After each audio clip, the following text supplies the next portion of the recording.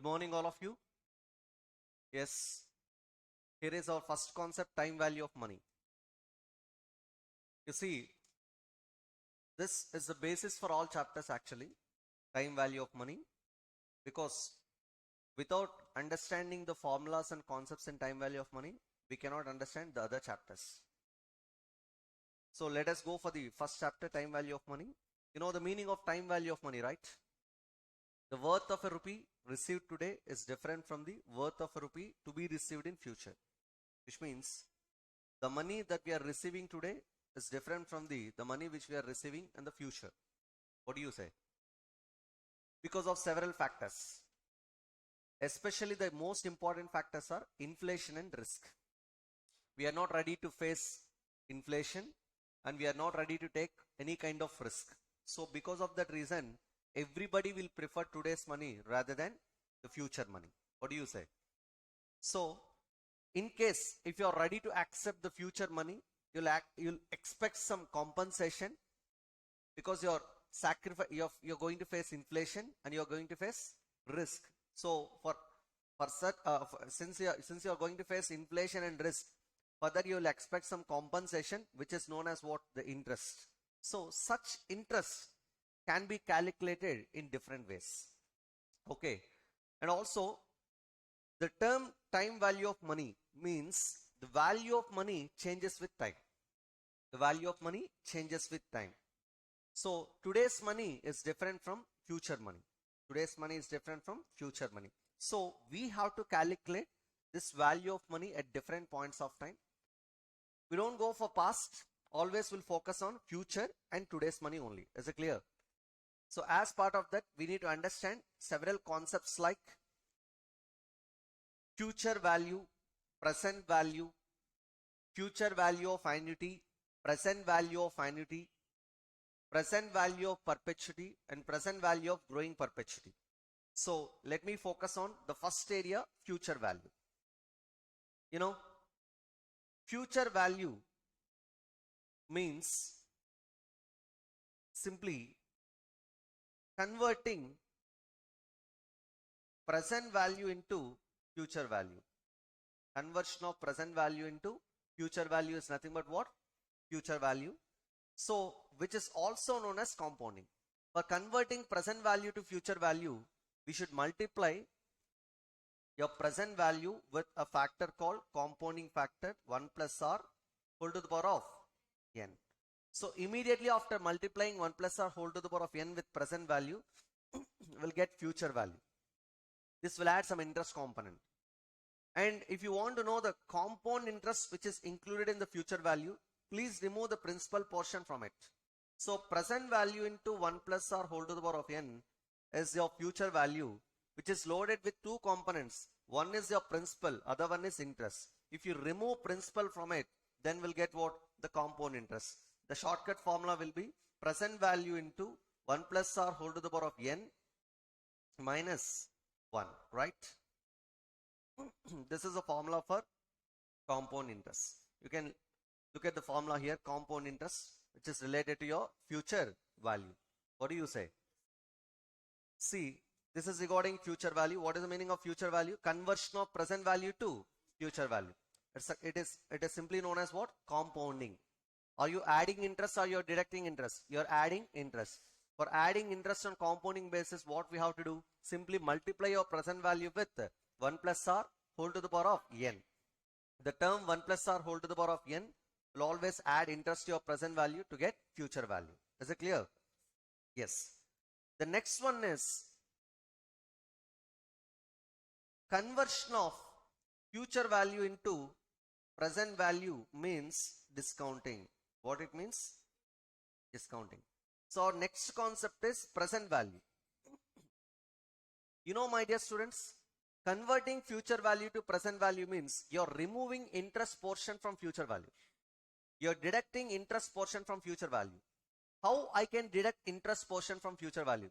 Simply by discounting the future value at your desired rate of interest. Is it clear? So how I can discount the future value? Multiply your future value with 1 by 1 plus r whole to the power of n. This is known as discounting factor.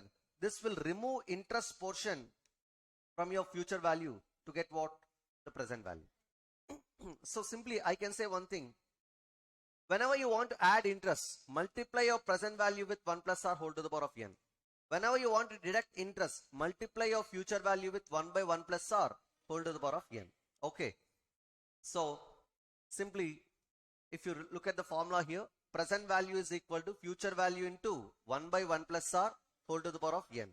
So by multiplying future value with 1 by 1 plus r whole to the power of n, we are going to deduct interest from the future value to get the principal portion today. And this, there exists another formula for this. Present value is equal to future value into PVF r comma n. Instead of using this mathematical formula, I can refer this factor in the table itself. Okay. So which table, sir, I have to refer? Which is known as present value factor table. Even for future value factor also, I can use the future value factor table.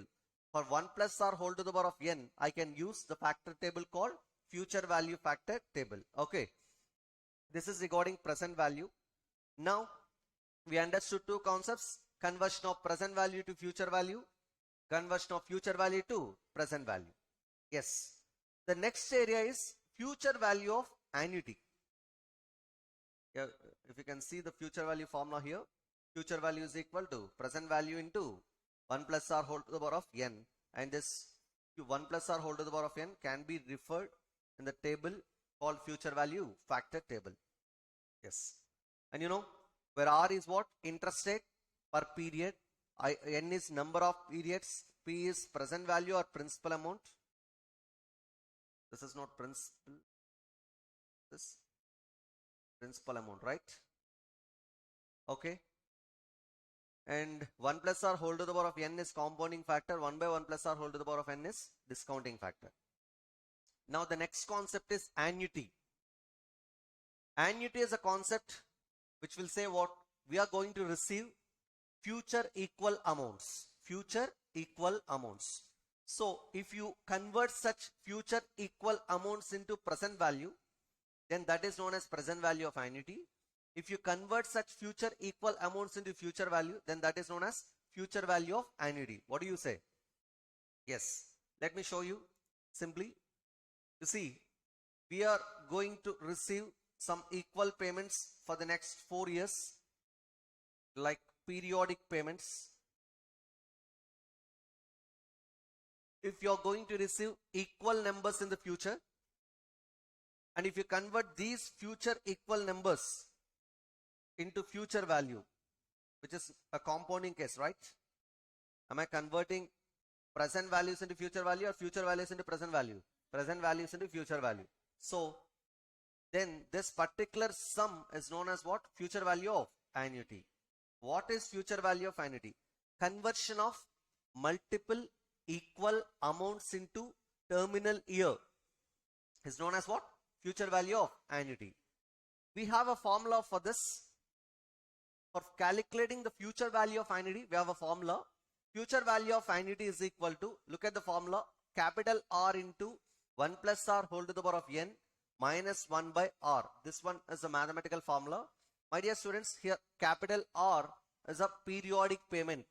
Capital R is a periodic payment. Look at this, where R is equal to periodic payment.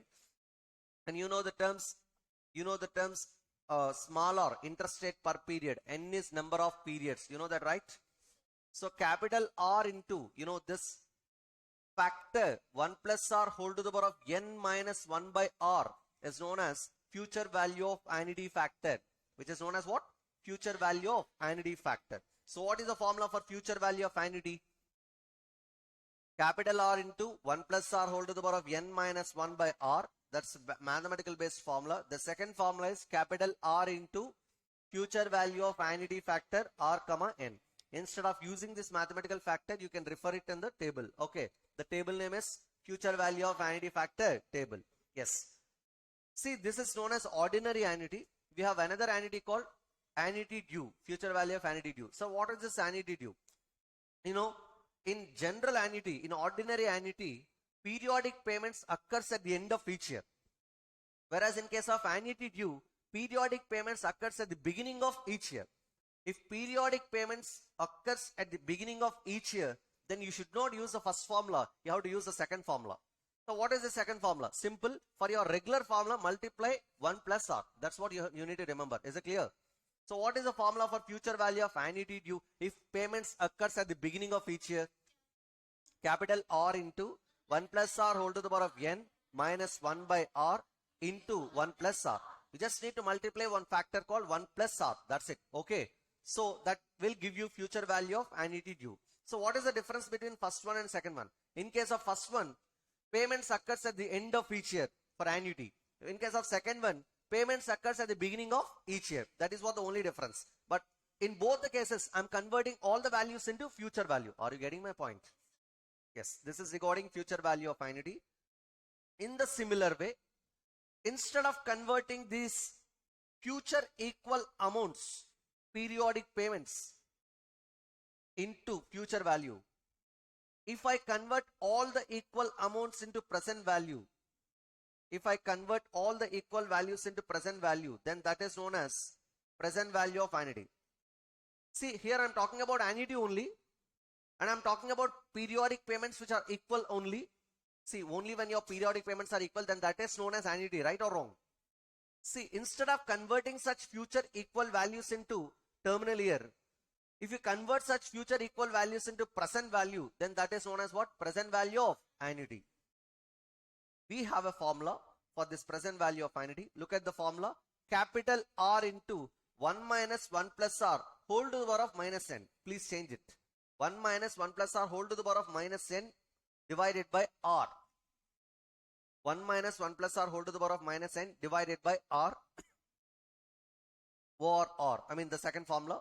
Capital R into PVAF R comma n. This particular mathematical formula 1 minus 1 plus R whole to the power of minus n by R represents present value of annuity factor. That will convert all the equal values into present value terms. Is it clear? Are you converting multiple equal amounts or multiple unequal amounts? Multiple equal amounts for a definite period. For a definite period. Are you getting? Yes. And that will give you present value of annuity. Yes, you know that R is periodic payment. And every term you know that, right? Nothing else. So with this we understood the concept of annuity, future value of annuity, and then what? Can I go for the next area? Yes, the next area is present value of perpetuity. My dear students, you know, if I convert multiple equal values for a definite period into present value, then that is known as present value of annuity. In case of annuity, the number of years are definite. Say 10 years or 15 years or 20 years. But in case of perpetuity, I am going to convert indefinite period future equal values into present value.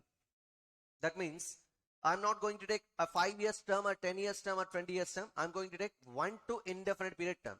So if I convert 1 to indefinite period cash flows into present value terms, 1, 2, 3, up to how many years? Indefinite period. Here the cash flows occurs at the end of each year, and those are equal actually. Those are equal. If I convert indefinite period future cash flows, indefinite period future equal cash flows into a present value, which is known as present value of perpetuity. What was that? Remember one thing, in case of present value of perpetuity, the cash flows are always equal. The cash flows are always equal. Okay. Now, look at the formula for this present value of perpetuity, C by R, a simple formula. This is a simplified formula after deriving a big equation. Is it clear? Right. Now look at the formula C by R, where C is cash inflows per period, cash flows per period. And then what R is? This is not capital R, this is small r. R is what? Discount rate, which is also known as investors' expected rate of return. Which is also known as what? Investors' expected rate of return. What is the meaning of present value of perpetuity? Conversion of indefinite period equal cash flows into present value. That's what present value of perpetuity. What is the difference between perpetuity and annuity? Annuity is all about equal values of definite period. Perpetuity is all about equal values of indefinite period. Are you getting my point? Yes. Now look at the next perpetuity. It is present value of growing perpetuity. Nothing new, dear students. Here also we are talking about indefinite period, but instead of taking equal cash flows, we are going to take growing cash flows. We are going to take growing cash flows. The cash flows are not equal here. cash flows are not equal here. Here the cash flows are growing. And these cash flows will follow constant growth rate. Say, if your first year cash flow is 100, the second year cash flow follows 10% growth. The second year cash flow will be 110. The third year cash flow will be 121. That means every year you have to add 10% growth rate. And this growth rate is constant from first year ending to indefinite period. In that case, I'm not going to receive equal cash flows. In fact, I'm going to receive indefinite period growing cash flows. And such cash flows will follow constant growth rate. Then how I can discount such indefinite period growing cash flows? By using the formula called present value of growing perpetuity. Formula please. C1 by R minus Z. What is the C1 by R minus Z? Where C1 is cash flows, cash inflows at the end of period 1. Generally it is year 1. Okay. And then R is discount rate and G is growth rate. Understood? Yes. This is regarding present value of growing perpetuity. What is the formula? C1 by R minus G. We got, now we understood two formulas, present value of perpetuity and present value of growing perpetuity.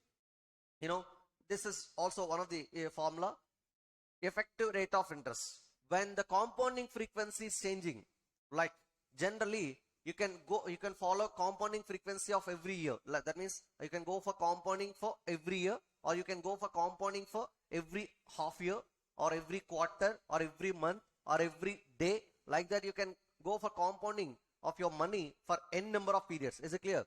See, this is a formula which is applicable when we are following multiple times compounding in a year. Multiple times compounding in a year. Okay. In case if you are doing compounding for every year, then we don't need to apply this formula called effective rate of interest. Straight away we can answer this rate of interest actually. But the point is, in case if we follow the effective rate, in case if we follow the compounding frequency for every half year, or every month, or every quarter, or every day, then we have to apply this formula called effective rate of interest. You know the concept of compounding, right?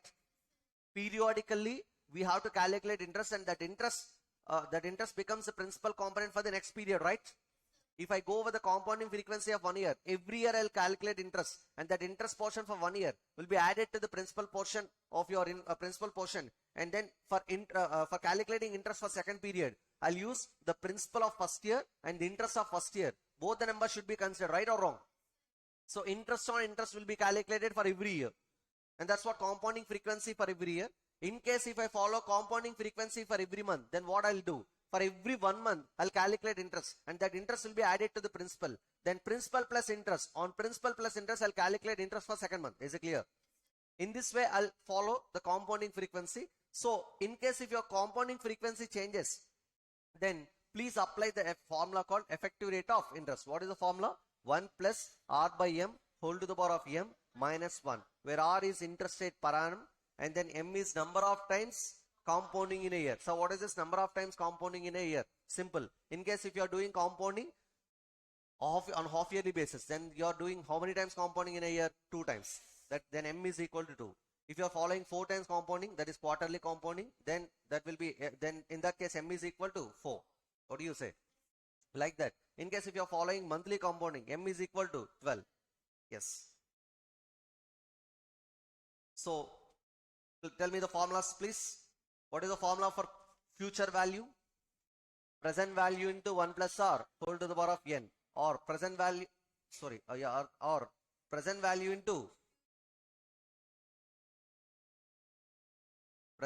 into future value factor R comma N, right?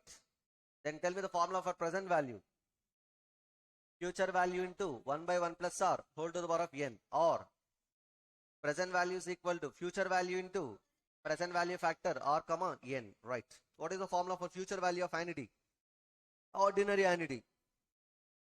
Capital R into 1 plus R whole to the power of N minus 1 by R, or capital R into future value of annuity factor R comma N. What is the formula for future value of annuity due?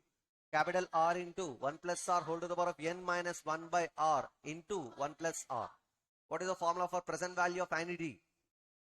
Capital R into 1 minus 1 plus R whole to the power of minus N by R. Yes. Or capital R into present value of annuity factor R comma N. Present value of perpetuity C by R. Present value of growing perpetuity C1 by R minus Z. Effective rate of interest 1 plus R by M whole to the power of M minus 1. With this, we have completed time value of money. Okay, we are moving to the next chapter, cost of capital. You know what is the meaning of cost of capital? Cost of capital means calculating per annum cost to your capital, per annum cost of your capital. A capital doesn't mean only equity share capital. A capital means every long-term source, equity share capital, reserves and surplus, preference share capital, long-term debt like debentures, loans from banks or financial institutions. For every source, I have to calculate the cost, and this cost is calculated by considering so many factors. Okay, by after adjusting so many factors, we have to calculate this cost of capital, and this cost should be calculated at the beginning of each year, and this cost should be calculated in percentage terms. Is it clear? It is calculated for 1 year period. At the beginning of each year, it should be calculated, and it should be calculated in percentage terms. After considering so many factors, by adjusting so many factors, we have to calculate this cost of capital.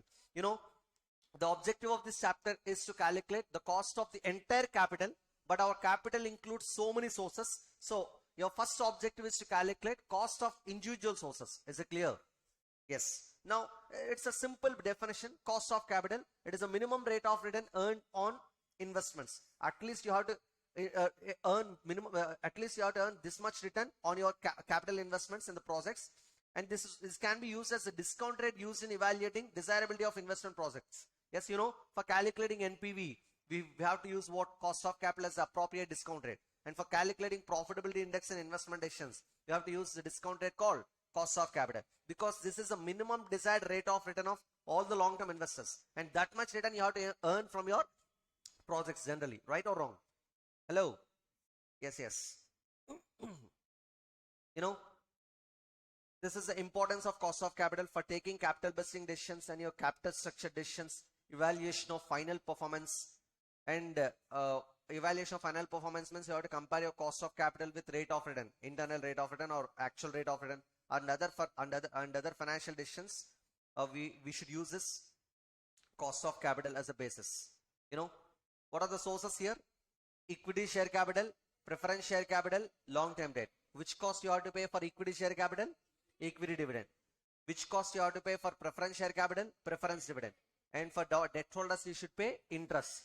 So for calculating equity cost, I'm using one term called cost of equity, and for preference, cost of preference, and for debt, cost of debt. If I take the average of all these three sources, I'll get cost of capital, which is technically the weighted average cost of capital, because I cannot use the simple average for calculating the cost of capital. Am I right or wrong? So please tell me, what is the objective of this chapter? Calculating the cost of capital, which is technically known as weighted average cost of capital, also known as overall cost of capital. How I can calculate overall cost of capital? By calculating the cost of individual sources, cost of equity, cost of preference, cost of debt. Am I right? You know, if I say cost of equity, I should also consider cost of reserves and surplus. What do you say? And here debt means every debt source like bank loans, debentures, irredeemable or redeemable bonds. Every debt source should be considered here, only long-term debt, and you should not consider short-term debt. Now, and look at this sentence, cost of capital is also known as investors' expected rate of return. Which investors? All the long-term investors. Am I right? All the long-term investors should be considered here. Now my first objective is cost of debentures. You know, debentures are classified into two types: irredeemable debentures, redeemable debentures. Say, in case if you are not redeeming the debentures in the entire life, then that such debentures are irredeemable debentures. For irredeemable debentures, life is not applicable, right? Forever you don't repay the principal. Coming to redeemable debentures, for redeemable debentures, there will be a specific life, say 10 years or 15 years. After that specific life, you can repay the principal portion of the debentures. In case if you're repaying such principal portion in installments, then that is a case of repayment in installments. So we have three cases here: irredeemable debentures, redemption, redeemable debentures in case of lump sum repayment, redeemable debentures in case of installment repayment. Okay. Now, you see, for calculating cost of irredeemable debentures, we are going to use one shortcut formula. I'll explain that. And for calculating redeemable debentures in case of lump sum repayment, we are going to use shortcut method or IRR method. And for installments, we have only one method. We cannot use any kind of formula. We have to use IRR method only. What do you say? Yes. You see, whenever you're calculating cost of any financial asset or financial instrument, you should check whether such financial instrument is a fresh issue or an existing instrument. Why? Because for fresh issue, the cost computation is different. And then for the existing instrument, you have to calculate cost computation separately. So the cost computation for fresh instrument is different from the cost computation of existing instrument. Are you getting? So whenever you're calculating cost of any instrument, you should check whether such instrument is fresh issue instrument or existing instrument. So we have to calculate cost of debentures in two cases, in case of fresh issue and in case of existing instrument. Yes. Okay. I'll explain this part. Please go for the debentures part. Yes. Here is your irredeemable debentures. Here is your irredeemable debentures. Look at the irredeemable debentures, my dear students. In case of fresh issue, what is the formula for cost of debentures KD? I into 1 minus T divided by NP, where I is interest, T is tax rate, and NP is net profits. The question, so why you are multiplying I into 1 minus T? Because I have to deduct tax saving on interest. In fact, the regular formula is what? I minus I into T, where I is my interest cost. I into T is my tax saving on interest. The benefit should be deducted from interest cost whenever I'm calculating cost of debt. Am I right or wrong? Yes. That's why we have to deduct tax saving on interest from interest. So the true formula is I minus I into T by NP. So we will take the common term I out of it. Then I'll get what? I into 1 minus T divided by NP. This cost of debt KD is also known as after tax cost of debt, which means the cost of debt after deducting tax saving. Is it clear? Yes. This is for fresh issue. In case of existing instrument, since this instrument is an existing instrument, we cannot get any net profits. We cannot get any net profits. Then I should consider the market price. What do you say?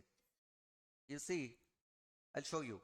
Say, the first year, I've issued some debentures and I'll get some net profits, right? At the end of the first year, I'm going to pay interest and I can also enjoy tax saving. So for calculating cost of debt at the beginning of first year, what I'm going to use? I into 1 minus T by NP. Am I right? But after 1 year, this particular debenture instrument, this particular debenture instrument becomes an existing instrument. So for second year, it's an existing instrument. I don't get any kind of net process. There will be a price for that particular debenture in the stock market. Please consider that price for calculating cost of debt. No change in I interest, because interest rate is always fixed. Interest amount is always fixed. And also you can enjoy the same tax saving. So I into 1 minus T remains same. But the denominator term is going to be changed to market price. And please don't consider net process. Please consider market price. Because I'm calculating second year beginning cost of debt. Is it clear? Yes. Look at the formula. KD is equal to I into 1 minus T by MP, where I is interest, T is tax rate, MP means current market price of debentures. Got it? Yes. This is regarding irredeemable debentures in case of fresh issue and in case of existing instrument. Coming to redeemable debentures. Look at the redeemable debentures. You know, for redeemable debentures, we have a life. That means such debentures will carry some life, say 10 years or 15 years. After such life, we are going to redeem such debentures. Even for redeemable debentures in case of lump sum redemption, cost of debenture should be calculated in two cases. In case of fresh issue and in case of existing instrument. You know, we are going to use shortcut formula first of all. Then I'll go for the next method called IRR method or YTM method. Yes, look at the fresh issue. What is the shortcut formula? I into 1 minus T plus RV minus NP by N whole divided by RV plus NP by 2. This is for fresh issue. And in case of existing instrument, I into 1 minus T plus RV minus NP by N whole divided by RV plus, this is not NP, this is MP. Okay. RV minus MP by N whole divided by RV plus MP divided by 2. What do you say? Yes. Now, look at the terms where I is interest, T is tax rate. You know such terms, right? The new terms are what? RV and N only. RV is the redemption value. How much value you are redeeming? And then what? N is number of years. See, whenever you are writing redemption value, please be careful. Such redemption can be made at premium or it can be made at face value. In the absence of information, I should always assume redemption should be made at face value only. In case if you have an information like redemption should be made at premium, then please consider such premium. So please observe the information of the problem and follow accordingly. Is it clear? Yes. And N is life of debentures or number of years. Yes. You know, we need to understand one important term called net process in both the formulas, both the set of formulas. Net process. How I can calculate net process? For face value, if I am issuing debentures at premium, then add premium. If I am issuing debentures at discount, then deduct discount. Then I'll get what? Issue price. From that, please deduct your issue expenses. What are the issue expenses? At the time of issue, I may incur some expenses like flotation cost, brokerage, underwriter's commission, right? And deduct it. Then you'll get what? Net proceeds. Then you'll get net process. Is it clear? Yes. This is regarding cost of redeemable debentures with the help of a shortcut formula. Instead of this shortcut formula, I can go for YTM method, which is also known as IRR method. Okay, yield to maturity. So what to do? Step to determine cost of debt. Steps to determine cost of debt. Look at the steps here. First of all, you have to identify the cash flows associated with your debentures issue or for existing debentures. Year cash flows 0, 1 to N, N. Define the cash flows related to debentures issue. See, in initial year, 0 year, you'll get net proceeds, right? In case of fresh issue. In case if it is an existing instrument, please consider current market price in case of existing debt. NP or MP. And then 1 to N, please consider I into 1 minus T.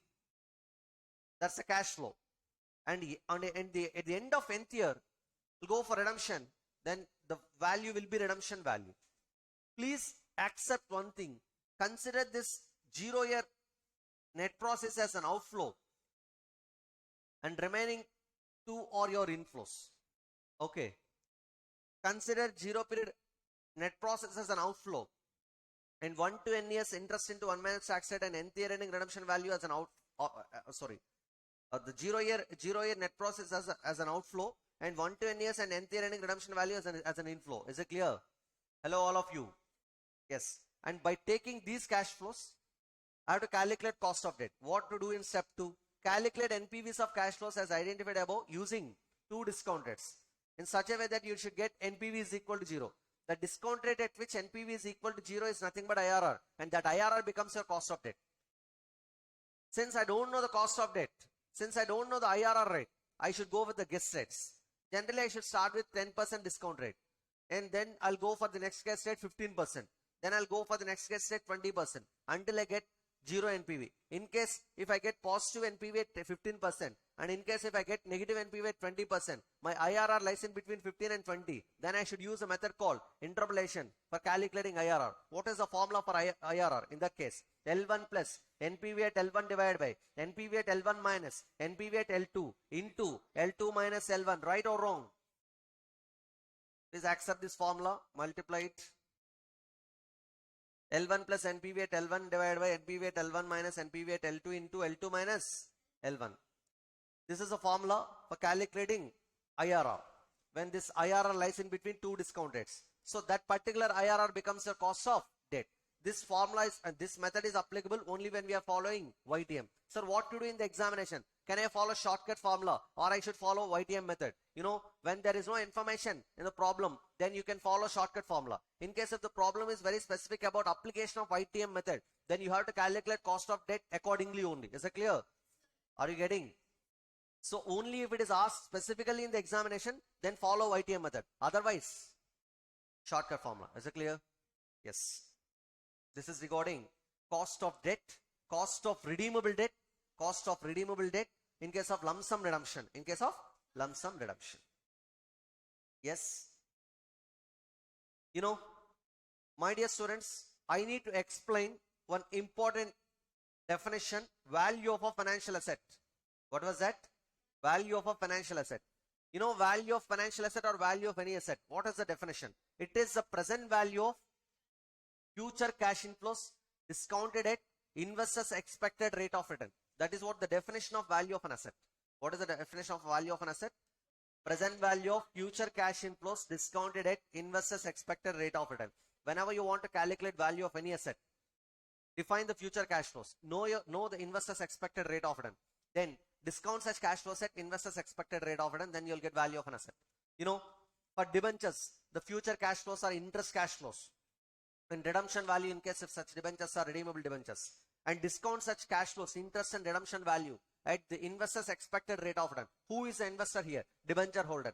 What is his expectation? Interest rate. And discount such interest of future cash flows at his expected rate of return, expected interest rate, then to get what? The value of debenture. Is it clear? In the similar way, you can calculate value of bond. In the similar way, you can calculate value of preference share. In the similar way, you can calculate value of equity share. So wherever you are applying the value of an asset, then immediately please follow this definition, define the future cash flows and know about the investor's expected rate of return and discount such cash flows, then you'll get what? The value of the asset today. Are you calculating value of asset today or in the future? Today only. Are you getting? This is present value of an asset. This is present value of an asset. Which asset? Debenture, bonds, preference shares, equity shares. For any financial asset, follow this definition only. Is it clear? Yes. Yeah, the general cash flows. In case of irredeemable financial asset, what I'm going to get? Interest or dividend. In case of redeemable financial asset, I'll get interest or dividend plus redemption value. I know that, right? Yes. What is the expected rate of return of debt holders? KD. What is the expected rate of return of preference shareholders? KP. What is the expected return of equity shareholders? KE. And those are the general expected rate of returns of the respective investors. And those rates should be used as a discount rate for calculating the value of the respective financial assets like debentures, bonds, preference shares, and equity shares. Got it? Yes. You know, the value that you're getting after discounting the future cash flows is technically known as fair market price or fair value. Fair market value or fair market price. What do you say? Fair market value or fair market price. Then what to do? Generally, after calculating fair market price means the price at which the financial assets should be bought and sold. Should be bought and sold. Say for example, I have calculated the fair market price of a debenture and I got 105 as a fair market price. 105 as a fair market price. Actually, the same debenture is available in the market at 102. I am ready to offer 105. This is a fair price I can offer, right? But the same debenture is available at 102 in the market. Am I ready to buy this debenture or not? Yes. I can buy this debenture because I am ready to offer 105 higher price, whereas the debenture is available at lower price. What do you say? When it is available at lower price, can I buy this debenture? Yes, obviously. The same logic is applicable to preference shares and equity shares.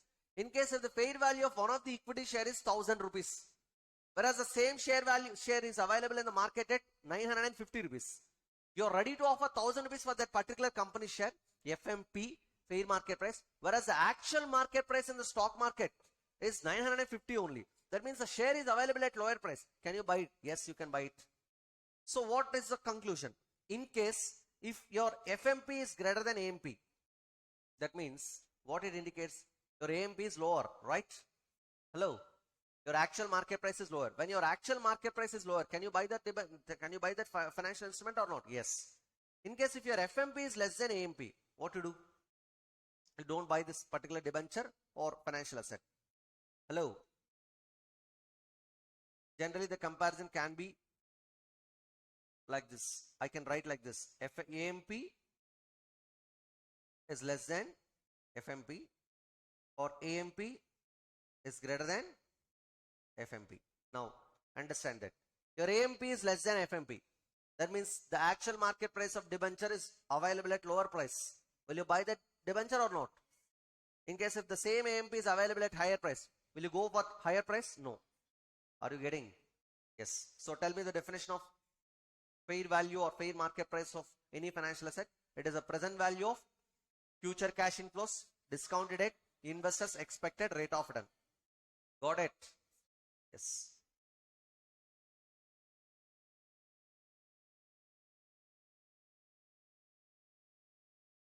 Now go for the next source. Cost of convertible debentures. Cost of convertible debentures. So what is this cost of convertible debentures? It is just like redeemable debentures, but instead of redeeming the debentures in cash, we are going to issue certain number of shares. Okay, so here look at the point here. First of all, you should understand what is the meaning of convertible debentures. Convertible debentures means debentures will be converted into certain number of shares after the life of the debentures. Say for example, the life of debentures is 10 years. Generally what you will do, at the end of 10 years, you will repay the principal portion of the debentures, right?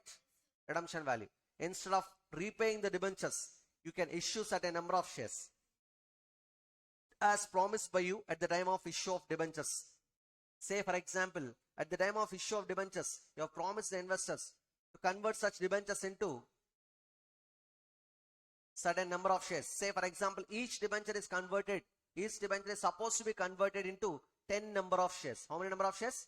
10 number of shares. Then after 10 years, are you going to redeem the debentures in cash form or in stock form? Stock form. That means you are going to convert such debentures into equity shares. That means the redemption value is not cash, it is shares. That means the redemption value will be 10 shares. The point is, you have to calculate the value of these 10 shares after 10 years. That's what the point. So for that, I should consider the nth year ending market price, that is 10th year ending market price, MP10. How I can calculate MP10, sir? Simply know your market price today for shares, for your company shares. Then that is known as MP0, right? MP0 is the current market price per share, current market price of equity shares today. If you add growth, if you add the applicable growth rate for that particular company share, whole to the power of n, then you will get MP10. Here MP10 means MP0 into 1 plus c whole to the power of 10. So consider the growth rate and apply this growth rate to your MP0 to get what? MP10. Say for example, RV is equal to, how many shares you are issuing? How many shares you are issuing for each debenture? 10 shares. And for each share, the value is 12.5. How much you'll get? 125. You know, the market price of each share is 12.5. After how many years? 10 years. How much value the debenture holder will get? 125. 125 value of shares is going to receive, right? Instead of receiving the principal portion of 100 rupees. Is he happy or not? Yes, obviously. So my dear students, accept one thing. In case of redeemable debentures, we will repay the principal in the form of cash. Whereas in case of convertible debentures, we will repay the debentures in the form of stock, shares. And that's why these debentures are known as what? Convertible debentures. So while calculating convertible debentures, the important aspect you need to consider is redemption value, because that redemption value is not a simple cash form, that is in the form of what? Shares. You have to calculate that. That's what your important point is. So look at this. Cost of convertible debentures. I'm using the same formula, nothing new. I into 1 minus C plus RV minus NP by N whole divided by RV plus NP divided by 2. You know, where RV is redemption value. How I can get redemption value? Number of shares for each debt. You know, each debt means each debenture. Number of shares for each debenture. Number of shares for each debenture into MPN. MPN means market price per share at the end of nth year. It is based on the life of redeemable convertible debentures. Okay. Now, how many shares you are issuing for each debenture into what is the share price at the end of nth year? So MPN is equal to, how I can get MPN? MP0 into 1 plus Z whole to the power of N. So if you add the growth rate applicable to your share price, then you will get MPN. So if you multiply MPN with number of shares, you will get what? Redemption value. Are you getting? Yes. So if you are able to calculate redemption value, then it is very easy to calculate cost of convertible debentures. Nothing new. The only problem here is calculating the redemption value. You should be very careful with this formula. Redemption value is equal to number of shares for each debenture into MPN, where MPN is equal to MP naught into 1 plus G whole to the power of N. Here G is nothing but the growth rate applicable to your share price. How your share price is appreciating from 1 year to another year. Is it clear? Yes. This is regarding cost of convertible debentures. Now look at the cost of preference share capital. It's a simple task. If you know how to calculate cost of debentures, then you can easily calculate cost of preference share capital. Why? Because instead of taking I into 1 minus C, please consider preference dividend. That's it. Nothing new. Okay. See, in case of irredeemable preference shares, I'll use shortcut formula. Redemption lump sum shortcut method or YTM method also. I can use shortcut method or YTM method also. And in case of installments, I am going to use IRR method. For irredeemable preference shares, there will be two cases: fresh issue and existing instrument, right? Fresh issue. What is the formula? KP is equal to preference dividend by NP. What is the formula for cost of irredeemable debentures? I into 1 minus C by NP. Here I am going to use what? PD by NP. Sir, why you are not multiplying PD with 1 minus T? You don't get tax saving on preference dividend, right? That's why we don't multiply preference dividend with 1 minus tax. Whereas for interest, I'll get tax saving. Then that's why I'll apply I into 1 minus T there. Is it clear? So what is the formula for KP? Preference dividend divided by net profits for fresh issue. What about for existing instrument? Preference dividend divided by MP. And nothing new. Okay. For redeemable preference shares, the same formula. Instead of taking I into 1 minus T, I'll substitute PD.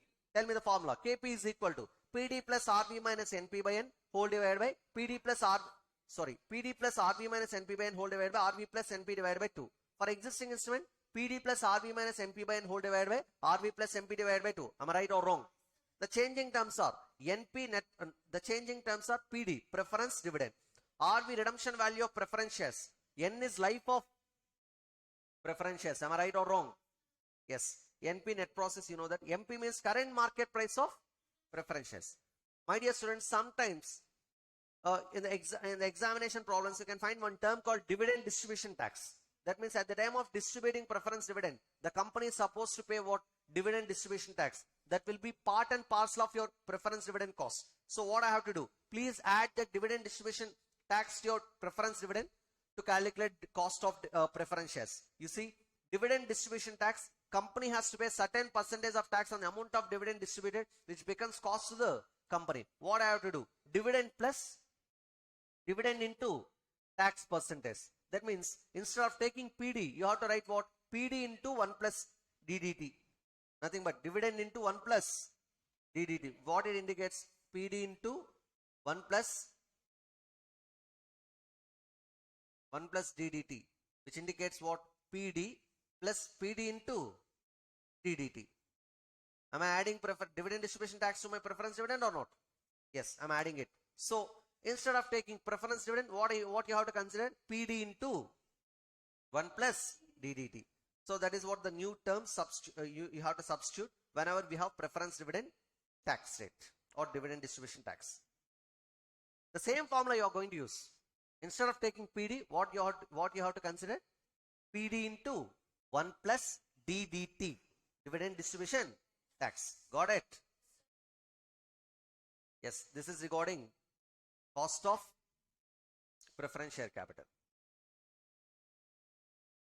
Okay. The next source is cost of equity share capital, right?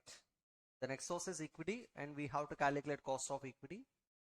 You know, estimating cost of equity is a difficult task. Why? Because you are estimating the variable future. Estimating cost of debt and cost of preference share capital is an easy task. Why? Because you are estimating the fixed future, right?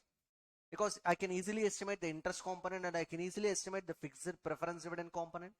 But I cannot easily estimate the future dividends because those numbers are always variable, right? So in that case, we have several approaches to calculate cost of equity. So the first approach is dividend by price approach. Next one is earnings by price approach. And third one is dividend by price plus growth approach, earnings by price plus growth approach, capital asset pricing model. Finally, the last approach is realized yield approach. Okay, these are the approaches we need to understand. The first approach is dividend by price approach. Even for calculating cost of equity, we have to consider whether such instrument is a fresh issue or existing instrument. So in case of fresh issue and in case of existing instrument, in both the cases we have to calculate cost of equity. Am I right? Yes. Right? Yes. The first approach, dividend by price approach. For fresh issue, in this approach, always the future dividends are constant. The dividend per equity share is always constant. So just like preference dividend, you have to calculate cost of equity. For fresh issue, cost of equity KE is equal to DPS by net profits. And for existing instrument, the formula for cost of equity is DPS by MP naught. You see, here dividend per share is always constant. Under this approach, dividend per share is always constant. No growth is applicable. Is it clear, my dear students? Yes, we are considering dividend per share under dividend by price approach. Just like preference share capital cost computation, instead of taking preference dividend, here we are going to consider dividend per share. And under earnings by price approach, instead of taking DPS, we are going to take EPS. So in dividend by price approach, equity shareholders expectation is DPS. Whereas in earnings by price approach, equity shareholders expectation is profits. Simply EPS you have to consider. You have to consider what? EPS instead of DPS. So for fresh issue, the formula for cost of equity is EPS by net profits, and for existing instrument it will be EPS by MP naught. No change in the denominator, okay? Always we are taking the same denominator, but instead of taking MP, we are taking MP naught. A specific notation is required for equity share because equity share prices will grow from one year to another year. Okay, this is regarding earnings by price approach. In dividend by price approach and in earnings by price approach, in both the cases, DPS and EPS both are constant and those numbers will never grow. Okay, now look at the third approach, which is very important. Often you can find this method in so many problems. Okay, so can I read the third formula? Dividend by price plus growth approach. Under this approach, dividends will follow constant growth rate from first year to indefinite period. So always the growth rate is constant. The dividends will grow from one year to another year. The dividends will grow from one year to another year. So that is the difference between dividend by price approach and dividend by price plus growth approach. In dividend by price approach, always dividends are constant. Whereas in dividend by price plus growth approach, dividends will grow. And that growth rate is constant. Remember that. Even for this method also, we should calculate cost of equity in both the cases, fresh issue and existing instrument. In case of fresh issue, KE is equal to DPS 1 by net process plus growth. And for existing instrument, DPS 1 by MP naught plus Z. So additionally, we should add one term called what? Growth. What do you say? Yes. It's a derived formula actually. It's a derived formula. KE is equal to DPS 1 by MP naught plus Z. That derivation is not required now. So now look at the terms. DPS 1 means expected dividend per share at the end of year 1. And we can arrive that number simply by multiplying DPS naught into 1 plus Z. Remember one thing, my dear students, DPS naught into 1 plus Z means 1 plus Z whole to the power of 1. If you add 1 plus, if you add this first year growth, simply I'll get DPS 1. Or I can get this DPS naught into 1 plus Z whole to the power of 1. If you need dividend per share at the end of second year, simply multiply DPS naught into 1 plus Z whole to the power of 2. If you need fifth year ending dividend per share, then you need to do what? DPS naught into 1 plus Z whole to the power of 5. Like that, you can calculate dividend per share at the end of any year simply by multiplying the factor 1 plus Z whole to the power of n. That's a growth factor. Is it clear? Growth factor applicable to DPS. But I need DPS 1 here. That's why we have applied DPS naught into 1 plus Z. Am I right? Yes. And look at the next term, NP, net process as usual. MP naught means current market price per share and G is always growth rate. Growth rate means growth applicable to dividends. The growth in dividends. Is it clear? Yes. So we got dividend by price plus growth approach. In case of fresh issue, DPS 1 by NP plus Z. In case of existing instrument, DPS 1 by MP naught plus Z. The same logic is applicable to earnings by price approach. Nowhere in the problems you will find this formula. Just as part of understanding, you just read the formula. For earnings by price plus growth approach, instead of taking DPS 1, please consider EPS 1. EPS 1 by NP plus Z, EPS 1 by MP naught plus Z for fresh issue and for existing instrument. Nowhere you will apply this formula actually. You cannot find this formula in any problem. Always we are going to apply dividend by price plus growth approach. This is very important for the examination. Is it clear? Always, whenever you're reading cost of equity formula, you should always start with dividend by price plus growth approach. Dividend by price plus growth approach. The next approach is capital asset pricing model. See, all of the above approaches are estimation based approaches without considering risk. Whereas this approach, capital asset pricing model, will consider the risk component. Will consider what? The risk component. Investors will always expect some return. Equity shareholders will always expect some return based on the risk of the asset, right? And then this capital asset pricing model is developed by Sharpe. And this Sharpe says risk is classified into two parts. One is systematic risk, other one is unsystematic risk. And Sharpe says expect premium only for systematic risk and don't expect premium for unsystematic risk. So what is the systematic and unsystematic risk? Unsystematic risk is company specific. Systematic risk arises because of macroeconomic factors which are unavoidable. See, interest rate fluctuations and GDP, and then government tax policies. All these are what? Macroeconomic factors. Foreign currency rate fluctuations. You cannot avoid these factors. In case if these adverse factors affects one company, these adverse factors will affect almost every company in India. What do you say? So your share price returns, the expected return related to shares will fluctuate because of these macroeconomic factors. And those macroeconomic factors will create some risk called systematic risk. And this systematic risk arises because of external factors which are unavoidable. Is it clear? Whereas unsystematic risk is company specific. It is based on the company's performance and company decisions. If company decisions are good, then you don't face any kind of risk. If the company's decisions are wrong, then if the company's decisions are bad, then immediately you will face a lot of risk. Is it clear? So, in simple words, unsystematic risk is company specific, whereas systematic risk is market specific. That is applicable to every company in India. So, Mr. Sharpe says, don't expect premium for unsystematic risk because that can be eliminated through well-diversified portfolio, so called as diversifiable risk. This risk is diversifiable risk because if I can invest my money in all the companies in India, then I can avoid this unsystematic risk because my money is diversified, right? The abnormal loss from one security will be adjusted against abnormal gain from other security so that my mean return will be stable. So I'll get the minimum return. I don't face any kind of risk in case if I invest in all the companies in India. That means I can avoid the company specific risk by investing my money, by diversifying my money to all the companies in India. Is it clear? So that unsystematic risk can be eliminated. Diversifiable. Diversifiable means what? Investing in all companies in India. That is that can be avoidable. That can be avoidable. That can be eliminated. So Mr. Sharpe says don't expect this premium for this unsystematic risk. Expect premium only for systematic risk, which is non-diversifiable. That means because of your decisions, you cannot eliminate interest rate fluctuations in the market. You cannot eliminate foreign currency rate fluctuations in the market. You cannot control government tax policies. You cannot control GDP values. Is it clear?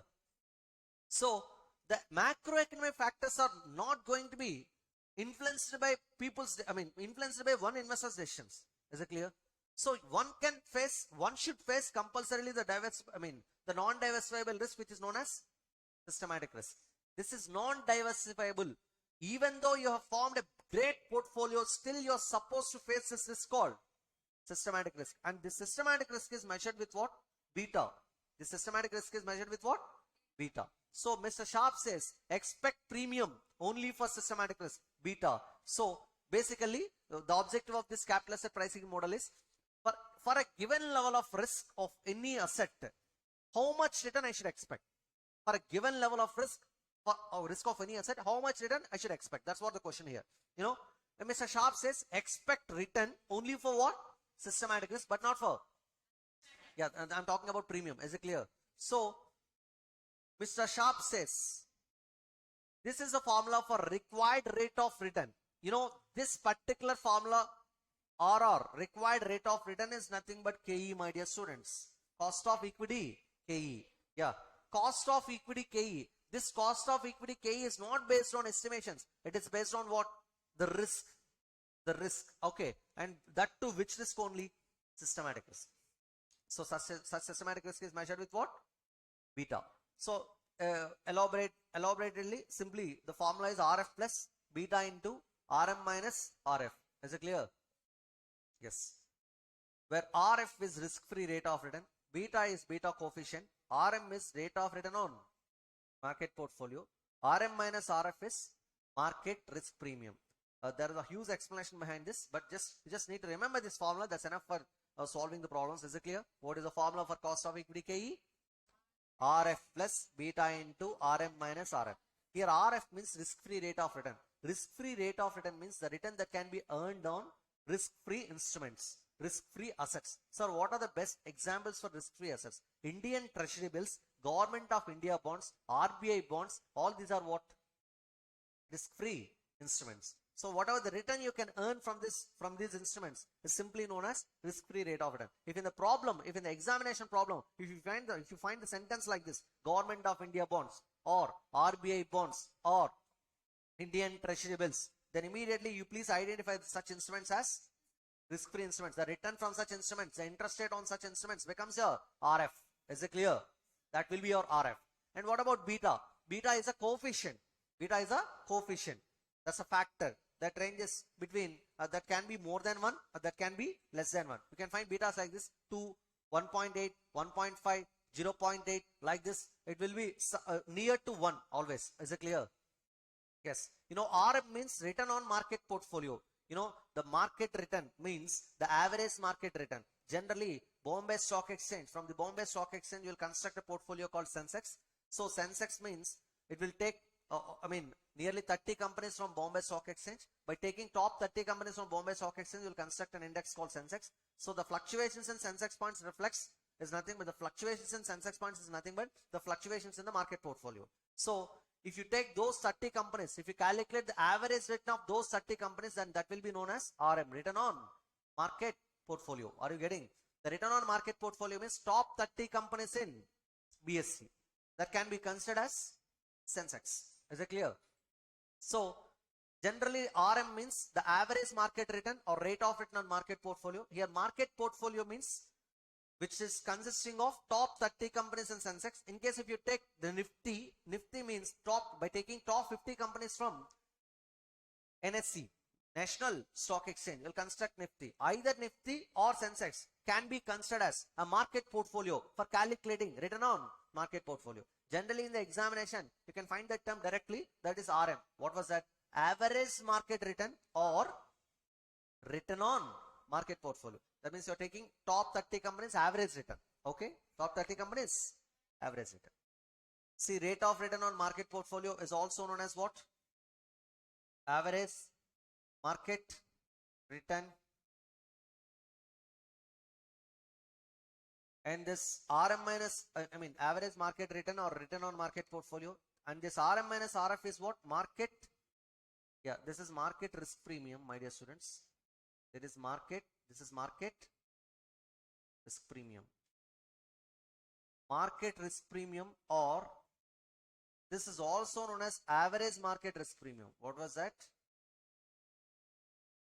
Average market risk premium. Now you please tell me what is the formula for RM minus RF? Market risk premium or average market risk premium. Please don't get any kind of confusion between these two terms. Average market return, average market risk premium. Both are different. Just by seeing average term, you please don't write RM.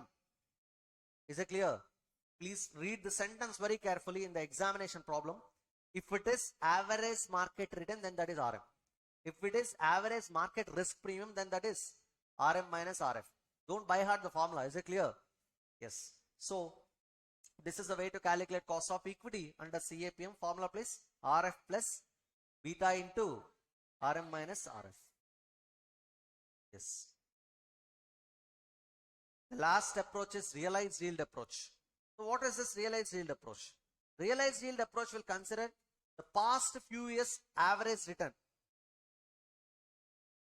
I am going to take the past few years average return.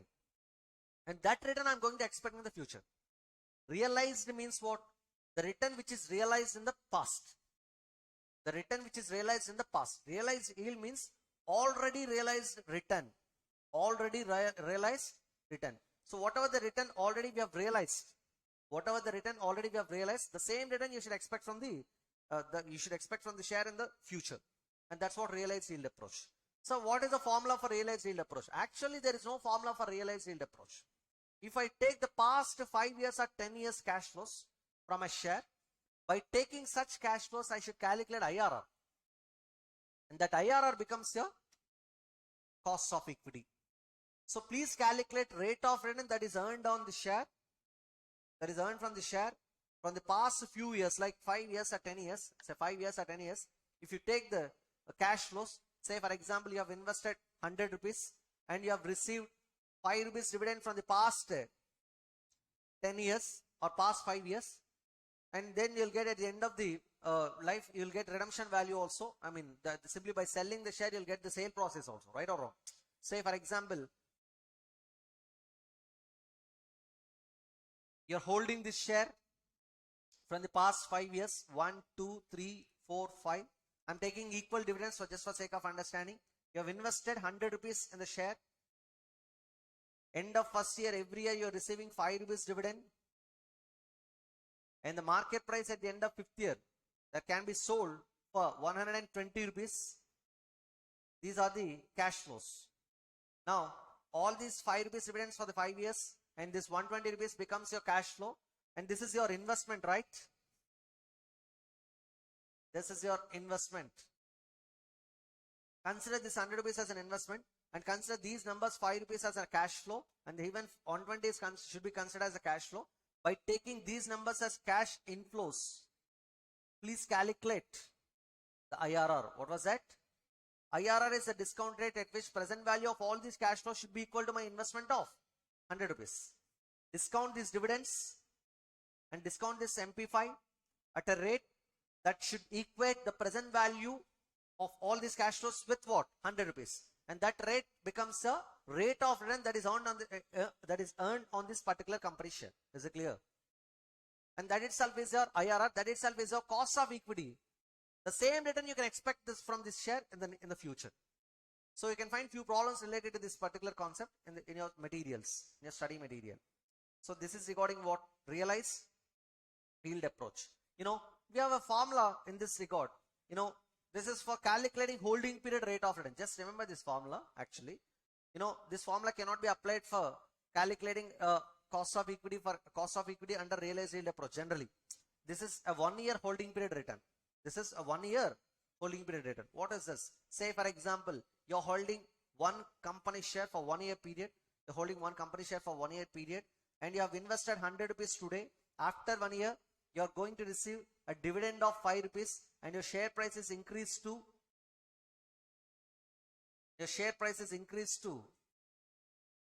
110. Now tell me, how much you have invested? 100. After 1 year, how much dividend you are receiving? And also your share price is 110. How much extra sale process you are getting? The gain, 10 rupees. So the rate of return I want to calculate. Simple.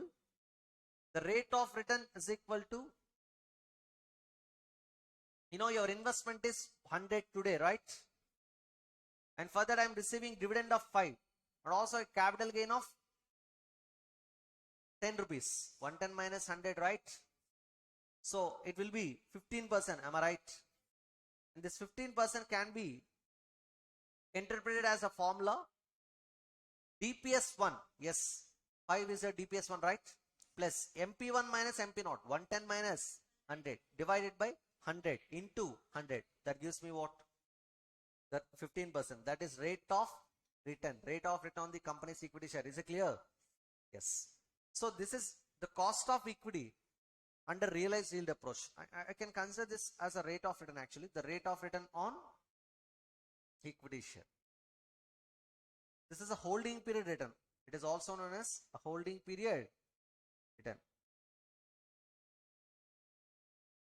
You're holding this share for 1 year, so you'll get this return for that particular 1 year period.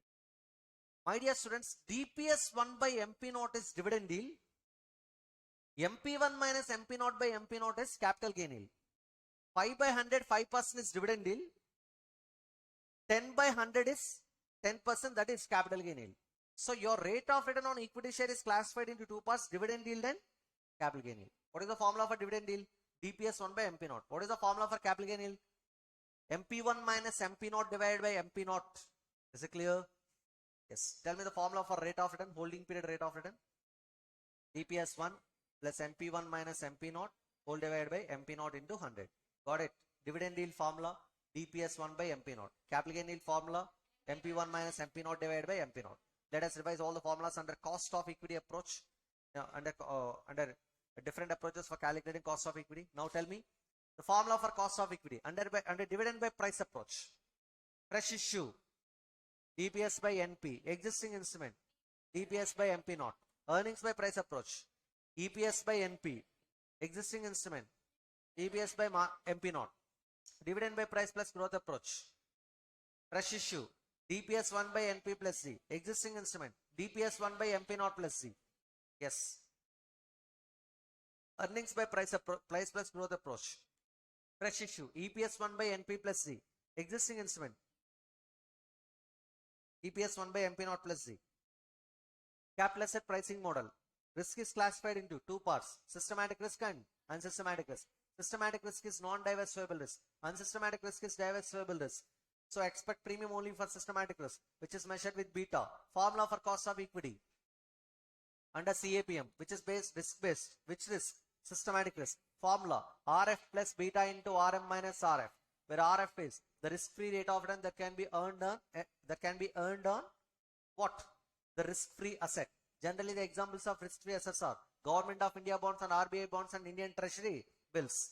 And then what? Beta is a systematic risk, which is beta coefficient. RM means average market return or return on market portfolio. RM minus RF means market risk premium, also known as average market risk premium. Realized yield approach means the rate of return that can be earned from the past few years. And generally, we will apply IRR method for calculating cost of equity. Realized yield approach means the rate of return that is earned in the past, right? Now, please tell me the holding period rate of return formula. DPS 1 plus MP1 minus MP0 divided by MP0 into 100. With this, cost of equity KE formulas were completed, right? Yes. The next source is cost of retained earnings. Retained earnings belongs to equity shareholders, right? Whatever the return which is expected by equity shareholders on equity, the same return they'll expect from retained earnings in general. So what is the regular formula for cost of retained earnings? Cost of existing equity. Cost of existing equity. What is the formula for cost of retained earnings? KE. Cost of existing equity. So this is the regular formula. In case if you don't have any information regarding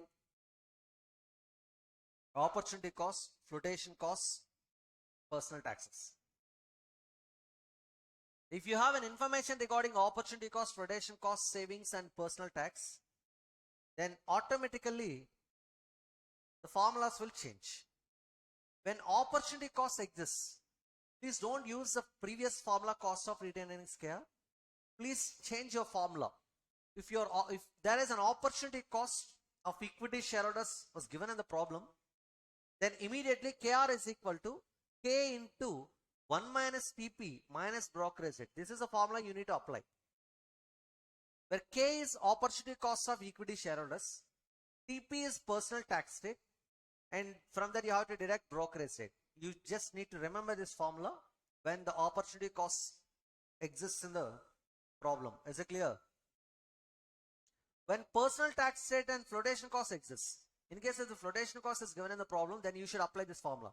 KR is equal to KE into 1 minus TP into 1 minus flotation cost rate. Is it clear? Yes. See, this is what the cost of retained earnings in case if we have opportunity cost along with brokerage rate, if we have personal tax rate along with flotation cost. Yes, please repeat it again. What is the formula for cost of retained earnings KR? Cost of retained earnings KR is equal to cost of existing equity KE. In the absence of information about brokerage rate, personal tax rates, and flotation cost. In case if opportunity cost exists and brokerage rate is available, then the formula will be KR is equal to K into 1 minus TP minus brokerage rate. If personal tax rate, flotation cost exists, then the formula will be KR is equal to KE into 1 minus TP into 1 minus F. Where F is what? Flotation cost rate. TP is personal tax rate. Got it? This is regarding cost of retained earnings. Rights issue. You know, rights issue means issuing shares to your existing equity shareholders in a certain proportion, right? So, generally, after issuing rights issue, after going for rights issue, your share price is going to be diluted. Why? Because the rights issue is generally made at a nominal price. Otherwise, the existing equity shareholders never subscribes the company's equity shares, right or wrong? See, there is a lot of difference between bonus issue and rights issue. Bonus issue means issuing equity shares at free of cost, whereas rights issue means issuing shares at a price which is a nominal price, which is generally lower than the current market price. Is it clear? So that particular issue price or the price at which the shareholders can be subscribed is simply known as subscription price. What was that? Subscription price. You know, in the examination they might have asked you to calculate X rights share price. What was that? That means after rights issue, what is the share price? That's what they can ask you. Okay. So what is the formula for X rights share price? This is P. Theoretical market price of shares when X rights are sold. Nothing but after rights issue, what could be the market price? What is the market price? That's what they're asking you. See, this is known as, this P is known as X rights share price. That means the share price after rights issue. Is it clear? The formula is Mn plus SR divided by N plus R. You know, M means market price of shares when cum rights are sold. Nothing but this is market price per share before rights issue. Capital M means what? Market price per share before rights issue. N is number of existing equity shares. So this M into N means the current market value of equity.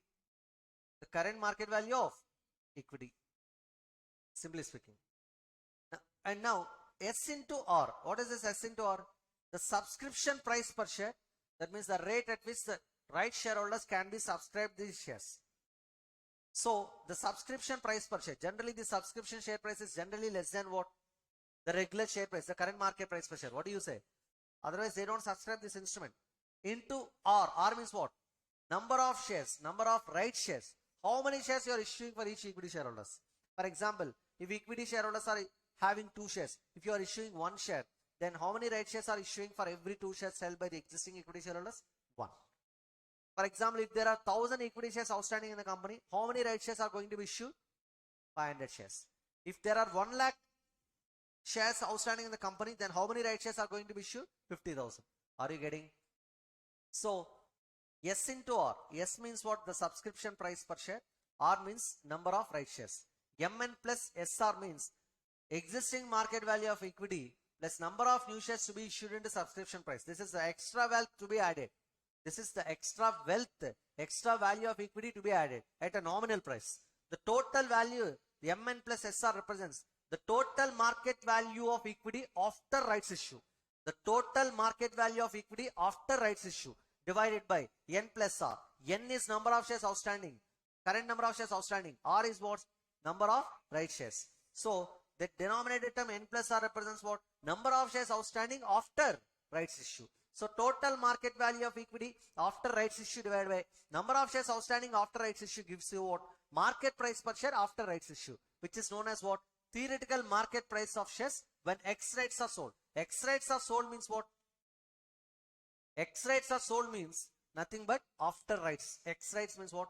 There is no rights issue. I mean, the rights are not applicable after this issue. What do you say? So X rights are sold means what? The complete rights issue is over. When the rights issue is over, then automatically the price becomes X rights market price. What was that? X rights market price. Nothing but the market price per share after rights issue. Now what is the formula for market price per share after rights issue? Mn plus SR divided by N plus R. Got it? And there is a formula for value of right. The rights, generally the shareholders can do few things. Either they can ignore this rights issue, or they can subscribe this rights issue, or they can sell their rights to outside investors. Is it clear? And at what price they are selling, that's their discretion. Generally, we have to calculate such rights, the value of rights. If you are holding some number of shares in the company, in case if the company is issuing right shares, you can sell your rights to other investors. You can renounce your rights to other investors. They can subscribe the rights issue.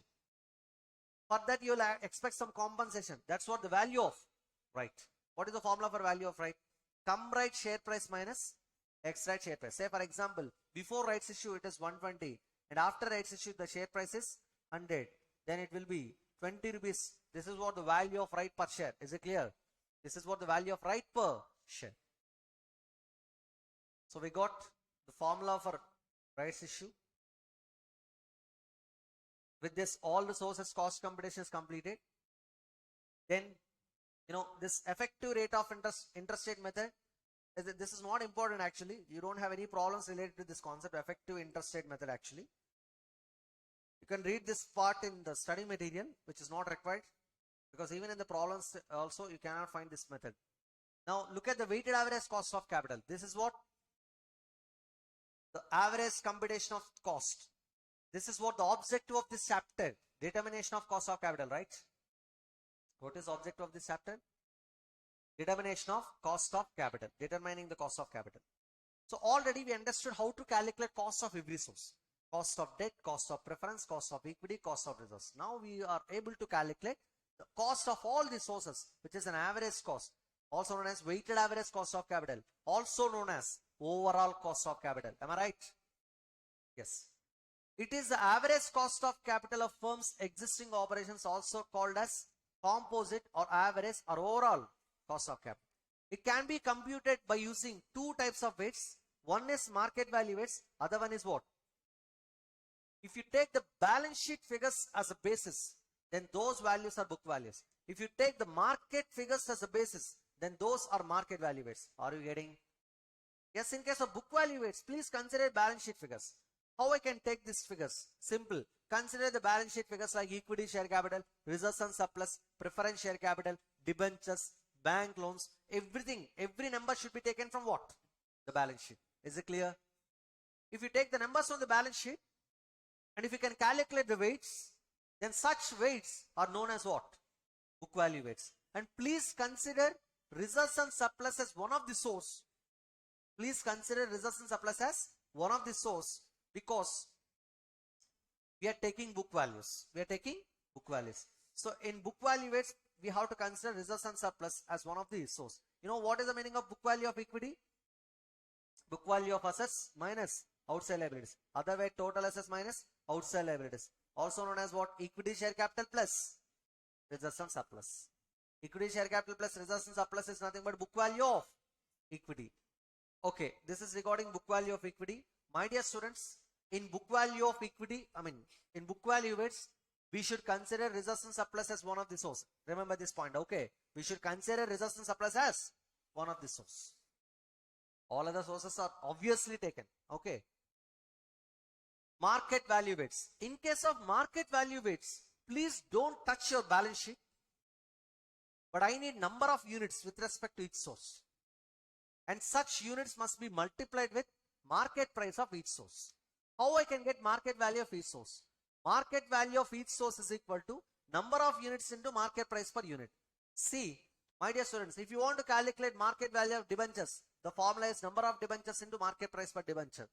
If you want to calculate market value of bonds, number of bonds into market price per bond. Number of preference shares into market price per preference share gives you market value of preference share capital.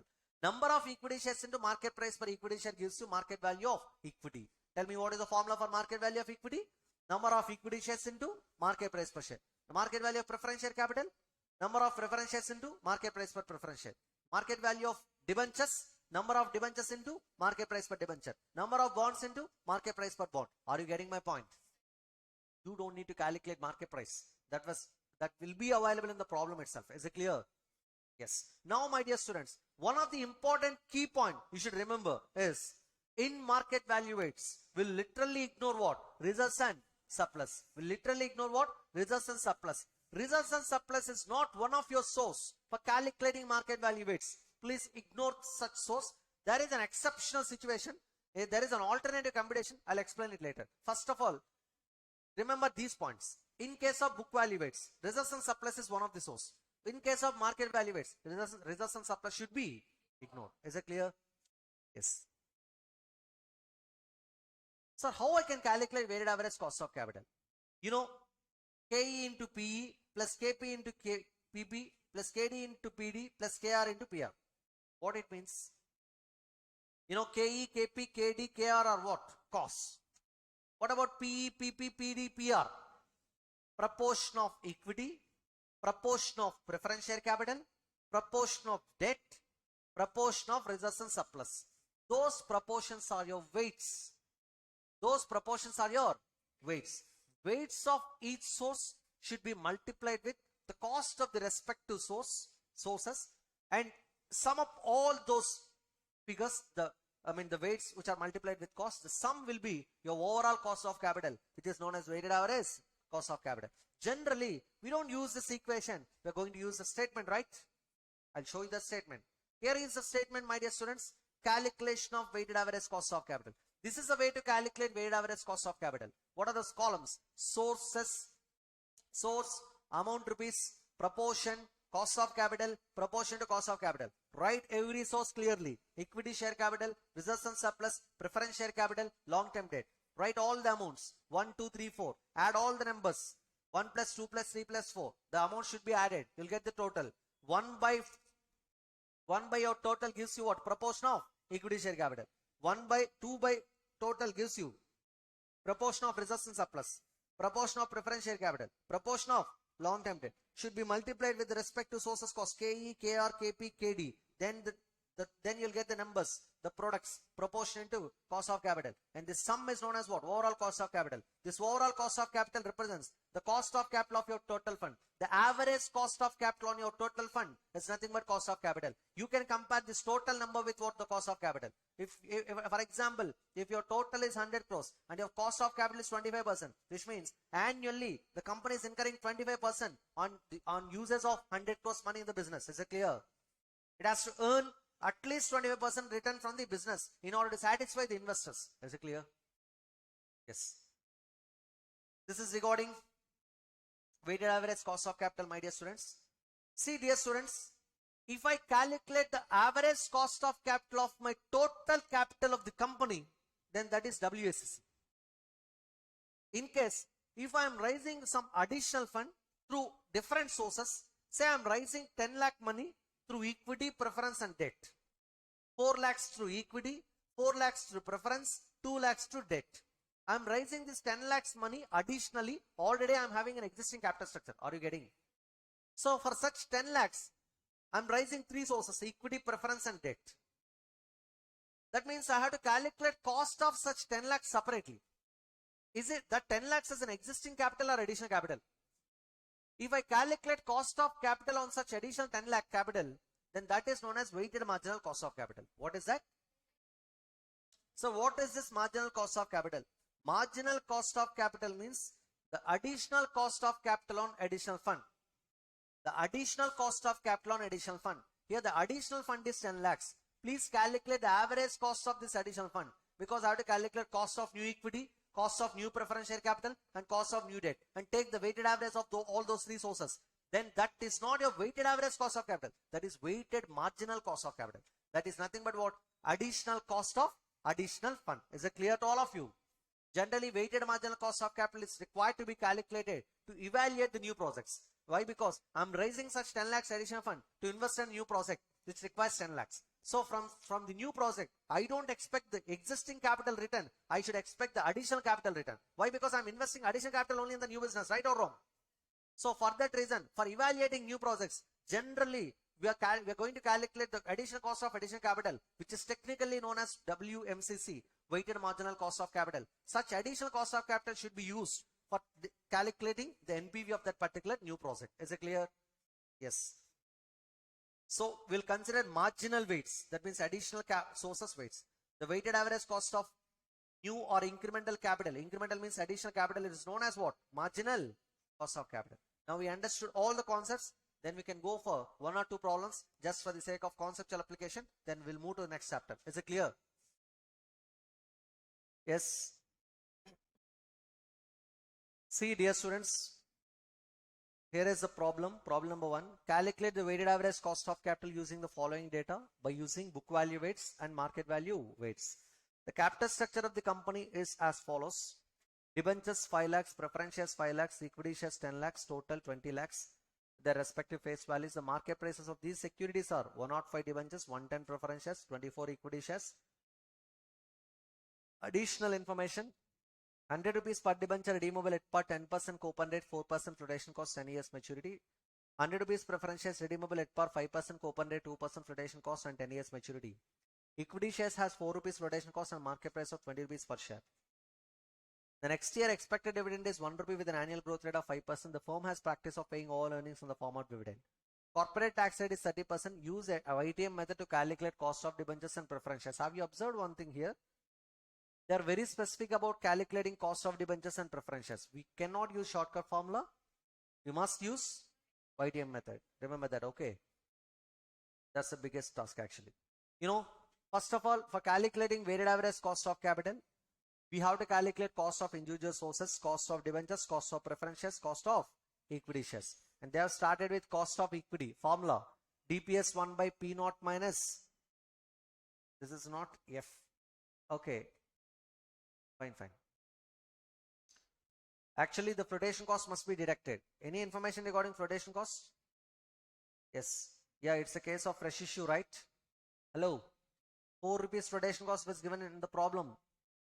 So what is the issue price? 24. How much is your issue expenditure? 4. Net process will be 24 minus 4. How much? 20. The denominator is net process actually. DPS 1 is 1 plus growth 5%. 1 by 20 plus 5%. How much it is? 10%, right? Hello. See, this is a case of DPS 1 by net process plus G. I know DPS 1 and G, and this net process is nothing but 24 minus 4. Because flotation cost must be deducted from issue price, right? How much is your issue price? Is it the face value or market price? Always equity shares issue price is market price. Your issue price of equity share should be equal to market price. You cannot issue the equity shares at the face value. If you issue the equity shares at face value, that will affect the interest of existing equity shareholders. What do you say? So because of that reason, always the issue price of equity shares is equal to market price, but not face value. Yes. Cost of debt. I cannot use shortcut formula. I must use the YTM method because the problem is very specific, right? First of all, I have to calculate few points here. Current market price minus flotation cost should be equal to I into 1 minus T present value of annuity factor R comma 10 plus RV into present value of annuity factor R comma 10. You know what it means? This is what the cash outflow in year 0, right? These are your inflows, right? I into 1 minus T and then what? RV. This is nothing but present value of cash inflows are equal to present value of cash outflows. IRR is the discount rate at which present value of cash inflows are equal to present value of cash outflows. I into 1 minus T is cash inflow and the redemption value is also a cash inflow, right? So use this discount rate. Do you know the discount rate here? We don't know the discount rate. When you don't know the discount rate, we should follow what? The guess rates. The guess rates. Okay. Generally, we need to define cash flows like this. Look at the format here once. Then you can understand what I'm telling you. See, here is the format for cost of debt using present value method or YTM method. Observe the cash flows pattern once. See your material, my dear students. Please look at the material and observe those 3 steps for calculating cost of debt. Okay. I hope you have gone through that. Can I go for the problem? Yes. You see, Instead of defining the cash flows, they have given you the equation directly, straight away. This is what NP, net profits, 104, 105 is the issue price, right? Market price, minus flotation cost. How much is the flotation cost for debentures? 4%.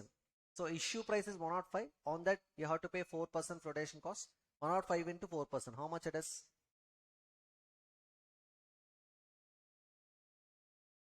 Okay, deduct it. 100.8. That is the 0 period outflow, cash outflow. And for that, we are going to receive future inflows. Future inflows means what?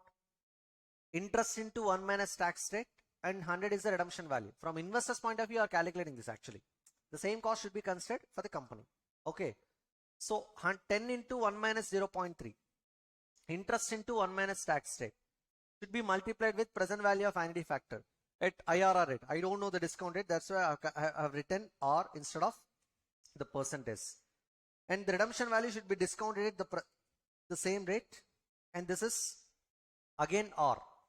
So RHSI term represents present value of inflows, cash inflows, and LHSI term represents present value of cash outflows.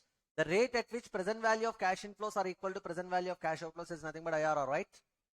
So I don't know the discount rates. Here is the discount rates. Calculation of NPV at discount rates of 5% and so the first guess rate is 5% and the second guess rate is 7%. Sir, I don't know these discount rates. How I can apply these rates? Instead of taking these rates, you can straight away start with 10%.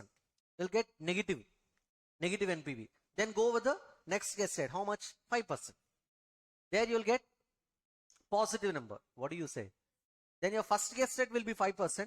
The second guess rate will be 10%. If you go with the interpolation between 5 and 10, you'll get IRR. You can go like that also. Is it clear?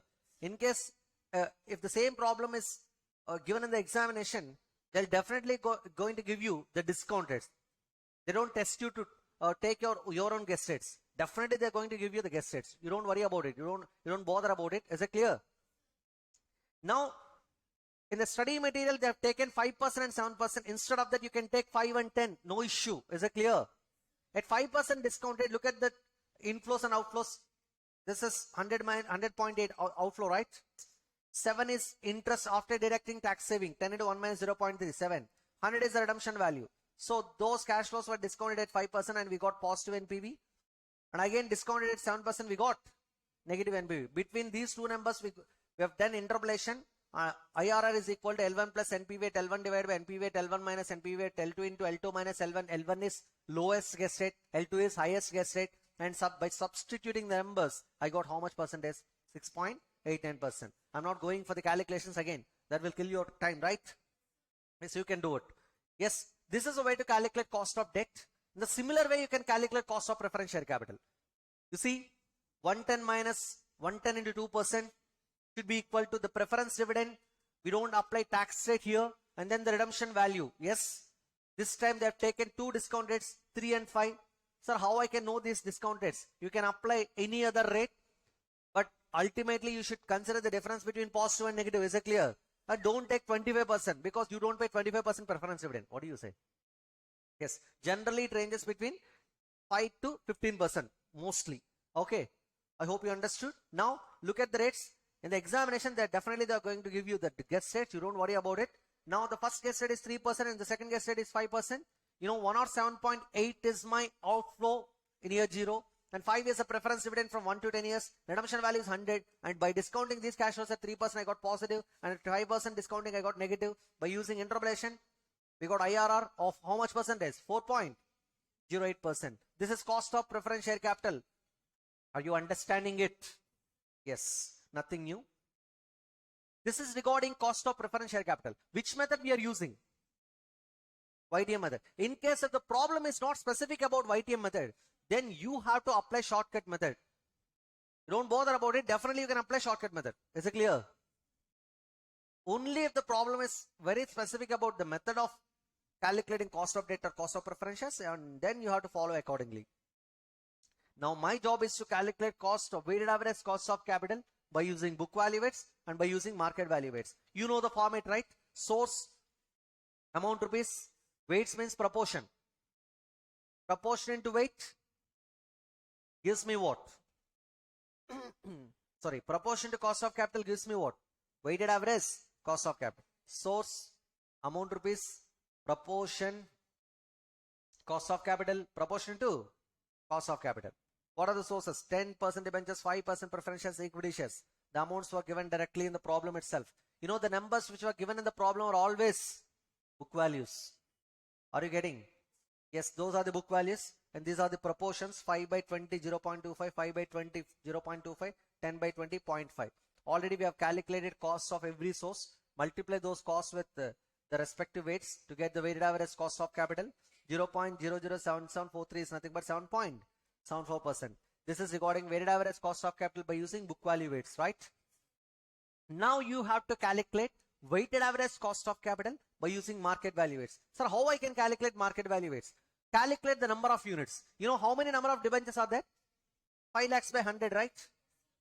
5,000 debentures. How many number of preference shares are there? 5,000. How many number of equity shares are there? 10 lakhs by 10, 1 lakh. So those debentures and preference shares and equity shares should be multiplied with respect to market prices. 105, 110, 24. We got some values, right? Those values are book values or market values. And by using those market values, please calculate the proportions. If you multiply these proportions with respect to sources cost, you will get cost of capital, WACC, by using which weights? Market value weights. Are you getting my point? Now, my dear students, remember one thing here. Whenever you're calculating weighted average cost of capital by using book value weights or market value weights, the costs are always same. Based on weights, your costs of individual sources will never change. Either in market value weights or in book value weights, in both the cases, I'll use the same rates. Have you observed it? 0.0689, 0.0689, 0.0408, 0.0408, and 0.10, right? The same rates I have used. No change in the costs of the respective sources. Only the weights are changing. Is it clear? Don't change the cost whenever you're calculating weighted average cost of capital based on book value weights and market value weights. Only change the weights, not the cost. Cost of each source will change based on the instrument nature, whether it is a fresh issue or existing instrument. The cost of the respective source will never change, whether you're considering book value weights or market value weights. Book value weights or market value weights are no way related to what? The costs of the respective sources. Are you getting my point? Yes. Remember this important point, my dear students. Yes. And also sometimes in the in your study material, you can find one important point. Even in market value weights also, they might consider one important point, that is reserves and surplus. I have told you reserves and surplus should not be considered in market value weights, right? But the point is, sometimes even reserves and surplus will be considered in market value weights. Not the book values they are going to take. They don't take the reserves and surplus which is given in your book values. Instead of that, they'll bifurcate the market value of equity between equity share capital and reserves and surplus in the ratio of book value of equity share capital and reserves and surplus. So simply, even in market value weights, sometimes we may consider reserves and surplus, but I don't take reserves and surplus which is given in the books of accounts, which is given in the books. I'll take the reserves and surplus related to market value of equity. How I can take? Simple. The market value of equity will be split up. That should be split up into equity share capital and reserves and surplus in the ratio of book value of equity share capital and reserves and surplus. So I don't get book values. I'll get what? Market value of equity only. But that is split, that is bifurcated into two numbers. One is equity share capital, other one is what? Reserves and surplus. Are you getting? In that way also, you can solve the problem. That's an alternative computation. You can find it in your study material. 1 or 2 problems are solved like that. Is it clear? Yes. With this, the chapter cost of capital is completed. Okay. Right. Right. The next chapter is capital structure. You know, dear students, this capital structure indicates the structure of capital, the mix of capital, the composition of capital, and the proportions which we are using while raising the capital. So in which proportion we are raising every source? So all of such proportions combination is simply known as what? The capital structure. So the objective of this chapter is defining the optimum capital structure in such a way that we should maximize the wealth of the equity shareholders. Wealth of the equity shareholders is nothing but market price per share maximization. So the ultimate target is to maximize the market price per share. This capital structure is all about financing decision. Which decision? Your financing decision will decide the capital structure.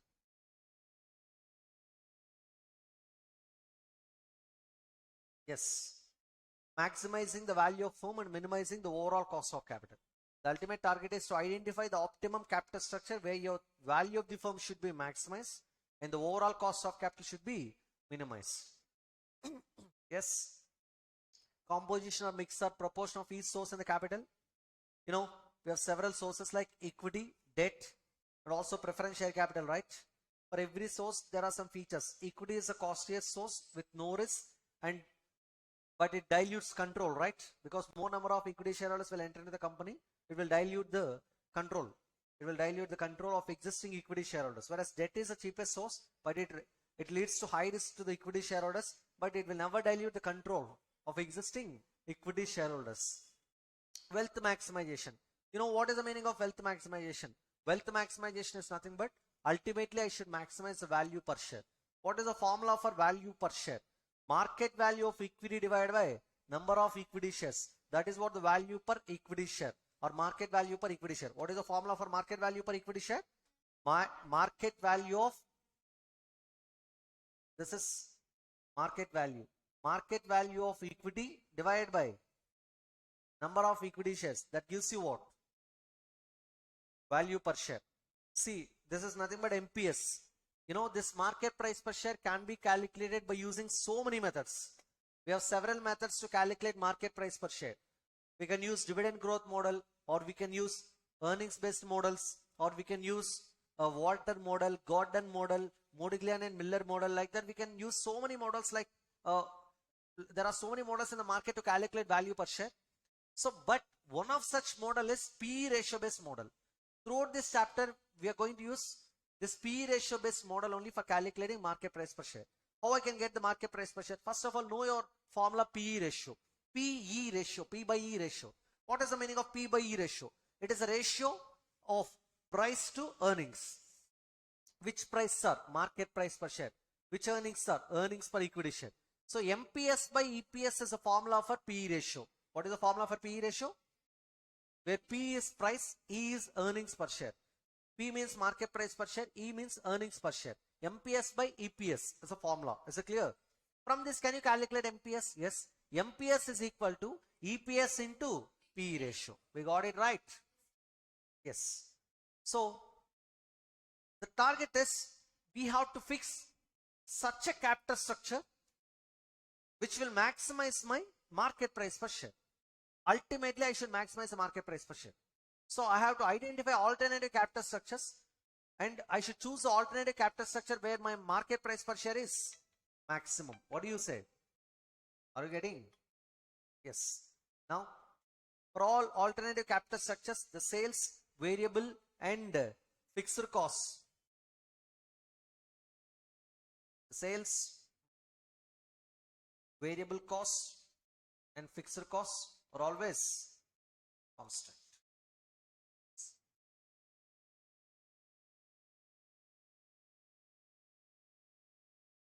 Yes.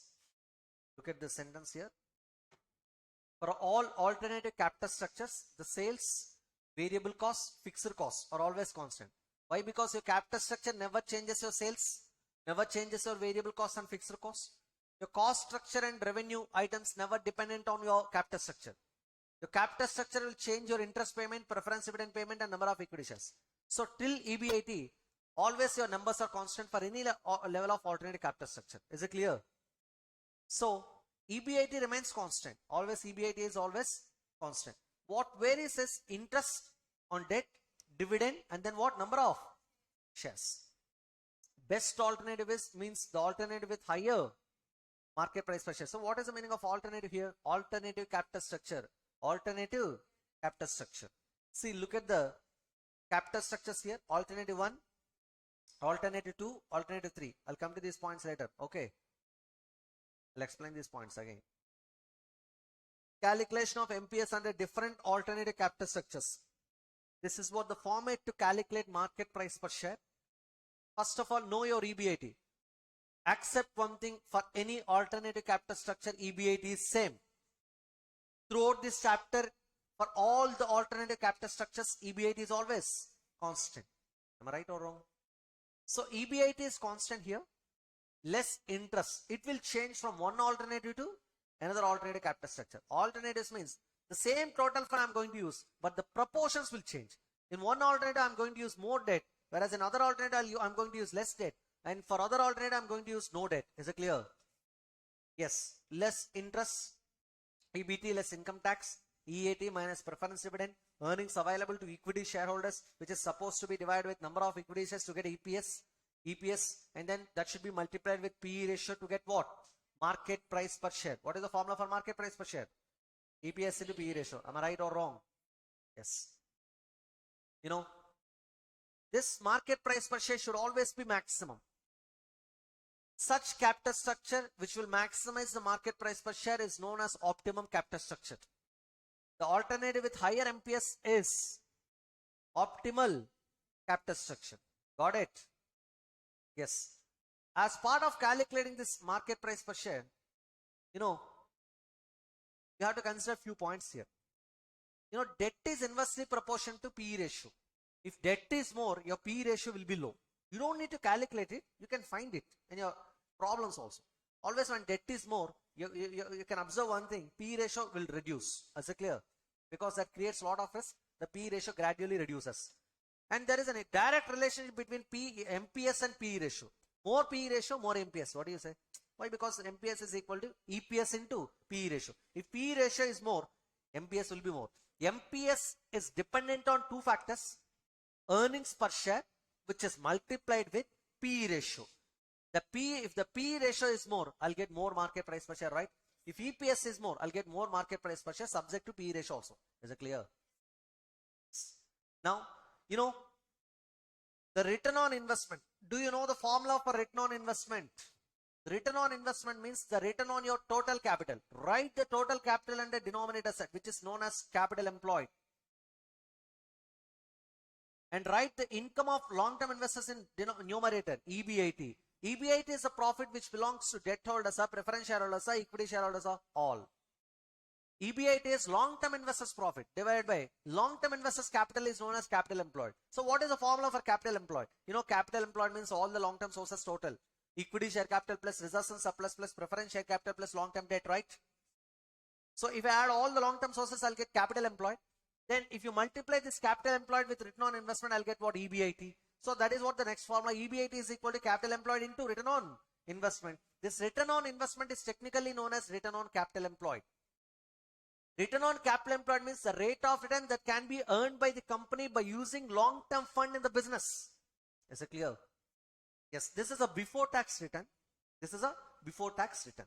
Whose return it is? Long-term investors return. So by using ROI or ROCE, return on capital employed, if you know the total capital employed, you can easily calculate EBIT. What is the formula for EBIT? Capital employed into ROI. Is it clear? Sometimes in the problems, they don't give you EBIT directly. Instead of that, they'll give you capital employed and they'll give you return on investment. You please multiply return on investment with capital employed to get what? EBIT. Is it clear? Yes. And this is a way to calculate MPS. Ultimate target of this chapter is to identifying the optimum capital structure where my market price per share is maximum. Please calculate market price per share for all the alternative capital structures where your MPS is maximum. Is it clear? Choose the alternative capital structure where your MPS is maximum. This is what the first concept. Now I'm going for the next concept, EBIT indifference point or EPS equivalency point. My dear students, generally for different alternative capital structures, I'll get different EPS. Am I right? Hello. Will you get same EPS for all the alternative capital structures? No. EPS will differ from one alternative capital structure to another alternative capital structure. you may get less ordinary capital structure, less EPS for first ordinary capital structure and more EPS for second ordinary capital structure. But the point is, EBIT indifference point or EPS equivalency point. The term itself is saying what? EPS equivalency. That means you'll get same EPS, equivalent EPS, same EPS. Point. Point means the EBIT amount, and also known as EBIT indifference point. See, I'll tell you one point.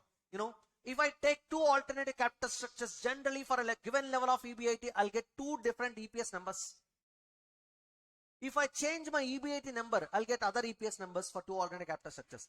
But there will be one point at that EBIT level, I'll get same EPS for those two alternative capital structures. The level of EBIT or the amount of EBIT where the EPS of two alternative capital structures are equal is simply known as what? EBIT indifference point or EPS equivalency point. Because at that EBIT level, you'll be indifferent. That means you'll get same EPS. Both the capital structures are same to you because those capital structures are giving you same EPS. Is it clear? Yes. How I can get that EBIT amount? That means how I can calculate EBIT indifference point. See, in the examination, they'll ask you to calculate EBIT indifference point. That means they're asking you to calculate EBIT amount at which EPS of two alternative capital structures are equal. Then in that case, please use this equation. EPS of alternative 1 should be equal to EPS of alternative 2. How I can get EPS of alternative 1? EBIT minus interest EBT into 1 minus tax EAT minus preference dividend EASH divided by number of equity shares EPS of alternative 1 should be equal to the same expression. So what is the expression here? Please repeat it. EBIT minus interest into 1 minus tax minus preference dividend whole divided by number of equity shares of alternative 1 should be equal to the same equation for alternative 2. Substitute all the numbers of alternative 1, interest, tax rate, preference dividend and number of equity shares related to capital structure 1, alternative 1 capital structure. And then again substitute the interest, tax rate, preference dividend and number of equity shares of alternative 2. In both the alternatives, the tax rate is always same. But interest, preference dividend and number of equity shares will change. Am I right or wrong? Yes. Then, you know one thing, please don't try to substitute EBIT because you are trying to calculate EBIT. So EBIT is a variable number here. So EBIT is a variable number here. Then try to calculate EBIT from it by solving this equation. Then that particular EBIT answer, is your, this is your EBIT indifference point or EPS equivalency point. At this EBIT, you'll get same EPS for alternative 1 and alternative 2 capital structures. Am I right? I'm moving to the next area, financial break-even point. So what is this financial break-even point? My dear students, generally, if you calculate EPS for one alternative capital structure, if you calculate earnings available to equity shareholders for one alternative capital structure, then it can be positive. It can be positive. Or you may get high earnings or you may get low earnings. Ultimately, you'll get EASH, right? If I take one alternative capital structure called alternative 1, which is having debt and equity, and I know the EBIT number. If I calculate EASH, I'll get some number that is positive, right? If I change the EBIT, I'm reducing my EBIT, my EASH will decrease, right? And again, I'm decreasing EBIT, EASH will decrease. But there will be one point at that EBIT level, you'll get 0 EASH. That means the earnings available to equity shareholders will get EASH is equal to 0. The equity shareholders earnings becomes 0 at one level of EBIT, and that level of EBIT is known as financial break-even point. Financial break-even point means it is the level of EBIT. It is the amount of EBIT at which the profit of equity shareholders, the earnings of equity shareholders, EASH, profit after tax and preference dividend should be equal to 0. Am I right or wrong? So simply, financial break-even point means it is a level of EBIT at which EASH is equal to 0. That is what the conceptual background. Now the point is, for calculating financial break-even point, what I have to calculate? They're asking you to calculate EBIT amount at which EASH is equal to 0. Do you know such EBIT level? We don't know. And that EBIT level is known as financial break-even point. For that, we are going to use a formula called EBIT is equal to interest plus preference dividend divided by 1 minus tax rate. This is a derived formula from this equation. Okay. So what is the formula for financial break-even point? EBIT is equal to interest plus preference dividend divided by 1 minus tax rate. whenever they ask you to calculate EPS, you'll go with the format, right? EBIT minus interest, EBT minus tax, EAT minus preference dividend, minus, I'll get EASH divided by number of equity shares, I'll get EPS, right? Yes, that is the way to calculate EPS. And if they ask you to calculate financial break-even point, in the similar way, for the same capital structure, you please calculate financial break-even point is equal to EBIT is equal to interest plus preference dividend divided by 1 minus tax rate. You please calculate financial break-even point for each capital structure separately. Just like EPS, financial break-even point should be calculated for each capital structure. Whereas for EBIT indifference point, you'll calculate EBIT indifference point not for every capital structure, but for 2 capital structures. Is it clear? If you want to calculate EBIT indifference point, how many capital structures are required? 2. Definitely we need what? 2. A and B, B and C, A and C, like that. Okay. Whereas for calculating EPS or for financial break-even point, I need 1 capital structure. In the examination, they'll ask you to calculate EPS and financial break-even point. What it means? You have to calculate EPS. You have to calculate EPS for every capital structure, and also you have to calculate EBIT, financial break-even point, right? Financial break-even point for every capital structure. Is it clear? If they ask you to calculate EBIT indifference point, what we have to do? We have to calculate separately for A and B, B and C, and then what? A and C. If there are 3 capital structures. If there are only 2 capital structures, A and B, then please calculate EBIT indifference point for A and B only. Is it clear? Yes. Please go through these concepts once. Then we'll go for the next part of this chapter. Capital structure theories. Yes. The second part of this chapter will focus on whether financing decision can affect the value of the firm or not. That's what our discussion is all about. See, some theories said the value of the firm is going to be affected by financing decision, and some theories said the value of the firm remains unaffected by the financing decision. See, those theories said the financing decision is having an impact on value of the firm. Such theories are known as theories of relevance. And those theories which says the financing decisions are irrelevant for value of the firm, and such theories are known as theories of irrelevance. We have to understand both of these theories. Is it clear? Yes. Financing decision means capital structure changes. If you change your financing decision, that means you're changing your capital structure. That means you're changing your debt and equity mix. Because of the change in debt and equity mix, then automatically your value of the firm is going to be affected. And that's what theories of relevance says. Theories of irrelevance says, even though you're changing your debt and equity mix, it won't affect the value of the firm. So, okay, fine. One by one, we have to understand. There are several theories. Net income approach. See, trade-off theory is a descriptive theory. It's a descriptive theory. Net income approach, traditional approach, Modigliani and Miller approach, net operating income approach. In Modigliani and Miller approach, we have 2 approaches: without taxes, with taxes. Yes. First of all, let us focus on net income approach. Under net income approach, if you change the debt and equity mix, automatically it changes your cost of capital. That's what NA approach says. NA approach says what? If you change the debt and equity mix, if you change the capital structure, your cost of capital KO will change. If cost of capital KO changes, automatically the value of the firm changes. My dear students, there are few formulas for understanding this. First of all, I'll tell you such formulas. What is the formula for value of debt? Whenever you want to calculate loan amount, what will you do? Interest divided by KD, right? You'll apply interest divided by interest rate, interest by KD. Then what is the formula for value of equity? Simple, equity shareholders profit, EA ESH. EA ESH divided by KE. This will be your value of equity. And what about the value of the firm? The formula for value of the firm is EBIT divided by KO. This is a way to calculate value of the firm. Value of the firm is also known as value of the firm is equal to firm value means investor's value. That means equity value plus value of equity plus value of debt. Is it clear? You see, now please tell me value of debt, interest by KD, value of equity, EA ESH by KE, value of the firm, EBIT by KO. Value of the firm is equal to value of equity plus value of debt. Now, look at the value of the firm. What is the formula? EBIT by KO, where KO and EBIT are the influencing factors for value of the firm, right? And in these theories, EBIT is always constant. EBIT is always constant. The only changing number is KO. Weighted average cost of capital, KO changes because of the changes in capital structure generally. In case if your KO changes because of the changes in debt and equity mix, then automatically your value of the firm changes. In case if your KO is constant because of the changes in debt and equity mix, then your value of the firm remains constant.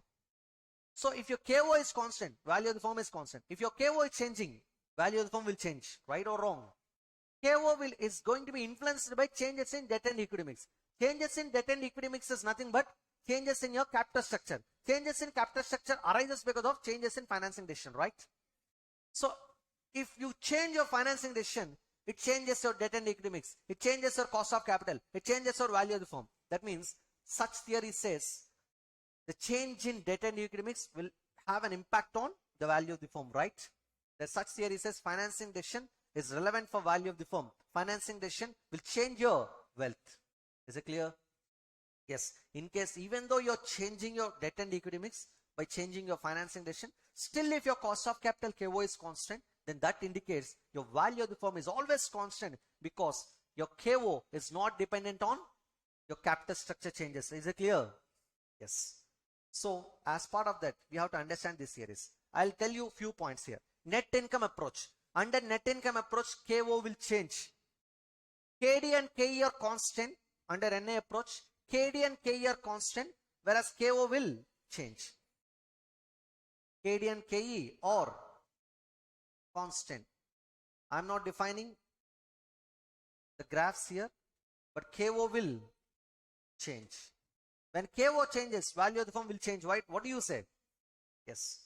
See, under this net income approach, these 2 points should be considered. What are those 2 points? KD and KE are constant. KO will change. Now look at the valuation model.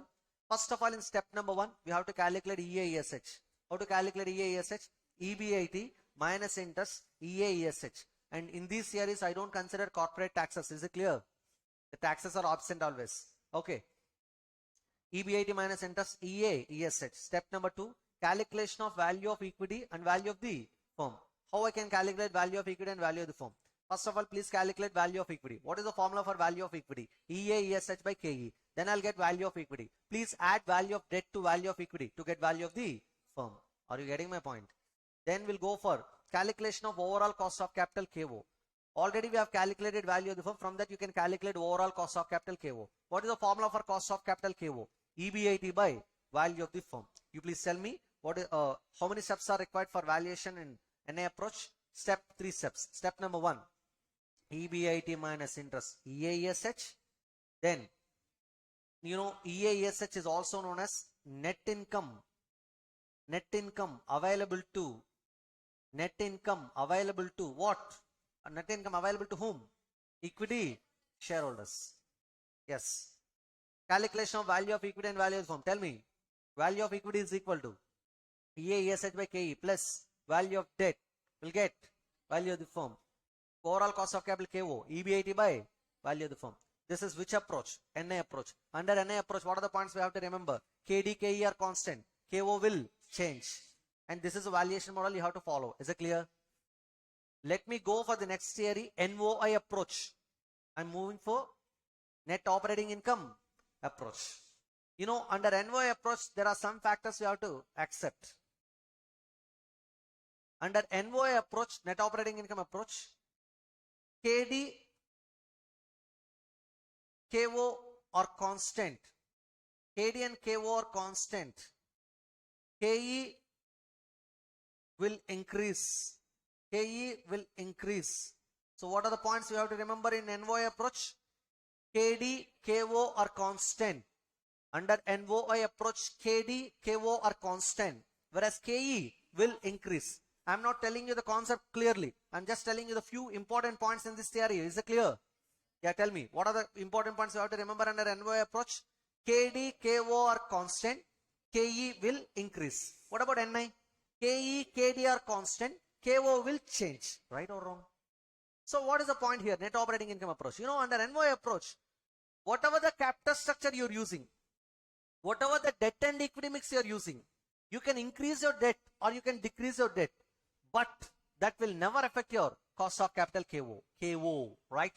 KO is always constant. I'm using 70% at 30% equity. I'm using 50% at 50% equity. I'm using 100% equity, 0% debt. In all these three capital structures, my KO is constant. That's what NOI approach says. Cost of capital KO is always constant. When KO is constant, value of the firm will be constant, right? I'm not saying that KE is constant. I'm saying that only KO is constant. Is it clear? Yes. In that case, look at the valuation models here. Valuation. Don't look at this packing order theory. Okay.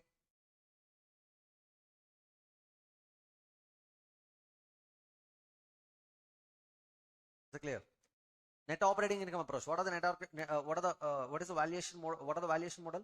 Models here? NA approach valuation model and NOI approach valuation model. Just look at these three steps only. Step number 1, EBIT minus interest, EASH. Step 2, the step 1 is same, which is similar to NA approach, right? Step 2, we have to calculate calculation of value of equity and yeah, that's it. Calculation of value of equity. That's enough. How I can calculate value of equity? First of all, I have to calculate value of the firm. What is the formula for value of the firm? EBIT by KO. EBIT by KO. From that value of the firm, please deduct value of debt. Then I'll get value of equity. Please tell me how to calculate value of equity. Value of the firm is equal to EBIT by KO minus value of debt. I'll get value of equity. Sir, why you're deducting value of debt? Because value of the firm means value of equity plus value of debt. If you remove debt value from value of the firm, I'll get equity value, right? Yes. Now calculation of cost of equity KE. Already we know the cost of capital KO. Now we have to calculate KE. What is the formula for cost of equity KE? EASH divided by value of equity. EASH divided by value of equity. Got it? Yes. Now, repeat it. What are the important points in NY approach? KD and KO are constant. KE will increase. Valuation model. Step 1, EBIT minus interest, EASH. Step 2, calculation of value of equity. Value of the firm is equal to EBIT by KO minus value of debt, value of equity. Step 3, calculation of cost of equity KE. Cost of equity KE is equal to EASH divided by value of equity. What do you say? With this, NY approach is over. NY approach is a theory of irrelevance. Why it is known as theory of irrelevance? Because your KO is always constant. Your value of the firm is always constant. Whereas NA approach is a theory of relevance. Why? Because value of the firm is changing. Because KO is changing here, right or wrong? When KO changes, firm value changes. When KO is constant, firm value is constant. Is it clear? KO changes, theory of relevance. KO is constant, theory of irrelevance. That is regarding NA and NY. Go for the traditional approach. Traditional approach shows optimum capital structure, the level at which overall cost of capital is minimum and value of the firm is maximum. Are you getting? Traditional approach says what? The importance of traditional approach is KD and KE are constant up to certain level. After that, both KD and KE will increase. KD and KE are constant up to certain level of debt. After that, both KD and KE will change. In the similar way, KO will decrease and KO will increase. So which points I have to remember? Under traditional approach, you have to remember one point. KO will change. KO will change. That's why this is known as theory of relevance. In traditional approach, KO will change.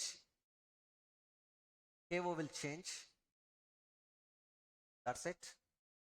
That means when KO changes, firm value changes. So is it a theory of relevance or theory of irrelevance? Sir, how I can calculate value of the firm and value of equity and cost of equity and all? The same methodology which is applicable to net income approach, you have to apply here also. Is it clear? So the valuation models are same for NI approach and traditional approach, but the factors KE, KD will change. The factors KD, KE will change. In NI approach, KD and KE are always constant, right? Whereas in traditional approach, KD, KE will change. Along with what? KO. Along with what? KO. The ultimate objective of traditional approach is identifying the optimum capital structure where the value of the firm is maximum. What is the meaning of optimum capital structure? Optimum means best capital structure. At the best capital structure, my cost of capital should be minimum. The value of the firm should be maximum. Is it clear? Yes. This trade-off theory. Trade-off theory means if you increase the debt equity ratio, that means if you increase the debt, then automatically you can enjoy more tax shield, tax saving on interest. But at the same time, that leads to bankruptcy. Why? Because it increases debt portion. There is a huge debt obligation on the company. In case if the firm faces losses, it leads to bankruptcy of the company. Right or wrong? Hello? Yeah, you should balance these 2 points. What are those 2 points? Debt and equity. If you use reasonable debt, then it leads to better benefits related to debt component. You can enjoy some extra income because of uses of debt. You know why every company will use debt? Because by using debt, we can get more return, but by paying less interest on debt capital, we'll get more extra margin because of debt capital. That margin will be available to whom? Equity shareholders. So by using debt, I can provide some extra return to the equity shareholders. Say for example, if you use 100 crores worth of debt, I'll get 30% return from the business. I'll pay 10% interest on debt. Extra margin is 30 minus 10. That will be 20% extra margin. 100 crores into 20%, 20 crores is extra profit after paying interest. Such extra profit will be available to whom? Equity shareholders. That will increase the earnings of equity shareholders. That will increase the return of equity shareholders. Am I right? Just because debt is increasing extra income of equity shareholders, please don't use excess debt, because in case if you face losses, it will absorb your equity. So there should be a balance between debt and equity. Such balancing of debt and equity is nothing but what? Trade-off. Trade-off theory. Is it clear? Yes. Risk return trade-off theory. Do you know that? Yes. We understood NI, NOI traditional approach. Now we can go for Modigliani and Miller approach without taxes. You know M&M without taxes. M&M, Modigliani and Miller. These two persons will say always the financing decisions are irrelevant for value of the firm. And they have classified the firms into two parts, two types. One is levered firm, other one is unlevered firm. Levered firm is the firm which is using financial leverage, debt. Unlevered firm is the firm which is not using financial leverage, called debt. That means levered firm is the firm with debt and equity. Unlevered firm is the firm without debt. That means only equity. So I can say levered firm is debt plus equity. Unlevered firm means all equity. Am I right or wrong?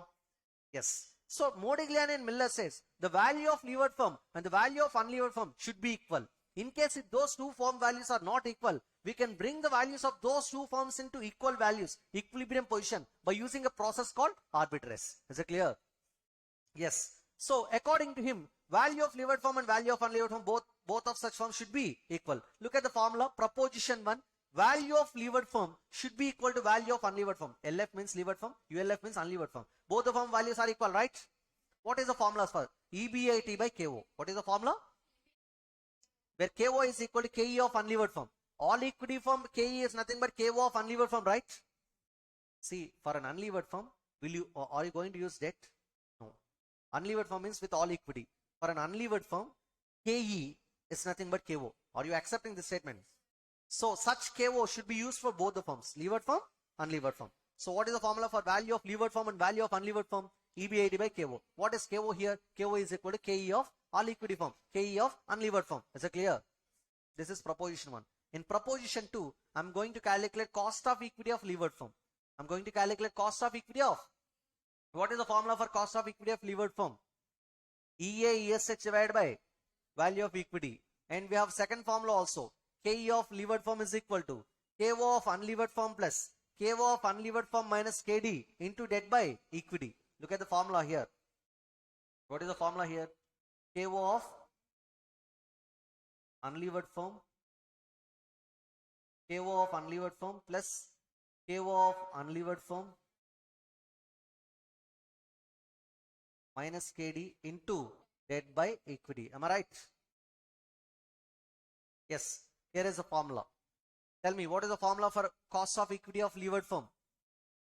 EA ESH divided by value of equity. Or the second formula, KO of unlevered firm plus KO of unlevered firm minus KD into debt by equity. This is proposition 2. Now tell me what M&M without taxes says. Value of levered firm and value of unlevered firm, both are same. Tell me the formula for value of levered firm and value of unlevered firm. EBIT by KO. Proposition 1. KO is equal to KE of unlevered firm. What is proposition 2? KE of levered firm. Formula EA ESH divided by value of equity. What is the second formula? KO of unlevered firm plus KO of unlevered firm minus KD into debt by equity. Are you getting? You know, in this theory, you should also calculate one more point. value of equity of levered firm. Value of equity of levered firm is equal to value of levered firm minus value of debt. What is the formula? Value of equity of levered firm is equal to, tell me the formula, value of LF levered firm minus value of debt. Why? Because in levered firm value there will be two investors value. One is equity holders value, another one is debt holders value. If you remove debt value from firm value, then you'll get what? Value of equity. What about value of equity of unlevered firm? Value of equity of unlevered firm is equal to value of unlevered firm. Why? Because in unlevered firm there won't be any debt, right? Is it clear? Yes. Remember this point also. With this M&M without taxes is completed. Now look at the next theory, M&M with taxes. You know, M&M with taxes. They have introduced corporate taxes. If we consider corporate taxes, value of levered firm will be more than value of unlevered firm. Why? Because levered firm is using debt. On debt, the company will pay interest so that it can enjoy tax saving on interest, and such tax saving will be generated for perpetual years. So such extra benefit on interest on debt, the tax saving on debt, such extra benefit of tax saving on interest in the future will increase the value of the firm. That's why the value of levered firm will be more than value of unlevered firm. That's what M&M with taxes theory says. So M&M theory generally says value of levered and value of unlevered firm are same. But if you introduce taxes, then automatically value of levered firm will be more than value of unlevered firm because of the tax saving on interest which can be enjoyed by levered firm only. Is it clear? Yes. Now look at the valuation model here. Proposition 1. Value of unlevered firm is equal to, you know, for unlevered firm, equity value and firm value both are same, right? What is the formula for value of equity? EA ESH by KE, right? Hello. What is the formula for value of equity? EA ESH divided by KE. That is what the value of equity of unlevered firm. That itself is a value of unlevered firm. Am I right? Why? Because there is no debt here. And also I can use this formula also. EBIT into 1 minus tax rate by KO. This is the formula for value of unlevered firm. You see, value of levered firm. What is the formula for value of levered firm? Value of unlevered firm plus debt into tax rate. This indicates present value of perpetual tax saving on interest. Present value of perpetual tax saving on interest. Are you getting? Debt into tax rate. I don't explain why it is a present value of perpetual tax saving on interest. Why? Because that is purely conceptual. You just remember the formula for towards examination only. Let me talk about this value of levered firm. What is this value of levered firm? Value of unlevered firm plus debt into tax rate. Debt into tax rate indicates what? Present value of perpetual years tax saving on interest. See, I can enjoy tax saving on interest because of the uses of debt, and that can be arrived by adding some extra value called debt into tax rate. Are you getting? Now tell me, proposition 1 says value of unlevered firm is equal to. Do you think that value of unlevered firm and value of levered firm are equal in case if I introduce taxes and M&M theory? No. So what is the value? Value of unlevered firm is equal to EA ESH by KE or EBIT into 1 minus tax rate by KO. And then the value of levered firm is equal to value of unlevered firm plus debt into tax rate. Now look at proposition 2. You have to calculate two factors. First of all, KE of levered firm. You know that EA ESH divided by value of equity. And there is a shortcut formula also. KE of levered firm is equal to KO of unlevered firm plus KO of unlevered firm minus KD into debt by equity into 1 minus tax rate. See, for the previous formula, I'm just multiplying one extra factor called 1 minus T, right? The same formula you have to remember. Additionally, you should multiply 1 minus tax rate. Are you getting my point? And also, please calculate weighted average cost of capital of levered firm in proposition 2. Sir, why you have not calculated overall cost of capital of levered firm in case of previous theory M&M without taxes? Why? Because simple. In M&M without taxes, for both the firms, KO is same, right? Whereas in M&M with taxes, for both the firms, we don't get same KO. What do you say? Why? Because I don't get same values for both the firms. Hello. What is the formula for value of the firm? EBIT by KO, right? Are you applying same KO for levered and unlevered firm in with taxes theory? No. In that case, will you get same KO for both the theories and both the firms? No. So because of this reason, in M&M with access theory, for levered firm and for unlevered firm, values are different. Even KO is also different. Is it clear? Even KO is also different. Whereas in M&M without access theory, both the firm values are equal. Both the KOs are same. KO is equal to KE of unlevered firm, right? But here you should not apply that formula. So here firm values are different and even KOs are different. KO of unlevered firm is KE. KO of levered firm you have to calculate in proposition 2. Now tell me KO of levered firm formula. Weighted average cost of capital KO of levered firm is equal to EB80 into 1 minus tax rate by value of firm. Which firm? Which firm? Levered firm. I'm talking about levered firm, right? Is it clear? Now tell me. Proposition 1. Value of unlevered firm is equal to EA/ESH by KE or EB80 into 1 minus tax rate by KO. Value of levered firm. Value of unlevered firm plus debt into tax rate. Then proposition 2. KE of levered firm. EA/ESH by value of equity or KO of unlevered firm plus KO of unlevered firm minus KD into debt by equity into 1 minus tax rate. And also I should calculate KO of levered firm formula EB80 into 1 minus tax rate by value of levered firm. Is it clear? Yes. With this, M&M with access theory is over.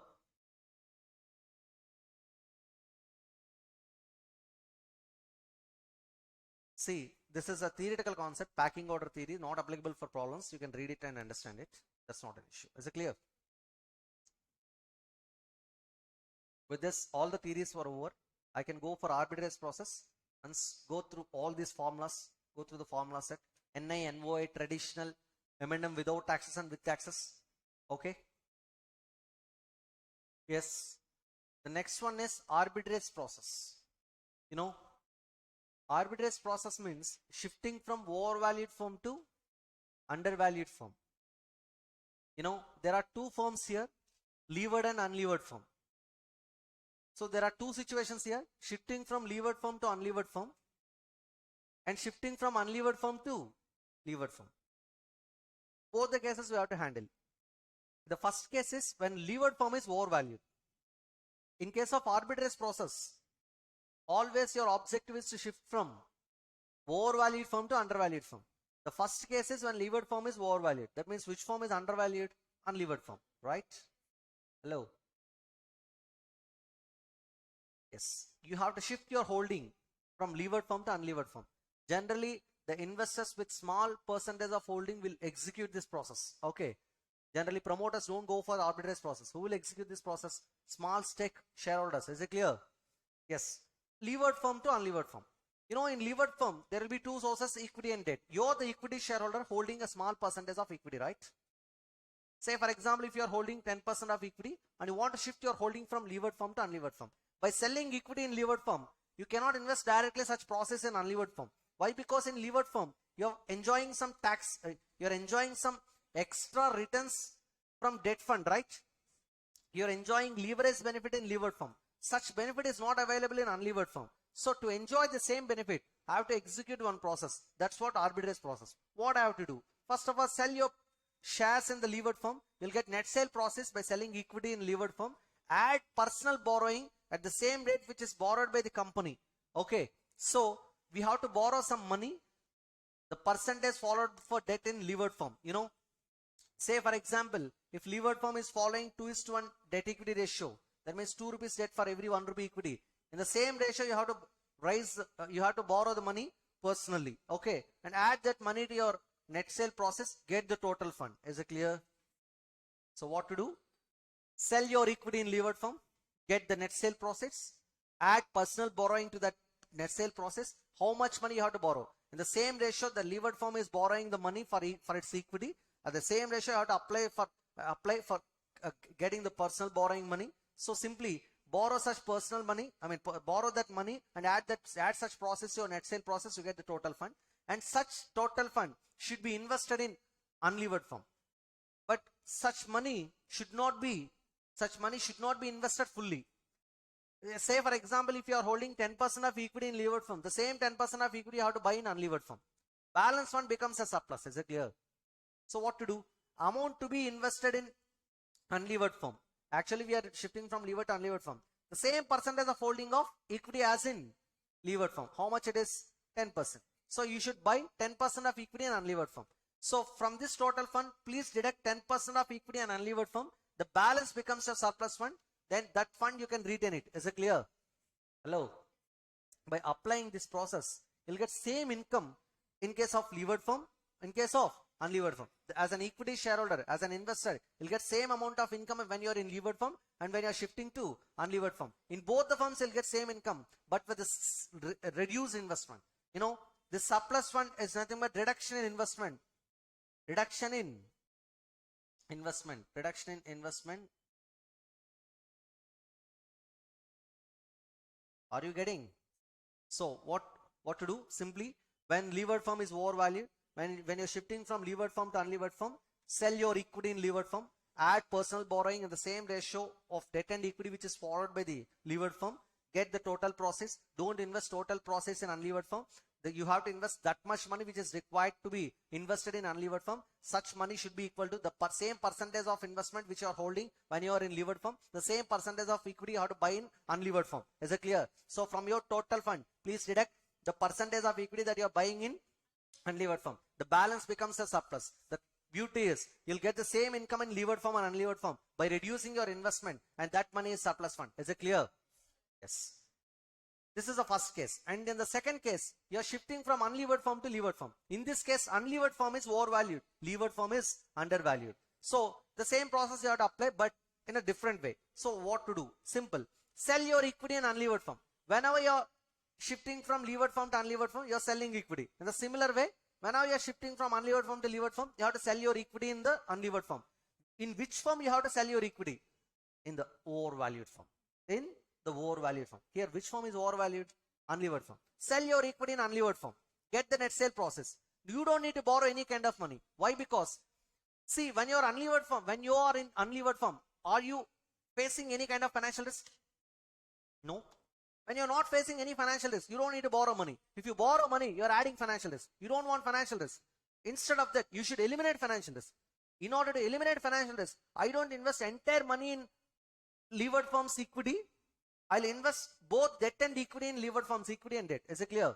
So after getting net sale process by selling equity in unlevered firm, by using such process, I have to do one thing. In levered firm, I have to invest in equity as well as in debt. In which percentage, sir? The same percentage of holding you're holding in unlevered firm, the same percentage of equity you have to buy in levered firm. So for example, if you are holding 10% of equity when you are in unlevered firm, the same 10% of equity you have to buy in levered firm. Along with that, you should also buy 10% of debt. Are you getting?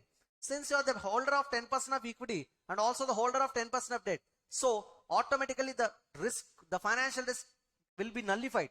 Why? Because when you are the holder of 10% of equity, you are responsible for 10% debt. Since you are buying same 10% debt, so you don't need to face any kind of financial risk because such 10% debt belongs to you only. Is it clear? So the process is very simple. Sell your equity in unlevered firm. By using such process, invest in debt and equity of levered firm in the same percentage which you are holding when you are in unlevered firm. Is it clear?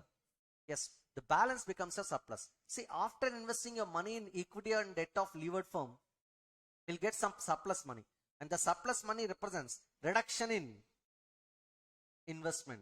You know, the beauty is, you'll get the same amount of income in levered and unlevered firm. Unlevered and levered firm. Unlevered and levered firm. You're shifting from unlevered to levered firm. In unlevered firm and in levered firm. In both the companies, you'll get same income. But you can reduce your investment. And such reduction in investment is the benefit of arbitrage. Are you getting? See, the process is somewhat different. In case of levered to unlevered, what I'm doing? I'm selling equity, borrowing personally. By getting total fund, I'm investing in the equity of unlevered firm. Are you getting? Whereas when I'm shifting from unlevered to levered, I'm selling equity in unlevered firm. I'm investing the entire money in levered firm's equity and debt in the same percentage which I'm holding in unlevered firm. After investing some money, I'll get some surplus. That will be the reduction of investment. Is it clear? Yes. This is what the arbitrage process is all about. Is it clear? Just go through this process, arbitrage process, then we'll go for the problems. Yes. Please look at the problems. Problem number 1. Ganpati Limited is considering 3 financing plans. The key information is as follows. We want to raise total investment to be raised is 2 lakhs.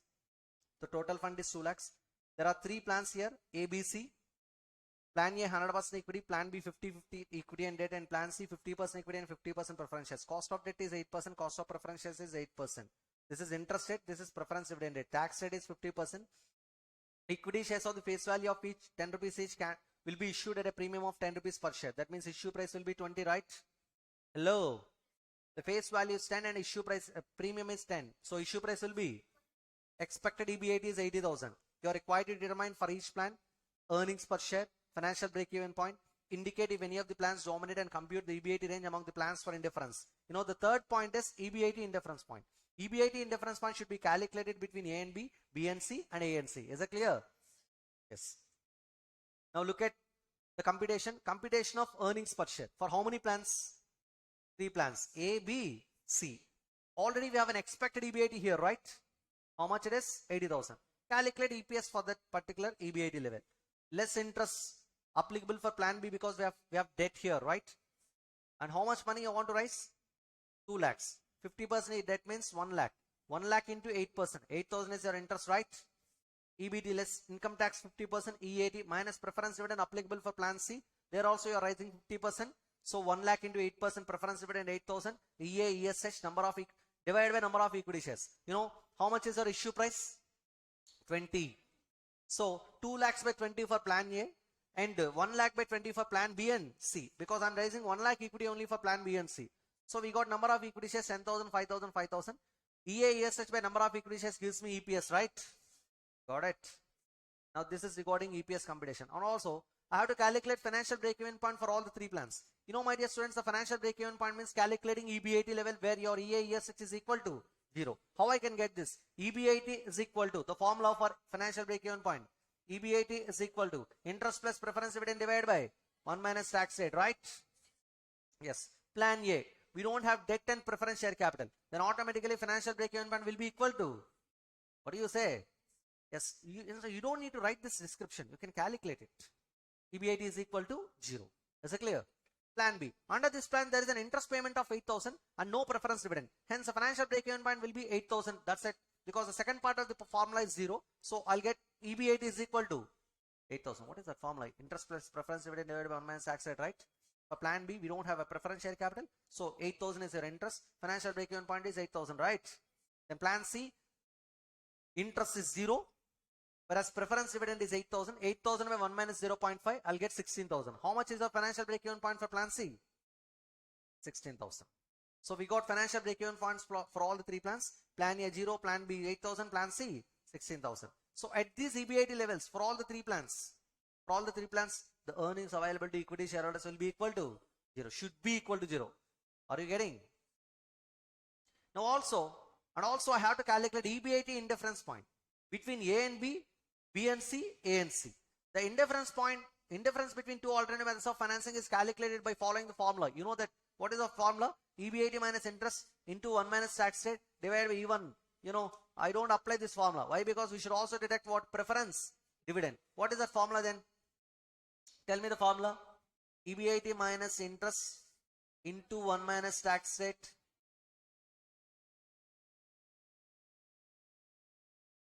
minus 1 minus tax rate minus preference dividend divided by number of equity shares should be equal to the same expression, right? Yes. Apply that formula. Indifference point between plan A and B. Indifference point between plan A and B. EBIT minus interest is 0 for plan A into 1 minus 0.5 divided by 10,000 shares is equal to EBIT minus interest for plan B is 8,000 into 1 minus 0.5 no preference dividend divided by number of equity shares 5,000, right? If you solve this equation, I'll get EBIT. How much is your EBIT? 16,000. Cancel these terms. 5,000, 10,000 2 times, right? 2 into 0.1 minus 0.5. That will be 1. So I'll get EBIT minus 8,000 is equal to 0.5 EBIT. If you solve that, you'll get EBIT is equal to 16,000. You see, if you calculate EPS at the level of EBIT of 16,000 for plan A and plan B, your EPS should be equal, right or wrong? Yes, you can check it. And then again, I have to calculate indifference point between plan A and C. The same equation. I got how much EBIT? 32,000. And also between plan B and C, I have to calculate EBIT indifference point. But unfortunately, I got same numbers under LHS side and RHS side. These 2 terms will be cancelled, right? When you cancel EBIT, you cannot calculate EBIT. So what it indicates? It's a limitation, and it indicates there is no indifference point between plan B and C. And I should write indifference point between plan B and C doesn't exist. Is it clear? There is no indifference point between plan B and C. Yes. Now look at the EPS numbers. Which plan is having more EPS? Plan B, right? Hello. And also financial break-even point is least for plan B, right? Hello. How much is your financial break-even point for plan B? 8,000. Whereas for plan C, 16,000. That means you need 8,000. You need 8,000 EBIT to get 0 EASS to the equity shareholders. Are you getting? See, equity shareholders will get nil earnings if the EBIT is 8,000. That means they are achieving break-even point with 8,000 EBIT only. In case of plan C, they are achieving EBIT indifference point by earning how much EBIT? 16,000. Which plan is better? Plan B in terms of financial break-even point, right? Sir, I can go for plan A because 0 is the financial break-even point. Even if my EBIT is 0, I'll get EASS is equal to 0. So I'll go with the plan A. No. Why? Because in plan B, I'm getting more EPS, right? I'm getting more EPS. And also, I'm achieving a financial break-even point with lower EBIT level. Right or wrong? So in that case, plan B is dominating plan A as well as its plan C. Plan B is dominating plan A in terms of EPS. Plan B is dominating plan C in terms of financial break-even point. So which plan is dominating out of all these three plans? Plan B. So I'll go with the plan B, right? It can be seen that financial plan B dominates plan C since the financial break-even point of the former is only 8,000, but in case the latter is 16,000. Further, EPS of plan B is the highest, right? Yes, that's it. With this, problem number 1 is completed. Good morning. Yes, the second problem, which is related to M&M. The following data relates to two companies belonging to the same risk class. Same risk class means same business risk, not same financial risk. Okay. A Limited expected EBIT, expected net operating income means expected EBIT 18 lakhs. For B Limited also 18 lakhs. 12% at 54 lakhs. Equity capitalization rate for B Limited is 18%. Have you observed one thing? We don't have a debt in B Limited, but we have a debt in A Limited. So A Limited is levered firm, B Limited is unlevered firm. Am I right or wrong? Yes. Now required. Determine the total market value, equity capitalization rate and weighted average cost of capital for each company, assuming no taxes as per M&M approach. You know, they are asking you to calculate all these parameters under M&M without taxes. M&M without taxes. My first task is to calculate market value of levered and unlevered firm, right? Hello. Assuming no taxes as per M&M approach. Calculation of value of firm A Limited and B Limited according to M&M hypothesis. Market value of B Limited unlevered. What is the formula for market value of unlevered firm? EBIT by KO, right? See, NOI by KE or EBIT by KE or KO. KE, KO, both are same. How much is your EBIT? 18 lakhs. Look at the equity capitalization rate, 18%. How much is the value of unlevered firm? 100 lakhs, right? How much? 100 lakhs or 1 crore. And the KE of unlevered firm is given, and that can be KO. What about KO of levered firm? This is KO of, look at this. We have to calculate total market value, equity capitalization rate and weighted average cost of capital. Equity capitalization rate means KE, overall cost of capital means KO. This is total value of the firm. So KO, KE, value of the firm. These three factors we have to calculate. This is value of the firm, right? Now this is KE. KE is nothing but, that was given in the problem itself, you know. You don't need to calculate it. Hello. KE of unlevered firm is 18%. What about KO of unlevered firm? KE. KE. Right? Is there any debt here? When there is no debt, KE is nothing but KO for that firm. So for unlevered firm, KO is equal to KE. Am I right or wrong? What are the terms we have to calculate? Value of the firm, KE, KO. Value of the firm we have calculated. KE is given. KO is KE, right? What about levered firm? Value of levered firm is equal to value of unlevered firm plus debt into tax rate. This is absolutely wrong actually. You don't need to apply debt into tax rate. This was given in the study material. Why? Because When we are following M&M without taxes, what is the formula? Value of unlevered form is equal to value of unlevered form. That is equal to 100 lakhs. You don't need to apply this, right? How much is the value? 1 crore, 100 lakhs. We got it, value of levered form. So you need to calculate KE, KO. Hello.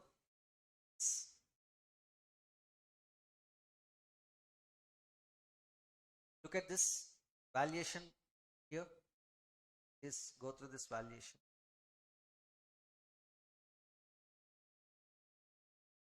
See, A limited, B limited, NOI for both the firms. CBIT is how much? Less interest on debt. A limited 6 lakh 48,000. EAESH, we got it. Divided by K. Yeah, here is your overall capitalization rate. For both the firms, KO is same, right? Because we are following M&M without taxes. Value of the firm. For both the firms, EBIT by KO only. Less value of debt. I got market value of equity. For levered firm, market value of equity is how much? 46 lakhs. And for unlevered firm, market value of equity, market value of firm, both are same. Equity capitalization rate means formula. What is the formula for KE? EAESH divided by value of equity. EAESH is how much? Just now we have calculated 11 lakh 52,000. What about value of equity? 46 lakhs. Please calculate KE for levered firm. 11 lakh 52,000 divided by 46 lakhs. That is 25.04%, right? What about unlevered firm? EAESH 18 lakhs divided by 100 lakhs or 1 crore, 18%. See, you can solve this problem in your own way. Is it clear? You don't need to follow this table and all. Is it clear? Yes. Now, weighted average cost of capital, KO. You know, for both the firms, KO is same. You don't need to apply this methodology and all. Why? Because for M&M without taxes theory, KO of both the firms are equal, right? Which is equal to KE of which firm? Unlevered firm. That's what I've written. I mean, that's what they've given. 18%, 18%. This is regarding. Actually, they have calculated weighted average cost of capital unnecessarily. This calculation is not at all required. Why? I know that when I am following M&M without taxes theory, KO of both the firms are equal, right?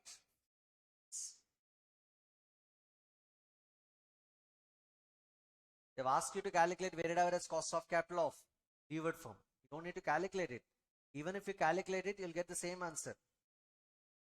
See, weighted average cost of capital, they've calculated like this by taking 46 lakhs and 54 lakhs. By taking these proportions, they've multiplied the respective sources cost with the proportions and they got 18% only, right? They just proved it. That's it. Nothing new. Is it clear? This is regarding point number A. Now look at point B. The same valuation, total market value, equity capitalization rate and overall cost, weighted average cost of capital for each company assuming 40% taxes. This time you have to apply M&M with taxes. You should be very careful because value of levered firm is more than value of unlevered firm. You look, you see, first of all, market value of B limited unlevered. Market value of unlevered firm is equal to formula EB8 into 1 minus tax rate by KO, right? EB8 is 18 lakhs into 1 minus 0.4 divided by how much percentage? 18%. So how much is the market value of unlevered firm? KE of unlevered firm is given, right? Hello. KO of unlevered firm is equal to KE. No issue. This point is over. Now levered firm. Market value of levered firm is equal to value of unlevered firm plus debt into tax rate. Value of unlevered firm 60 lakhs, debt is 54 lakhs into tax rate 40%. I got 81 lakh 60,000. Computation of weighted average cost of capital of B limited. What is the formula for weighted average cost of capital of B limited? B limited is a levered firm, right? Hello. KO of levered firm formula. EB80 into 1 minus tax rate by value of the firm, right? Hello. What is the formula for KO of levered firm? EB80 into 1 minus tax rate by value of levered firm. Look at the formula set and tell me. B limited is unlevered or levered? Levered firm it is. Yeah, it is A limited actually. Not B. A limited is levered firm, right? Hello. Person they have given. Okay. It's not.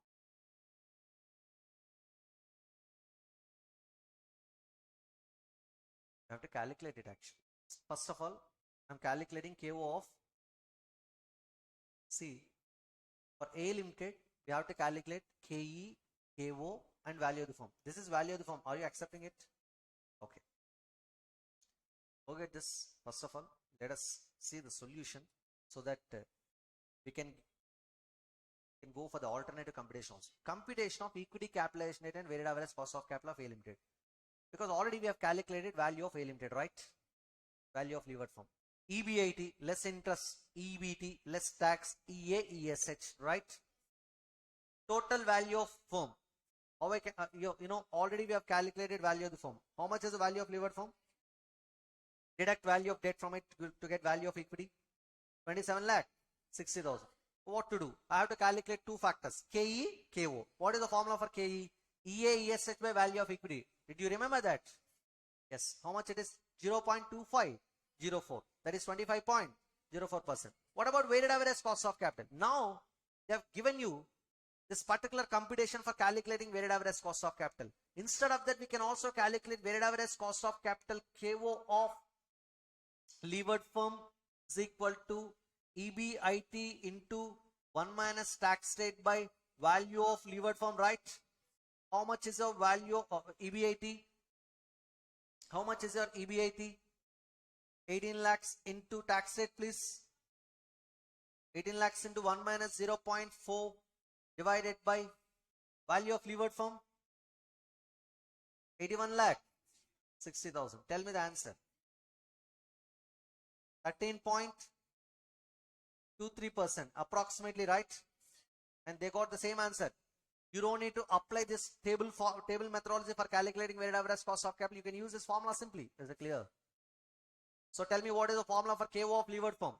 EBIT into 1 minus tax rate by value of levered firm. You can use this formula. So by this we have calculated KE, KO and value of the firm. For which firm? Levered firm. Company name A Limited. Is it clear? Yes. With this, we have completed the chapter capital structure. My dear students, in these capital structure theories, you should also remember a few important assumptions. Assumption number 1, business risk and EBIT is always constant unless there is an additional fund is raised. Business risk is always constant and EBIT is always constant. EBIT will never increase overnight. It will always be constant. That's the first point. Second point, any money which is raised to debt should be used to buy back equity. Any money which is raised through equity should be used to repay the debt, so that your total fund is constant. The composition of your fund may change. The debt and equity percentages may change, but your total fund remains constant. Total assets remains constant. Your EBIT remains constant. Are you getting my point? So the technical words are generally, any money by selling equity should be used to redeem the debentures, redeem the debt or repay the debt. Any money which is raised by selling debt should be used to buy back equity or retire the common stock. Is it clear? So this is what the point. That means the money which is raised to new source cannot be used in the business. That should be used to repay your other source called equity or debt, so that your total fund is always constant, but the proportions are changing. Clear? This is what the second point. And the third point is, no personal and corporate taxes exist. No personal and corporate taxes exist. We don't use corporate taxes or personal taxes except for the theory M&M taxes. Is it clear? Yes. These are the points you have to remember while handling these theories. But also, we never use preference share capital in these theories. Always we have only two sources. What are those two sources? Debt and asset. With this, the chapter structure is over.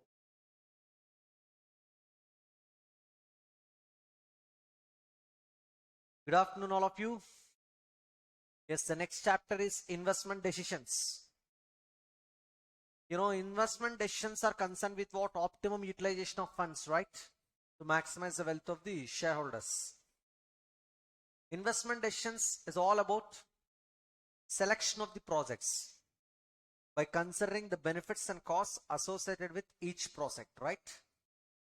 Yes, these investment decisions are very crucial for every company because substantial expenditure is involved here. Huge money is blocked here, right? We'll invest a lot of money, and those decisions are irreversible, and these decisions will have a long impact on long-term future, because the future profitability, the long-term future profitability and cash flows are dependent on these decisions.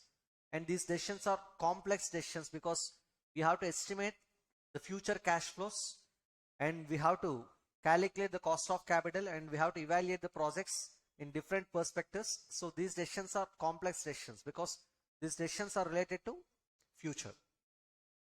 Yes, there are two parts in this chapter. One is estimation of cash flows and then handling the capital budgeting techniques. What do you say? Yes. Now, my dear students, before selecting any project, first of all, we should define the costs and benefits associated with each project. Here, project means a business. So, related to every business, we should estimate the cash flows. Nothing but benefits and costs. In our discussion, benefits means cash inflows, cost means cash outflows. Is it clear? Yes. We have cash outflows and cash inflows here. See, if I'm taking a 10 years project, what are the possible cash flows? In year 0, I'm going to invest in fixed assets. This is not financial assets, this is fixed assets. I have to invest in fixed assets, and then I should invest in working capital. What do you say? See, for running any business, one should invest in fixed assets, and also we should invest in working capital. So these two are important components for running any project. So after investment in fixed assets and working capital, we'll get future operating cash inflows. Future operating cash inflows, say if we are taking 10 years life, for all the 10 years, I'm going to get operating cash inflows. And after 10 years, I'll get some terminal cash inflow. Nothing but the fixed assets investment will carry some salvage value, and also whatever the money which is invested in working capital will be realized in full. So finally, this total is your terminal cash inflow, right? Yes. So first of all, whenever you're calculating cash flows, you should consider some important factors. These are the important factors: depreciation, opportunity cost, sunk cost, working capital investment, allocation of overheads, allocation and apportionment of overheads. Okay, allocation or apportionment of any overheads, and additional capital investments. These factors should be considered very carefully. I will focus on every part separately. Opportunity cost means it's a benefit foregone by the company by taking an alternative course of action, right? Yes. This opportunity cost should be considered. Even sunk cost impact we have to consider, and also the working capital investment requirement. Everything we have to consider. I'll come to this point later. First of all, we'll understand how we can define the cash flows. Is it clear? See, your categories of cash flows are initial cash outflows, terminal cash flows, nothing but terminal year cash flows, and then finally interim cash flows. Interim cash flows are nothing but operating cash inflows. What do you say? Yes, operating cash inflows. We have several steps to calculate cash flows here. Estimation of cash flows. First of all, calculation of initial cash outflows. This is your initial cash outflows. Okay. What are the possible initial cash outflows? Investment in fixed assets, investment in working capital. These are the two important components of your cash outflows. In year 0, we should invest in fixed assets and we should invest in working capital. This total is simply known as what? Cash outflow. In step 2, we have to calculate depreciation, my dear students. In step 2, we have to calculate what? Depreciation. This is step 2, calculation of depreciation. Depreciation can be calculated based on SLM or WDV. And in step 3, we have to estimate the operating cash flows. Step 3 is calculation of operating cash inflows. What is step 3?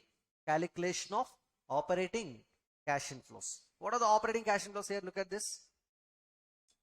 See, You know how to calculate depreciation either based on SLM or based on WDV, right? How I can estimate the cash flows?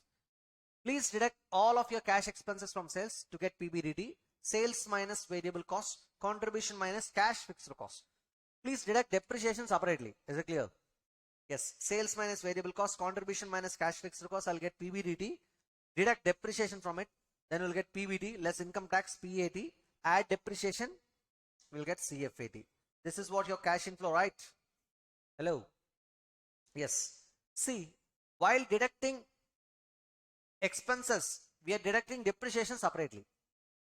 Why? Because depreciation never involves any cash outflow, which is having a separate impact on your cash flows. Generally, you should not deduct depreciation because that is not a cash outflow. Then why we are deducting depreciation? Because I want to get tax saving. When I want to get tax saving, then you should deduct your depreciation before tax and you should add back such depreciation after tax. That's why we have deducted depreciation immediately after PBDT and also we have added back such depreciation immediately after PAT. Are you getting? One more point why we are deducting depreciation is, see, only by deducting depreciation I'll come to know the profit, right? See, only after deducting depreciation I'll get the profit and on that profit only I should apply tax rate. I should not apply income tax rate on PBDT. I should apply tax rate only on PBT. PBT is a taxable profit. I'll get the taxable profit only after deducting revenue expenditure and a part of capital expenditure, which is nothing but depreciation, right? So after getting PBT, we'll have to deduct income tax. Then finally, we'll add back such depreciation because that never involves any cash outflow. Depreciation is a non-cash expenditure. Am I right? Then I'll get CFAT, operating cash inflow, also known as CFAT. And then finally, we'll move on to terminal cash inflow. You know, my dear students, a terminal cash inflow generally includes two parts. One is salvage value, other one is realization of working capital. But while calculating the salvage value, you should consider capital gain tax adjustments. So your gross sale process of your fixed assets should be compared with what? Book value to get capital gain or capital loss. So look at the format here. Gross sale process minus book value. I got capital gain. On that capital gain, I should apply capital gain tax based on your income tax percentage, say 30 or 20%. Then this capital gain tax should be deducted from gross sale process to get what? Net sale process. A minus B means gross sale process minus capital gain tax. This is my final inflow. And to that, I should add realization of working capital. Finally, I'll get what? Terminal cash inflow. This is a way to calculate cash flows. Now, you please tell me how to calculate cash flows. Step 1, calculation of initial cash outflows. Investment in fixed assets, investment in working capital. Step 2, calculation of depreciation, either on SLM or on WDV basis. Step 3, calculation of operating cash inflows. Sales minus variable cost, contribution minus cash fixed cost, PBDT, minus depreciation, PBT less tax, PAT, add depreciation, CFAT, which is also known as operating cash inflows, right? And calculation of terminal cash inflow, gross sale process minus book value, capital gain. On that, I should apply capital gain tax. Such capital gain tax should be deducted from gross sale process to get what? Net sale process. To that, you should add what? Realization of working capital to get terminal cash inflow. Is that clear? Yes. This is a way to define cash flows subject to some adjustments. You know how the expenses are going to be deducted. In different ways, I'm going to deduct expenses, but also different category of expenses I'm going to deduct. See, all of such items we have to discuss. Is it clear? We have a chart just before this cash flows. Just before this cash flow statement, if you remember, right? See, this is what the chart. How we can treat depreciation and what about the opportunity cost, and then what about the sunk cost and working capital impact and allocation and apportionment of overheads impact and additional capital investment impact. That's what we need to understand, right? Yes. You know,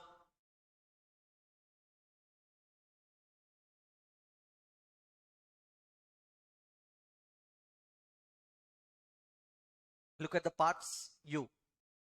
See, the first part is depreciation. Just now we understood the concept of depreciation, right? It should be deducted just to get tax saving.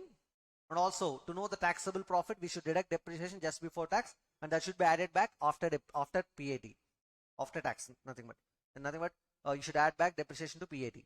You know, opportunity costs. See, opportunity costs will have a influence on what? Your decision making. Opportunity cost means the cost of next best alternative.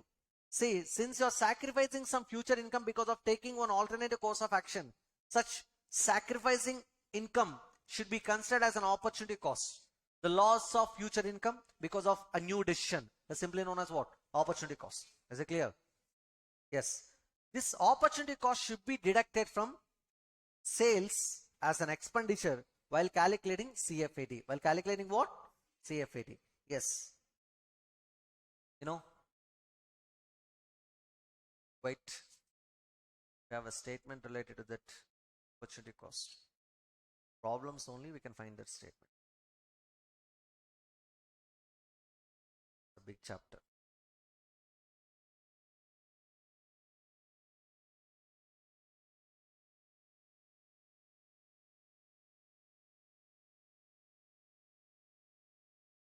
Yes. Okay. My dear students, coming to opportunity cost.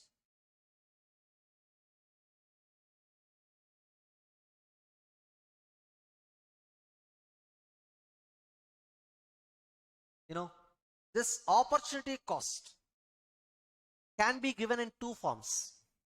It can be given in before tax terms, or it can be given in after tax terms like net of taxes. There is a problem called hospital based problem related to diagnostic machine. In that problem, they have given you opportunity cost, loss of commission, net of taxes, after tax. See, your opportunity cost can be given in the form of before tax terms or in the form of after tax terms. The impact will change based on the nature of your opportunity cost. You see, before tax opportunity cost,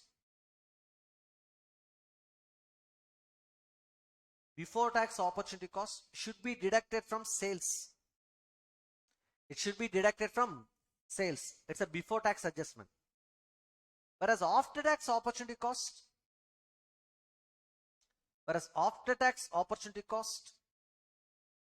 should be deducted from CFAD to get net CFAD. It's an after tax adjustment. If the opportunity cost is given in before tax terms, deducted from sales, it's a before tax deduction. If the opportunity cost is given in after tax terms, then please don't deduct it before tax. Please deduct it after tax. So straight away, please deduct this after tax opportunity cost from what? CFAD to get net CFAD. For better understanding, you can refer a problem called hospital based problem. Hospital is outsourcing some diagnostic works, right? So in that problem, you can get this point actually. Is it clear? So opportunity cost should be deducted for calculating CFAD. If it is before tax, it should be deducted from sales. If it is after tax, it should be deducted from CFAD. Got it right? Working capital. Initial working capital requirement should be treated as cash outflow. And the end of the project, it should be released and it should be treated as cash inflow. Right or wrong? So working capital is an initial investment, initial cash outflow, and it's a terminal inflow. It's a terminal inflow at the end of the project period. So it is having an impact on year zero outflow, and it is also having an impact on terminal year cash inflow. So remember one thing, working capital is a 0 period cash outflow, and it's a terminal year cash inflow. Realization of working capital. Is it clear? You have to remember this statement.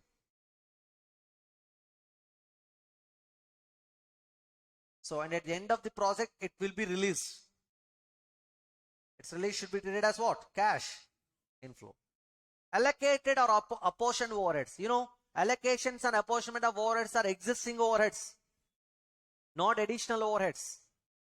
So in case if you can find the statement related to allocations or apportionment of overheads, please don't deduct such expenses from sales to get CFAD, because in investment decisions will deduct only additional expenses which involves cash outflows. Allocations and apportionment of overheads are not incurred because of your new investment decision. Those expenses, those overheads are existing overhead expenses. Whether you go for the new project or not, it doesn't matter. Still you have to incur such overhead expenses. Such overhead expenditure can be a production overhead or a corporate overhead or an administration overhead.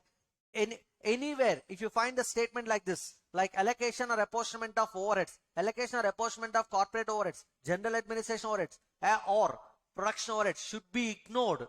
It should be ignored for calculating what? CFAD.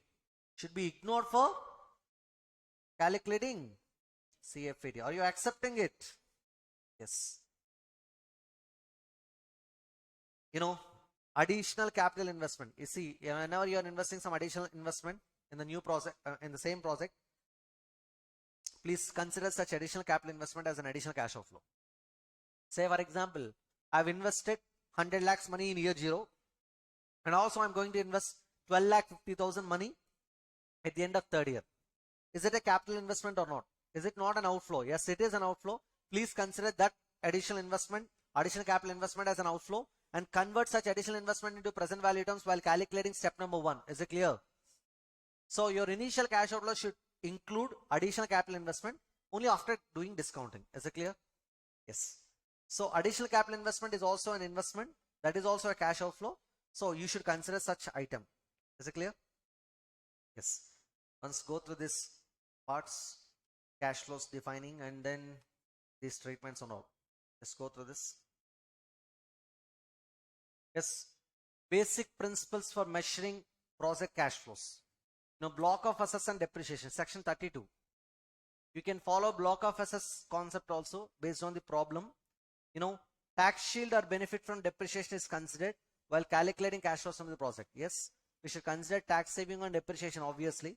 By deducting depreciation, obviously we are going to get what? Tax saving. Am I right or wrong?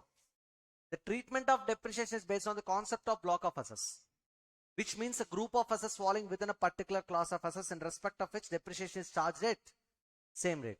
The treatment of tax depends on fact whether the block of assets consists of one asset or several assets. You know, you should follow strictly the provisions of Income Tax Act, nothing but section 32, while calculating depreciation under block of assets concept. Okay. Exclusion of financing cost principle. You know, my dear students, you should not deduct interest and preference dividend and equity dividend payments while calculating CFAT. We should not deduct any finance costs. That means interest on debt should not be deducted, preference dividend should not be deducted, and equity dividend should not be deducted while calculating what? CFAT. You see, the interest on long-term debt is ignored while computing what? Profits and taxes, nothing but CFAT. The expected dividends are deemed irrelevant in cash flows analysis. Nothing but they're indirectly saying you, they're directly saying you what? Please ignore payment of interest, payment of preference dividend, and payment of equity dividend while arriving what? CFAT. There is a reason behind it. Why? Because those CFATs are going to be discounted at cost of capital, right?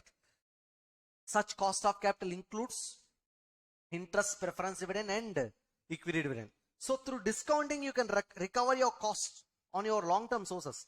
You don't need to deduct again separately interest, preference dividend, and equity dividend from your sales to get CFAT. Why? Because we are calculating CFAT which are available to long-term investors only, right? So because of this reason, the finance cost is generally excluded. The finance cost means the cost on finance. You know what are the financing options for you? Equity, preference, and debt. So related to all those three financing options, please don't deduct any finance cost like equity dividend, preference dividend, and interest while arriving what? CFAT. Is it clear? That's what exclusion of financing cost principle, okay? Because that is going to be covered through discounting the future cash flow side. Cost of capital, I'll explain it when we are discussing about NPV concept. Is it clear? Post-tax principle concept. You know, whenever we are evaluating any project, you please consider after-tax cash flows. After-tax cash flows and after-tax profits. Never ever consider before-tax cash flows. Is it clear? Why? Because without considering tax, if I consider the cash flows can be more. If the cash flows are more, the project can be considered positive. But the project seems to be positive. The project seems to be a positive NPV project. But you don't accept that project merely by taking what? Before tax cash flows. Because you are supposed to pay cash flows mandatory. That's a statutory obligation. Am I right or wrong? So because of this reason, they're telling you, please consider post-tax principle. Nothing but what? Deduct income tax whenever you are evaluating any project. That means you have to consider after-tax cash flows only. Is it clear? And those points are covered in this paragraph. You can read it. It's a common point actually. Okay. Now, let me go to the capital budgeting techniques. The important part of this chapter. This is what important. You know, your capital budgeting methods or techniques are classified into two parts. One is traditional methods or non-discounting methods. The other one is time adjusted techniques or modern methods or discounting methods. The first category will never consider time value of money, whereas the second category will consider time value of money. Am I right or wrong? So what are the non-discounting methods? Non-discounting methods means we are not going to discount cash flows or profits at any rate. Okay, we don't use discounting here. What are the concepts here? Average rate of return or annual rate of return or accounting rate of return. Simple, it's an ARR. Okay, the technique is what? And the second category is payback period. These two techniques we have to understand. Okay. Coming to discounting techniques. NPV, profitability index, IRR, discounted payback period, modified IRR. Even we have to understand one more method called modified NPV actually. You have to understand one more method called what? Modified NPV. Yes. Let me go with the capital budgeting techniques one by one. See, look at the traditional methods. The first technique out of traditional methods, the first technique is average rate of return or accounting rate of return or annual rate of return. Shortcut ARR, right? We have three methods to calculate ARR. Total investment method or initial investment method. Method number 1. Average investment method, method number 2. Annual investment method, method number 3. There is no specific formula for annual investment method. You can rarely find this particular method for calculating ARR. Mostly we have to apply the first and second methods only. Especially the second method, very important method. Is it clear? Should remember the second method very importantly. Can I read the first method? The total investment method. You know, ARR means the rate of return on your investment. See, whenever you want to calculate rate of return, income by investment. Incomes and gains divided by investment is a formula of a rate of return. The similar way, even for calculating ARR. ARR is the rate of return, the average rate of return per annum that can be earned by the company on their investments in the projects. Is it clear? See, that can be calculated by taking total investment which you are investing in year 0 or initial investment near 0. The formula is very simple. Which income or profit that we are going to get? Is it sales? No. Contribution? No. PBDT? No. Only after deducting revenue expenditure and capital expenditure I'll get profit, right? And in that case I'll get PBT. Because while arriving PBT, I'll deduct variable cost, I'll deduct fixed cost. Thereby my revenue expenditure is going to be deducted, recovered. And after that I'm going to deduct depreciation. Depreciation is recovery of capital expenditure. Only after recovering my investment and revenue expenditure, I'll get what? Profit. So PBT. Can I consider PBT? No, because you're supposed to pay income tax. So you have to consider PAT, but not CFAD or but not sales or contribution or PBDT. Are you getting my point? The only term which is having the eligibility of profit is PAT. Is what? PAT. And I should consider that profit for calculating rate of return. That's why ARR is equal to formula, the profit after tax. See, are you going to get equal profits every year? I'm not sure. So in that case, please take the average of future year's profits. That's why I have to take average profit after tax divided by my initial investment into 100. Okay, this is what? The ARR formula by taking initial investment or total investment. And also average profit after tax formula, total profit after tax by number of years. And we have second formula also, average investment method. There is no change in the numerator. I'll take average PAT only. But there is a change in the denominator. Instead of taking total investment which we are investing in year 0, I can take the average investment.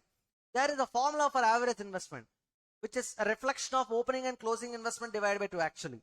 You know, but we should follow this formula strictly. Half of initial investment minus salvage value plus salvage value plus additional working capital. Half of initial investment minus salvage value. It should be considered within the brackets. Okay. Plus salvage value. This is out of bracket. Plus additional working capital. This is the formula for average investment. Are you getting? Yes. You know, annual investment method that can be understood only by solving one problem. You can see in your study material, annual investment for every year they'll calculate separate rate of return. Then finally they'll take the average of all the years returns as average rate of return. Is it clear? Yes. Now tell me, what is the formula for ARR under the initial investment method? Average PAT divided by Initial investment into 100. Okay. Then what about the formula for ARR under average investment method? Average PAT divided by average investment into 100. What is the formula for average investment? Half of initial investment minus salvage value plus salvage value plus additional working capital. Got it? You know, ARR is the rate of return that is generated from the project. Such ARR must be compared with cost of capital. Such ARR must be compared with cost of capital. You know one thing, ARR represents return, cost of capital represents cost. Cost of capital is the liability side expectation, ARR is the asset side return. Such return must be compared with cost of capital before taking any decision, because ultimately you should satisfy the investors, right? If ARR is greater than cost of capital, you can accept the project. Less than cost of capital, you should reject the project. Equal to cost of capital, may or may not accept the project. Is it clear? Because always return should be more than cost, right? On that principle only, we are taking this decision. Now go for the payback period technique. You know, payback period means it is a recovery period. Recovery of what, sir? My investment in year 0. In how many years I can recover my investment from the future? You know, from the future. Future means future profits of cash flow, sir. You know, profits should not be considered for recovery of your investment. Only the cash flow should be considered. Why? Because profits are small numbers, whereas cash flows are big numbers. Cash flows includes what? Profit plus investment. Your investment can be recovered from cash inflows only, but not from profits. Is it clear? So in payback period, instead of taking profits, PAT, we have to consider CFAT. So in payback period, the appropriate term is CFAT, but not PAT. Is it clear? Yes. You know, the payback period means it is a time period within which we can recover our investment. It is a time period by which I can recover my initial investment from the future cash inflows. What do you say? Yes. You know, the payback period should be calculated by considering two situations. Your cash inflows can be equal or the cash inflows can be unequal. If the cash inflows are equal, then I can use the shortcut formula, initial investment by annual cash inflows. What is the formula for payback period? Initial investment by annual cash flows. If the cash flows are uniform cash flows. Sir, what is this uniform cash flows? Equal cash flows. In case if the cash flows are non-uniform cash flows, unequal cash flows, then I should calculate this payback period proportionately by accumulating the cash flows. Do you know that, right? I have to accumulate the cash flows. Year, cash flows, cumulative cash flows. Am I right? So I should see the recovery of investment. So I should see the investment. If my investment recovery is in between 4th and 5th year, what I should do? I should write the investment covered by the end of 4th year, and I should write the balance of investment to be covered for 5th year. So if it is in between 4th and 5th year, proportionately I have to calculate payback period. Am I right? There is no specific formula for calculating unequal cash flows. You should accumulate the cash flows and identify the recovery period. Proportionately how to calculate it. Okay. So non-uniform cash flows, proportionate calculation is required. Uniform cash flows, initial investment by annual cash flows. Always the objective of this technique is early recovery. I'll always select the project which is having least payback period. Why? Because I'm targeting what? Early recovery. Is it clear? And also I'll fix the standard payback period. I'm going to fix the standard payback period. That means, say for example, if I'm evaluating one project which is having a life of 15 years and the standard payback period which is being fixed by the management is 5 years. SPBP standard payback period is 5 years, whereas the payback period for that project is 4 years. See, we are expecting 5 years recovery. Within 5 years, I should be able to recover my investment. Whereas that particular project is recovering your investment within 4 years also. Within 4 years itself. Are you getting? Only within 4 years, you are recovering your investment from this new project. Can you accept this project? Yes. Why? Because your actual payback period, your PBP, is less than SPBP, right? In case if it is greater than SPBP, don't go with the project. Okay? Don't select the project. So that's what decision making project. So that's what decision making related to projects. PBP less than SPBP. What will you do? Accept the project because you're recovering your investment at the earliest when compared to the standards which are fixed by the management, right? PBP greater than SPBP, reject the project. Equal to SPBP, you may or may not accept the project. You know, there exists another concept called payback period reciprocal. You know, payback period reciprocal is nothing but reciprocal of payback period. 1 by payback period. Are you getting? It is almost equal. It is approximately equal to your rate of return, IRR. Why? Because payback period means what? Reciprocal of payback period means what? Reciprocal of payback period, payback period. Payback period reciprocal means 1 by payback period actually. What is the formula for payback period reciprocal? What is payback period? Initial investment by annual cash flows. So what is the formula? Annual cash flows divided by initial investment. Here annual cash flows means average annual cash flows. Are you getting? So what is the formula for payback period reciprocal? Average annual cash flows divided by, and this is almost equal, this is approximately equal to your IRR. You don't get exact IRR. There is a lot of difference. It is an approximate IRR. It is an approximate IRR. Nowhere will use this formula, but it is just one of the concepts. It is used, it is helpful for quick estimation of rate of return of projects, provided it is at least twice the payback period. That means your project life at least should be double of your payback period. In case if my payback period is 2 years, your your project life should be equal to 4 years. Then only you will get approximate IRR. Is it clear? Okay, this is just a formula. Now payback period reciprocal is equal to formula plus average annual cash flows divided by initial investment. With this, non-discounting techniques are over, right? I can go for discounting techniques. Please go through the formulas once. Yes, I'm moving to the next techniques, discounting methods. Right. The first important technique in discounting methods is NPV.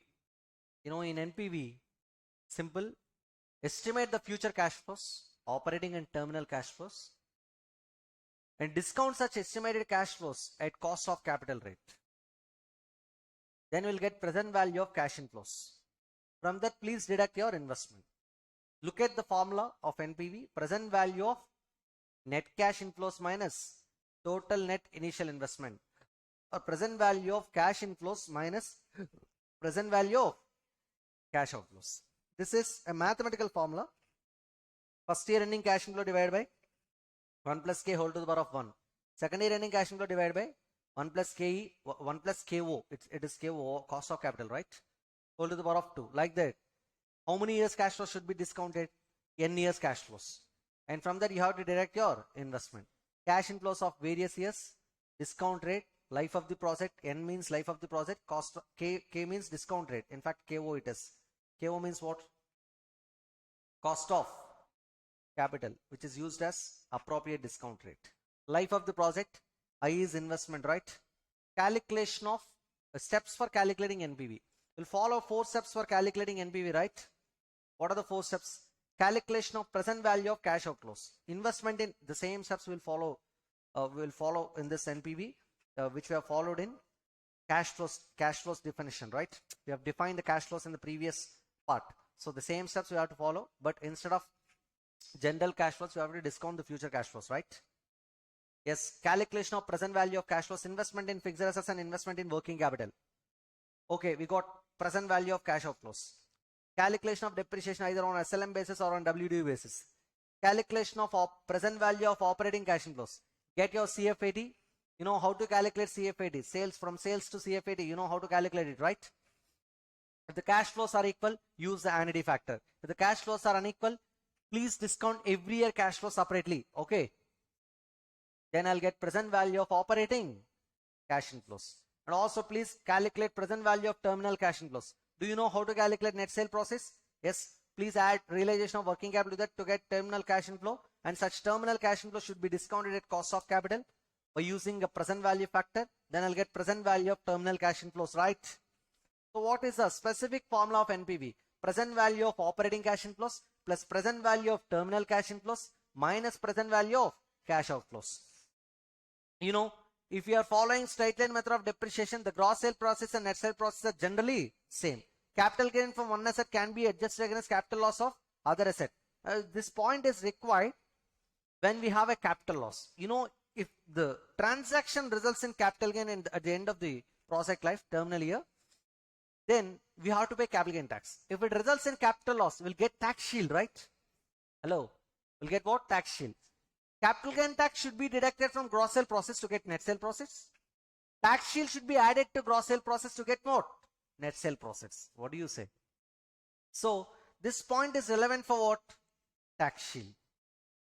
tax shield on capital loss at the end of the terminal year, which is part and parcel of what? Terminal cash inflow, right? Yes. You see, my dear students, in NPV, the appropriate discount rate is cost of capital. Remember this point. The future cash flows should be discounted at cost of capital. Sir, why should I discount the future cash flows at cost of capital? Because cost of capital is long-term investors' expected rate of return. By discounting the future cash flows at cost of capital, I can recover the expected return of all the long-term investors. So discounting will deduct cost of capital from future cash flows. The present value of cash flows will be reduced to the extent of expected return of long-term investors, equity preference and debt holders. After arriving present value of cash inflows, your next job is to recover their investment, because already their expected profit is covered by discounting the future cash flows at cost of capital. Right or wrong? You know, cost of capital is the expected profit of equity preference and debt holders. Yes, that is the expected profit of equity preference and debt holders, the expected rate of return. So by discounting the future cash flows, the expected profit is going to be deducted, and then I'll get present value of cash inflows, and from that I have to recover their investment, which is present value of cash outflows. After recovering their investment, any surplus which we are getting is technically known as NPV. Is it clear? So if such NPV, if such surplus NPV is a positive, that means that project is able to recover your investment along with cost of capital. Also, it is generating some extra return. Is it clear?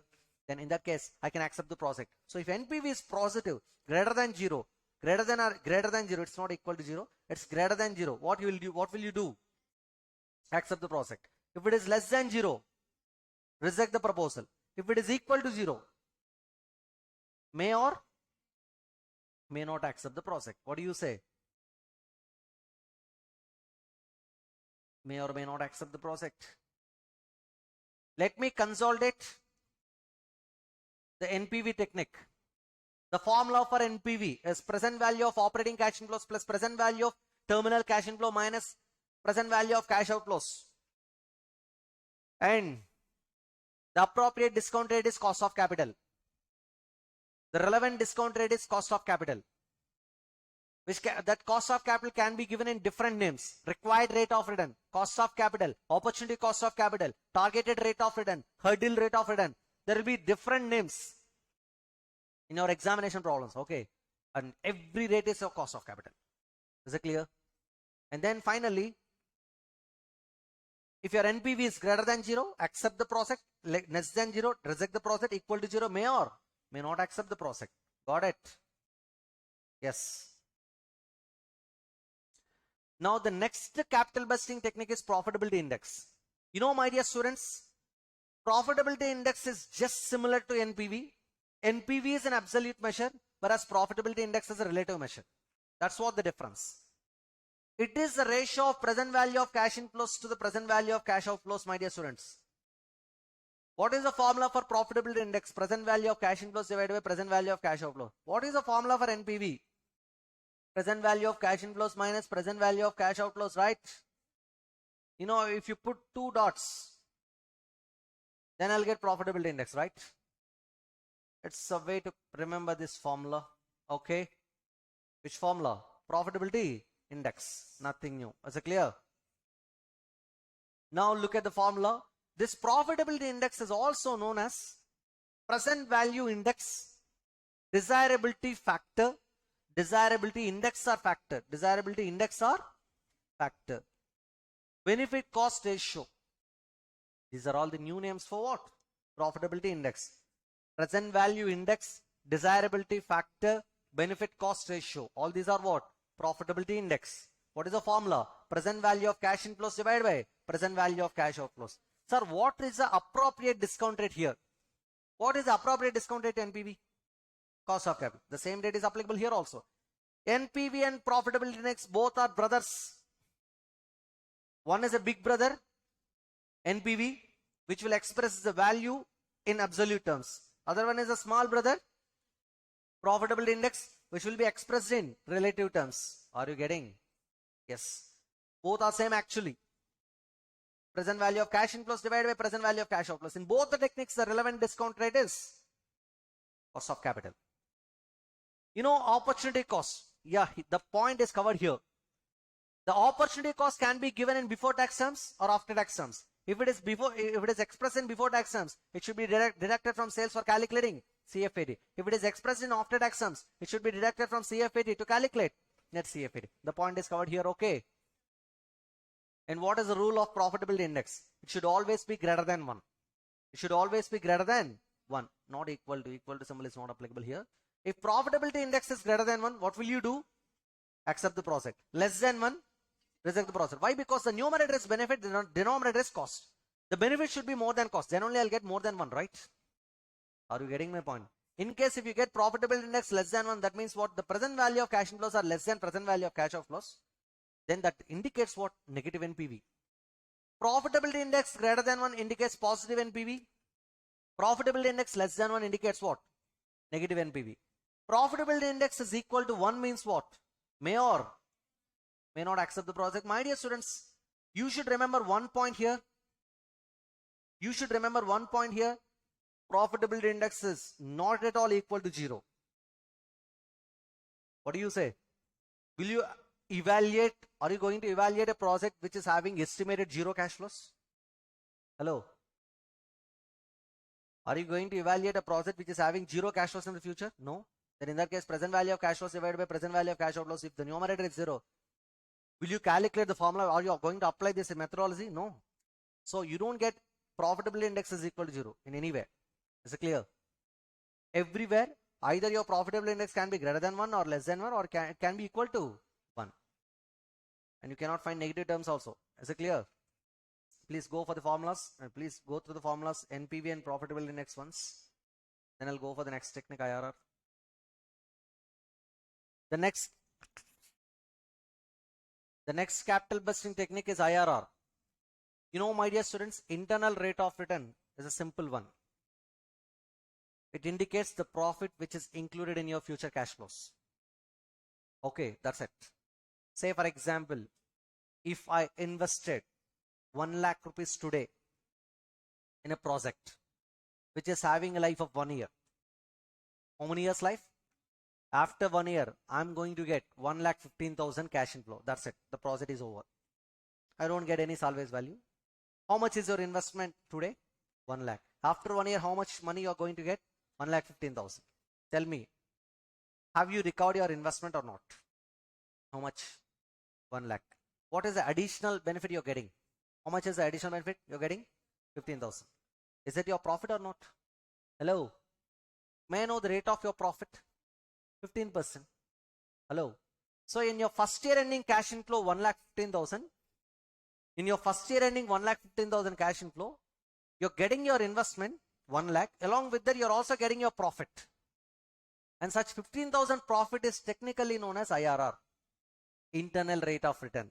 How much rate of return? That is actually 15%. If you discount 1,15,000 at 15% rate, then automatically the entire 15,000 is going to be deducted or recovered. You'll get present value of cash inflows of 1 lakh exactly. From that, if you deduct your investment 1 lakh or present value of cash outflows 1 lakh, you'll get NPV 0. Is it clear? So what is IRR? The rate of profit which is included in your future cash flow. Can I say like this? Hello? So what is IRR? The rate of return, the internal rate of return. What is this internal rate of return? The rate of return which is internally included in the future cash inflows.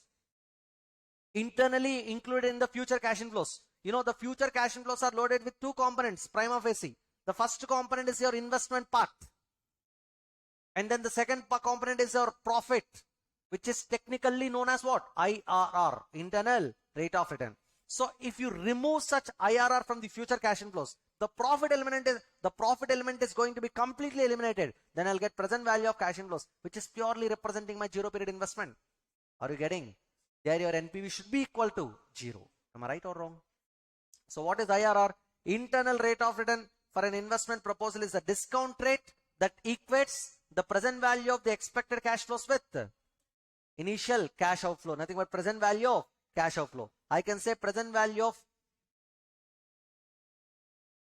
I can say at that rate NPV is equal to 0. How I can get this? Present value of cash inflows minus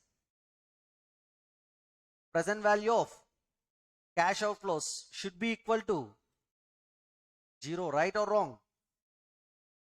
So at IRR discount rate, if I discount the future cash flows at IRR rate, then automatically the present value of cash flows should be equal to my present value of cash outflows, or it should be equal to my investment. So there my NPV should be equal to 0. Am I right or wrong? So IRR is the discount rate at which NPV is equal to 0. IRR is the discount rate at which NPV is equal to 0. Yes. If I remove IRR, what I'll get? Principal only, my investment only. If I deduct the investment from present value of cash inflows, obviously the NPV should be equal to 0. So your ultimate target is calculation of IRR. How I can calculate IRR? It is based on the cash flows method. It is based on the nature of cash flows. If the cash flows are equal cash inflows, then I can use annuity method. If the cash flows are unequal cash flows, then I must use trial and error method, guess rates. Okay. What are those rates? Guess rates. Yes. Equal cash flows, annuity method. Unequal cash flows, trial and error method. Other names of IRR. What are the other names of IRR? Yield on investment, marginal efficiency on capital, rate of return over cost, time adjusted rate of internal return, productivity of capital, marginal rate of return. These are the other names of IRR. Mostly you can find IRR only. Generally, if you go for guess rates, if the IRR lies in between two rates, then automatically we will use interpolation method for calculating IRR. What is the formula for IRR by using interpolation when it lies in between two discount rates? L1 plus NPV at L1 divided by NPV at L1 minus NPV at L2 into L2 minus L1. What do you say? Where L1 is lowest guess rate, L2 is highest guess rate. Is it clear? You know, my dear students, under annuity method, what I'm going to do, I'll calculate the IRR is the what is the equation under annuity method? IRR is the discount rate at which IRR is the discount rate. Yeah, it is the discount rate at which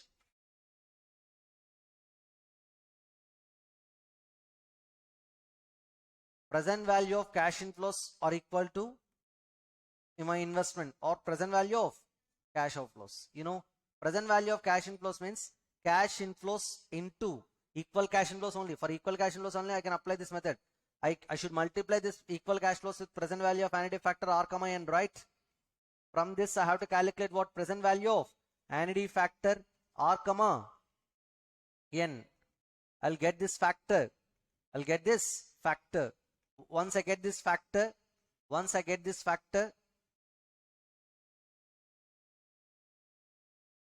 then what I'll do? You should trace this factor corresponding to the life of the project. Say if it is 10 years, you should refer this factor in the present value of annuity factor table. If it lies in between two discount rates, you must use a proportionate method, right? We should use proportionate method for calculating IRR. If it is corresponding to the exact rate, that itself is your IRR. This is what the annuity method. Is it clear? Yes. Whereas in case of trial and error method, I'll use the guess rates. I'll go with the first guess rate 10%. Then I'll go with the second guess rate 20%. In the first guess rate, if my NPV is positive, then I'll go with the second guess rate 20%. There also, if I get the same again positive NPV, then I'll go with the next guess rate 30%. If I get negative NPV at 30%, then I should use interpolation between 20 and 30 to get IRR. And that formula for such interpolation method is simply L1 plus NPV at L1 divided by NPV at L1 minus NPV at L2 into L2 minus L1. You know, every capital budgeting technique must be useful for taking decisions. Here IRR. IRR should be compared with cost of capital. Just like ARR, here also IRR should be compared with cost of capital. IRR is the rate of return which is generated from the project, whereas cost of capital is the expected return of long-term investors. So IRR must be compared with cost of capital. If IRR greater than cost of capital, we should accept the project. If IRR less than cost of capital, we should reject the project. If IRR is equal to cost of capital, what will you do? May or may not accept the project. What do you say? May or may not accept the proposal or project. This is regarding IRR technique. Coming to discounted payback period method. You see, discounted payback period is just similar to payback period with some modification. What is that modification? In payback period, I'll accumulate the normal cash flows for every year. The columns will be year, CFAT, cumulative CFAT. In cumulative CFAT column, I'll refer my investment. I should check whether my investment is recovered. I should check my investment recovery period by seeing the cumulative cash flows column, right? Whereas in discounted payback period, you should not accumulate normal cash flows. You should accumulate present value of cash flows discounted at cost of capital. So first of all, in discounted payback period, discount your future cash flows at cost of capital. Then get the present value of cash flows for each year separately.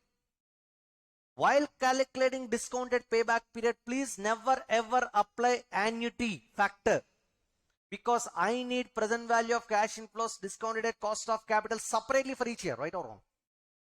So after getting present value of cash inflows for every year separately, I'll accumulate the cash flows. So the columns will be year, present value of cash inflows, cumulative present value of cash flows discounted at cost of capital. And then the same process which was applied to payback period concept, the same process is applicable here also. I should refer at what period between which years my investment was recovered. I have to check it, right? In case if it is recovering between third and fourth year, so I should calculate the proportionate discounted payback period. Is it clear? Just like investment covered by the end of third year, balance of investment to be covered, and then I have to check the present value of cash flows for the next year. Now proportionately, I have to calculate discounted payback period. You know that, right? Yes. You know what is the difference between payback period and discounted payback period? The only difference is you have to discount the future cash flows and accumulate such cash flows only. So it is the time period by which my initial investment should be recovered from present value of future cash flows, not the normal cash flows. Is it clear? Coming to modified IRR. See, it's just a modification of your IRR. There is a limitation with IRR, and to remove such limitation, we have to understand this concept called modified IRR. So what is this modified IRR? How I can calculate modified IRR? Simple. Convert every year ending cash inflow into terminal year by using cost of capital as a discount reinvestment rate. See, convert all the interim cash flows into terminal year by using what? Cost of capital as a reinvestment rate to get the terminal value. If we are evaluating 5 years cash flows, 1, 2, 3, 4, 5. Every year I'm getting some cash flow, say 100,000. Nothing but 1 lakh. Convert all the years cash flows into terminal year, which year? 5th year. Then you'll get terminal value. Sir, which date I have to use for calculating terminal value? Cost of capital. This is compounding, okay. This is compounding because you're converting the values into future. The terminal value should be loaded with 2 components. One is investment, other one is rate of return. Rate of return, which is known as modified IRR. It is known as what? Modified IRR. I don't know that rate of return, okay.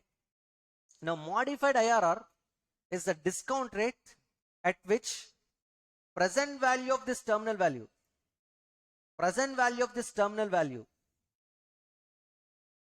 should be equal to my investment. So modified IRR is the discount rate. It is the discount rate which equates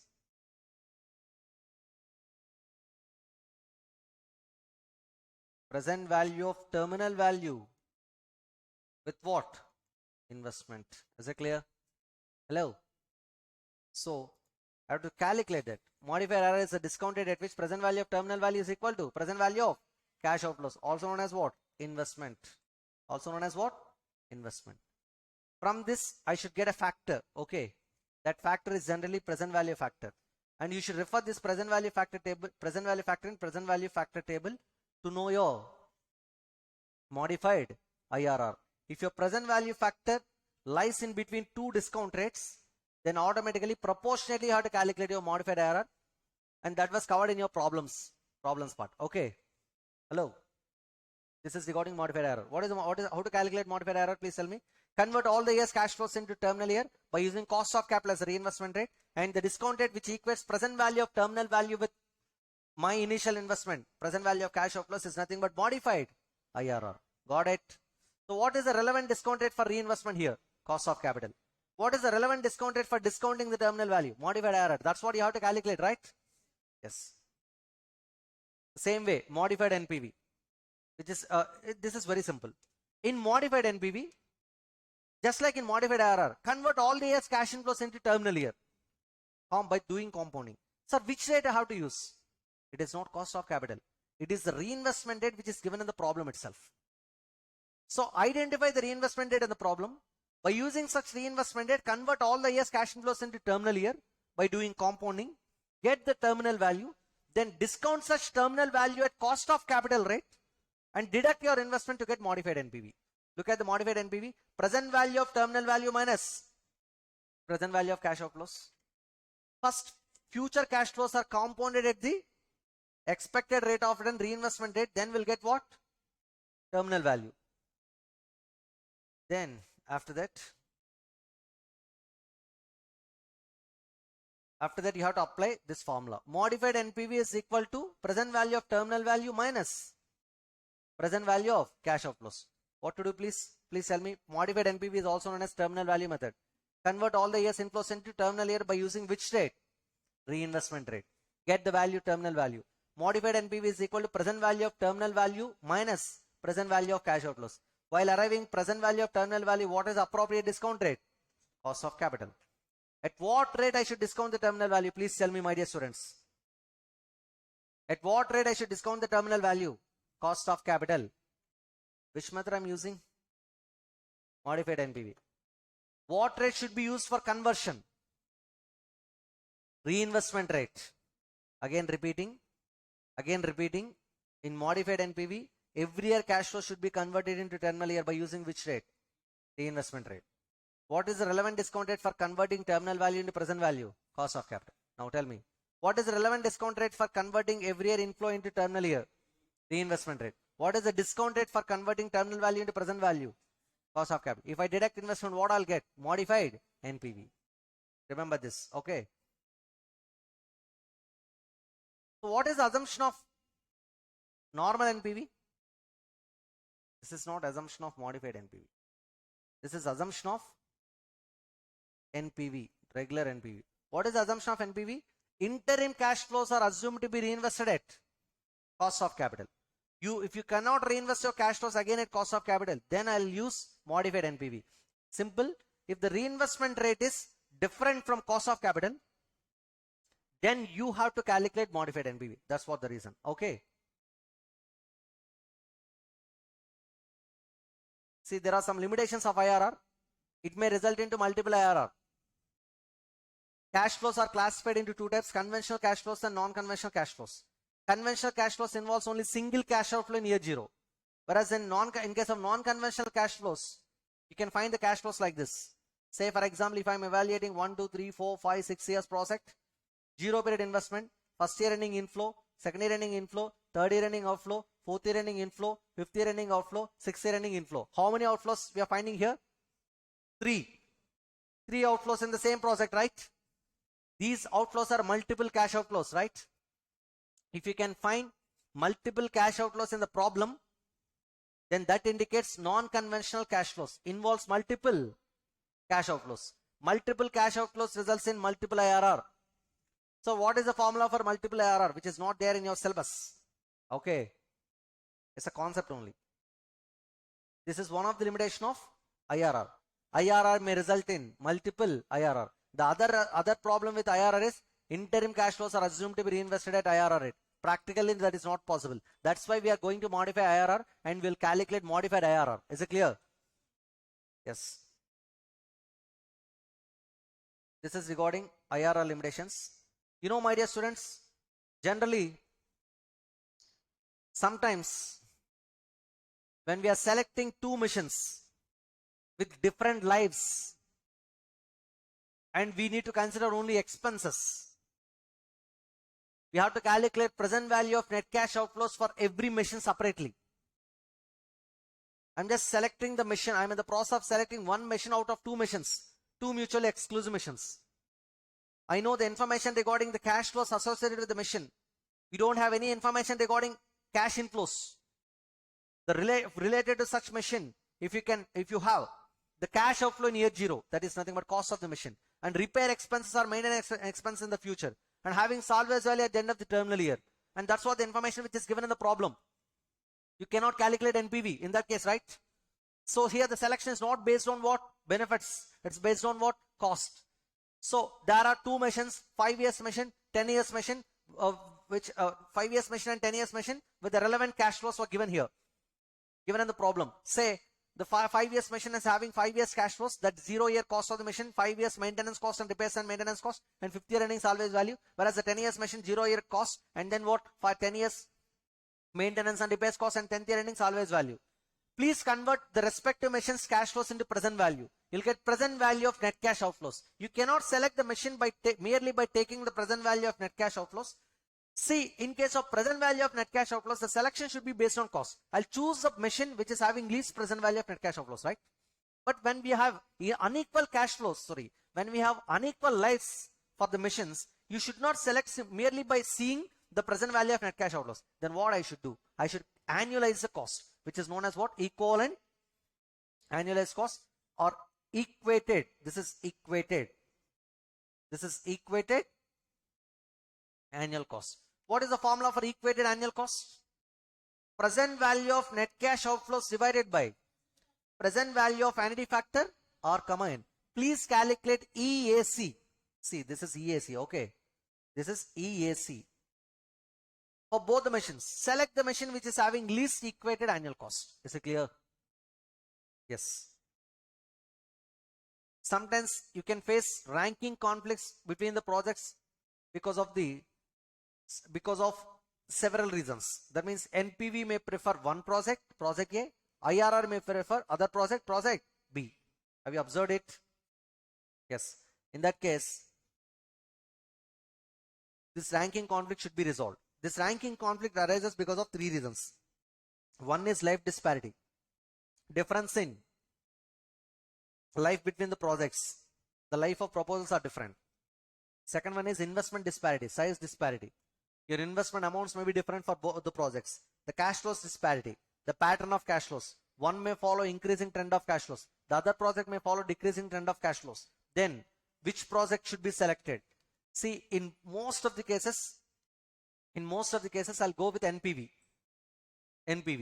See, in case of cash flows disparity, generally we'll prefer the project which is being preferred by NPV. In case of life disparity, I'll use 2 methods, annualized NPV. I'll use 2 methods called annualized NPV or equated annual cost. These 2 methods are used for resolving the situation of life disparity. Is it clear? In case of size disparity, we don't have problems related to this concept actually in the study material, but still we have to use a method called incremental IRR. Incremental IRR method must be used for size disparity generally. Okay. Yes. The important case is capital rationing. Capital rationing. Yes, we'll understand this. Yes. The next concept is capital rationing. Capital rationing is short supply of capital situation. Rationing means short supply of capital. So in case of capital rationing situation, how we can select the projects? First of all, capital rationing is classified into 2 types: single period capital rationing and multi-period capital rationing. Single period capital rationing means if short supply of capital situation is applicable only for 1 year, then that is a situation of single period capital rationing. If short supply of capital is applicable for more than 1 year, then that is a situation of multi-period capital rationing. My dear students, this point is not related to multi-period capital rationing. This is related to single period capital rationing only. Multi-period capital rationing, which is not there in your syllabus, okay? Which is not there in your syllabus. So we have only single period capital rationing. That means short supply of capital problem applicability for 1 year only. So in this, projects are classified into 2 types: divisible, indivisible. The divisible means, see, If the project cost is 100 crores, if we can invest a part of the project, say for example, if the available fund is 60 crores, if we can invest a part of the project, then such projects are divisible projects. That means part investment is possible. In case either you should invest 100 crores or you should reject it. There are only two options. Part investment is not possible. If part investment is not possible, then such projects are indivisible projects. In case of indivisible projects, you should calculate NPV of each project, and we should determine the possible combination of projects and select the combination with maximum NPV. We should try to define as many combinations as possible within the capital spending limit and select the combination that gives you higher NPV. Okay. Whereas in case of divisible projects, calculate profitability index for every project. Assign ranking. In the order of ranking, invest your money till your money gets exhausted fully. See, you cannot find surplus fund in case of divisible projects because even part investment can be invested. Whereas in case of indivisible projects, some of the combinations may result in surplus funds. Got it? Yes. Replacement and modernization decisions. Sometimes we can go for replacement of existing machine, or we can go for modernization of the machinery. In that case, we'll go for replacement. Nothing but what? You'll replace the existing machine with a new automatic machine. Simply, you'll sell your existing machine and you'll buy a new machine and you'll install such new machine in the place of old machine. What is the objective of replacement and modernization decision? Simple. Either for getting additional cash flows by producing additional output with the new machine, or for cost reduction purpose. See, why would you go for replacement and modernization? Simple. Either to get extra output, to get extra cash inflows, or to reduce your existing expenditure, nothing but cost reduction. In both the cases, I'll go for replacement. Before replacing, we have to take a decision whether to replace or not on the basis of incremental cost benefit analysis by calculating incremental NPV. For replacement decision, we should do incremental cost benefit analysis, and nothing but we have to calculate incremental NPV. There is a process for calculating incremental NPV. Look at the process. Calculation of present value of incremental cash outflows. We are going to calculate NPV only, but by taking incremental cash flows. What are the incremental cash outflows? Present value of incremental cash outflows. Cost of the new machinery, including installation costs, minus NSP of the old machinery. Why? Because if you are installing new machine, then you'll sell your existing machine, right? NSP means after adjusting capital gain taxes. Okay. Then I'll get some net investment, and to that you should add investment in additional working capital. Whatever the outflows you're considering, such outflow must be an additional cash outflow. So I'll get present value of incremental cash outflows. Then after that, I'll calculate incremental depreciation. So what is this incremental? Incremental means additional. Additional investments, additional depreciation, additional operating cash inflows, additional terminal cash inflows should be considered by moving from old machine to new machine. Incremental depreciation means depreciation with the new machine minus depreciation with the old machine. I'll get incremental depreciation. Then I have to calculate present value of incremental operating cash inflows. Simple. CFAT with the new machinery minus CFAT with the old machinery for the remaining life of the old machinery. Simple. For example, if the old machine life is 10 years and I'm going to buy a new machine with a life of 10 years, then I should compare new machine cash flows with old machine cash flows. CFAT with the new machine minus CFAT with the old machine for the next year should be estimated, and such inflows are incremental operating cash inflows, and those incremental operating cash flows should be discounted at cost of capital to get present value of incremental operating cash inflows. Yes. In the similar way, I should also calculate present value of incremental terminal cash inflow. Simple. NSP of the new machine minus NSP of the old machine. Then I'll get additional NSP, and to that you should add realization of additional working capital. Finally, we'll get incremental terminal cash inflows, and such incremental terminal cash flows should be discounted at cost of capital to get present value of incremental terminal cash inflow. Am I right or wrong?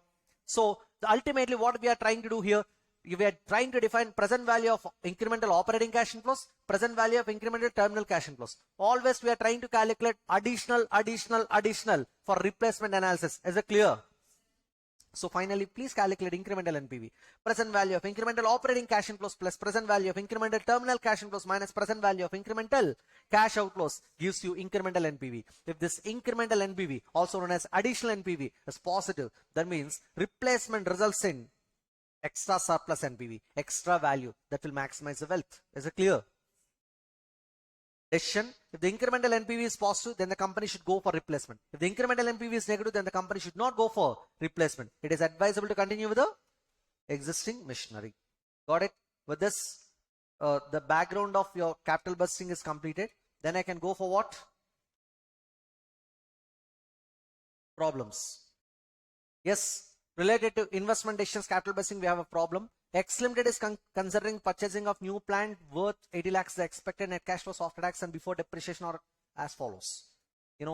After tax cash flows, net cash flows after tax, but before depreciation. Which means what? Hello?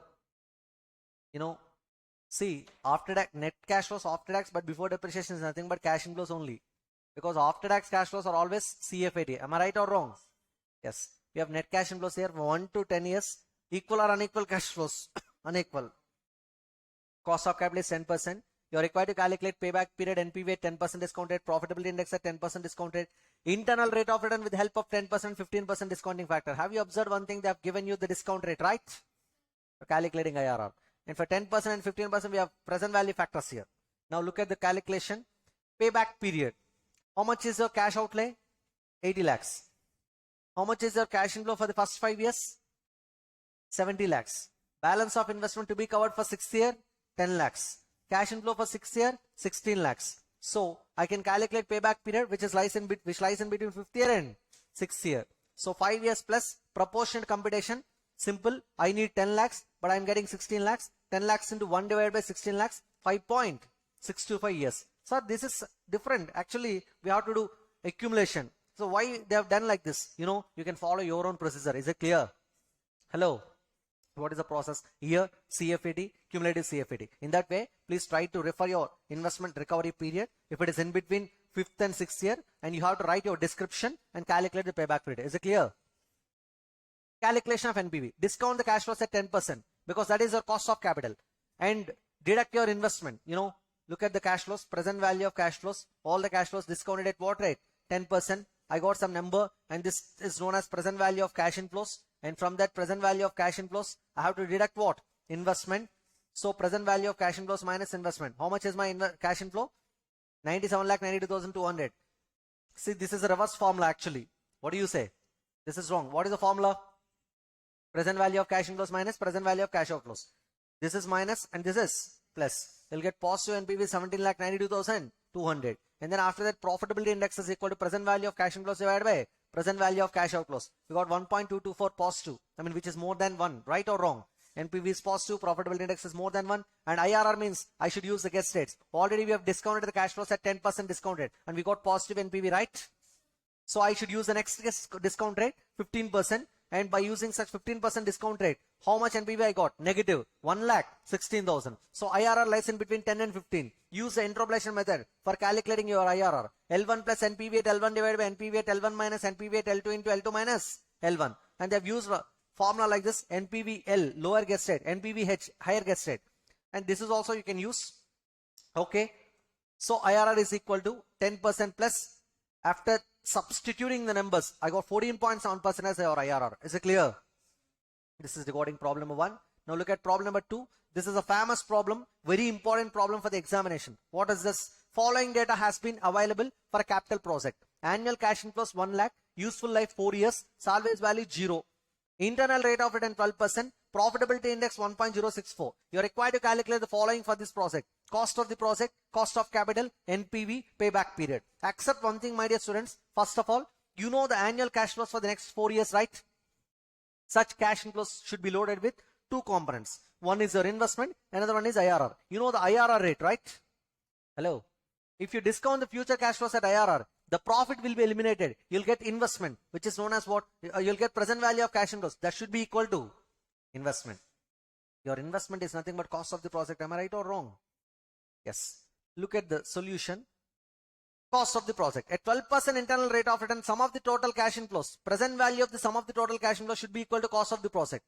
Annual cash inflows are 1 lakh for next 4 years. Discount these cash flows at 12% IRR. So present value of cash inflows should be equal to present value of cash outflows. You know how much we got? 3,03,800. This is nothing but present value of cash outflows, right? Present value of cash outflows is nothing but cost of the project. At IRR, present value of cash inflow should be equal to cost of the project or investment or present value of cash outflows. You know the cash inflows and you know the IRR rate. By using IRR, I have considered present value of annuity factor, multiplied the cash inflows with the annuity factor. I got present value of cash inflows that is equal to present value of cash outflows, and this present value of cash outflows represents my cost of the project. Am I right or wrong? Yes. Now, what is the next task? I have to calculate cost of capital. You know, by using cost of capital only, we have calculated profitability index. Profitability index should be calculated by using cost of capital, right? By using cost of capital, what I'm going to calculate? Present value of cash inflows. Profitability index is equal to sum of the discounted cash inflows divided by cost of the project. Nothing but present value of cash inflows divided by present value of cash outflows. Which number you know? You know the number present value of cash outflows, right? How much it is? 3,03,800. Multiply this number with profitability index to get sum of the discounted cash inflows, also known as present value of cash inflows. You know, present value of cash inflows 3,23,243 as a number which is arrived from profitability index only, right? So whatever the present value of cash inflows which were arrived by using profitability index indicates what? The cash flows discounted at cost of capital. Am I right or wrong? So if you know the cash flows discounted at cost of capital, then immediately do one thing. You know, the annual cash flow is 1 lakh, right? Hello. See, these cash flows should be discounted at cost of capital to get this number. So I can use the formula. Cash inflows 1 lakh into present value of annuity factor, or I don't know the cost of capital rate, but I know the number of years. How many years? 4 years. Should be equal to my investment. How much is my investment? 3,23,000. Sorry. This one I know. This is present value of cash inflow. Do you know the number present value of cash inflow? Yes. Hello. 3,23,243 is the number which is discounted at what rate? I'm asking you people. Cost of capital. How do you know that? Because that number is arrived by taking profitability index. Am I right? So this 3,23,243 is nothing but present value of cash inflow. I don't know the discounted cost of capital, but I know the present value of cash inflows discounted at cost of capital.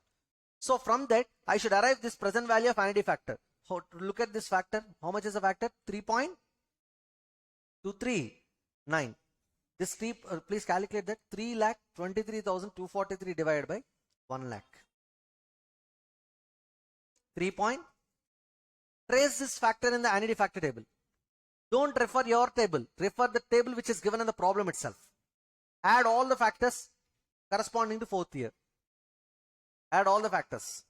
Add the no, don't add these factors. Okay, try to add these factors, please. First of all, obviously, your cost of capital may not be equal to IRR, right? 12% is IRR, so don't touch this IRR 12%. Try to touch this 11% rate. First of all, 0.901 plus 0.812 plus 0.731 plus 0.659.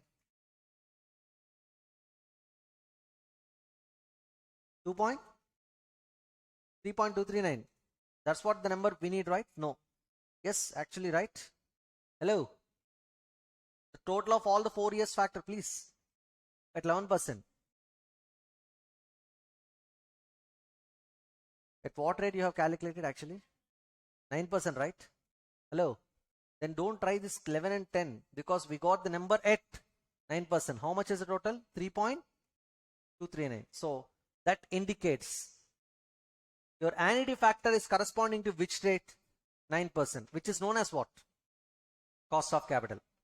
So in this way, we have calculated cost of capital. Hence, cost of capital is equal to 9%. What is the formula for NPV? Present value of cash inflows minus present value of cash outflows. Already you know the number present value of cash inflows discounted at cost of capital, which is arrived by using profitability index. From that, please deduct your investment to get your NPV. Am I right or wrong?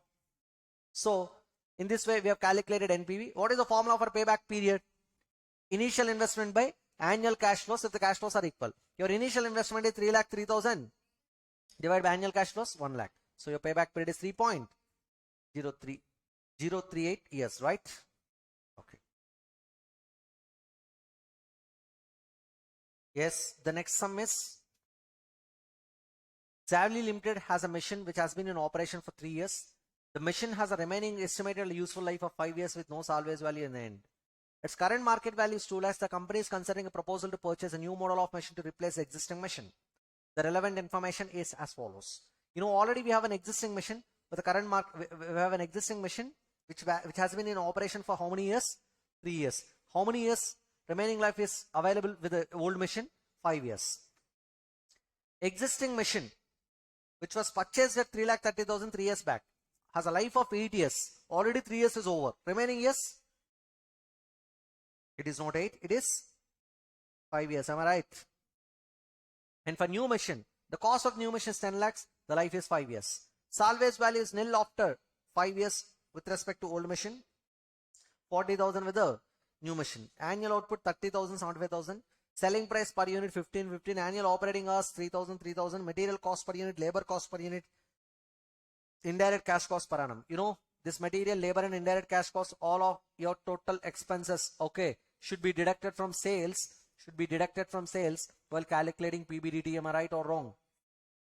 The company uses WDV method of return on value of depreciation at rate 20% and has several other machines in the block of assets. We have other machines also in the same block of assets. The income tax rate is 30%, and Zavli Limited does not make any investment if it yields less than 12%. This is cost of capital. Advise Zavli Limited whether the existing machine should be replaced or not. You know, the present value factor at the rate 12%. The cost of capital rate is, the present value factors were given here for 1 to 5 years. You know, it's a case of replacement decision, right? Calculation of net initial cash outflows. Cost of the new machine, how much? Minus salvage value of old machine, 2 lakhs. Total net cash outflow, 8 lakhs. Now this is regarding net cash outflows. Base for depreciation. See, we are following what? Block of assets concept. Cost of the new machine, how much it is? Cost of the existing machine is 3,30,000. Depreciation for year 1, how much? Apply rate, WDV depreciation. How much is the rate? 60. 20%. Deduct depreciation from for the past 3 years and get the book value today.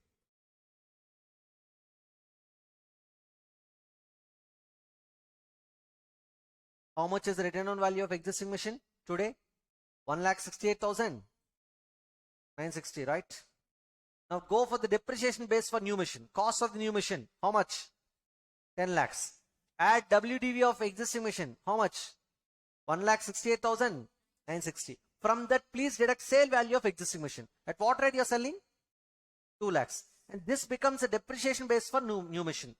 This is what block of assets concept says. So what to do, please tell me? For your cost of the new machine, please add what? WDV of the existing machine.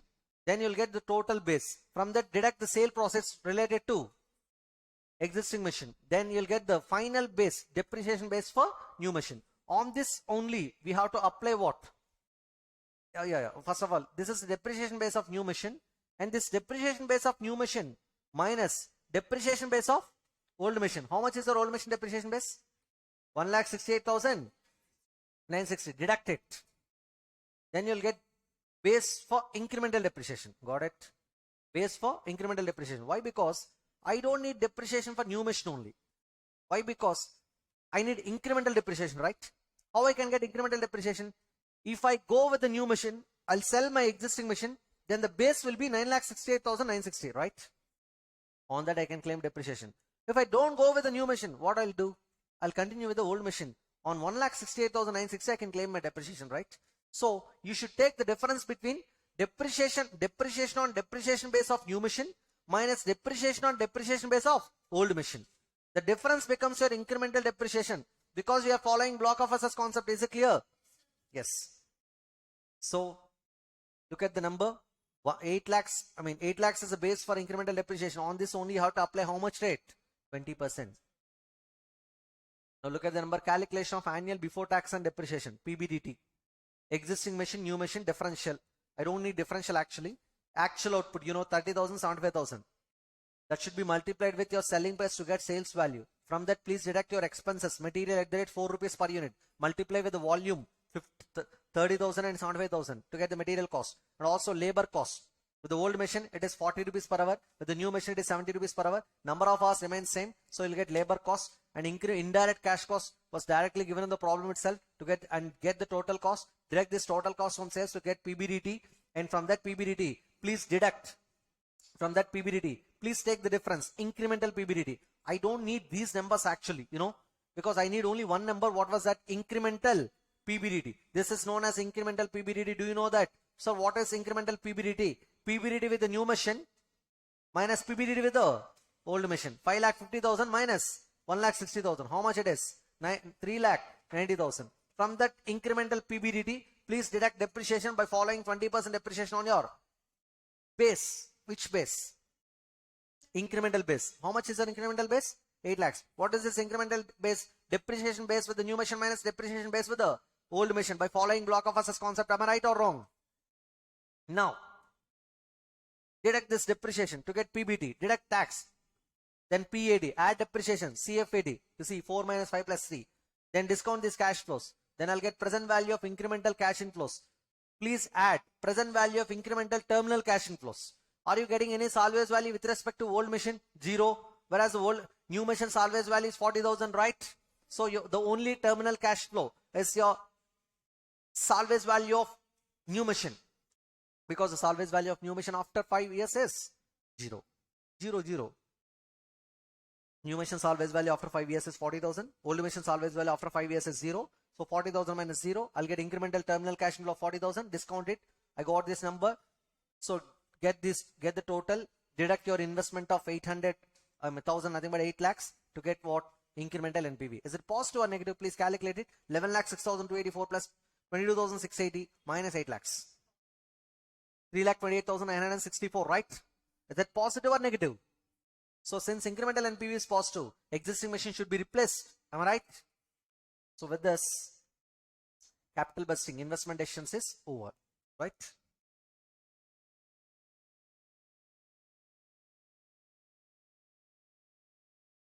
The next chapter, dividend decisions.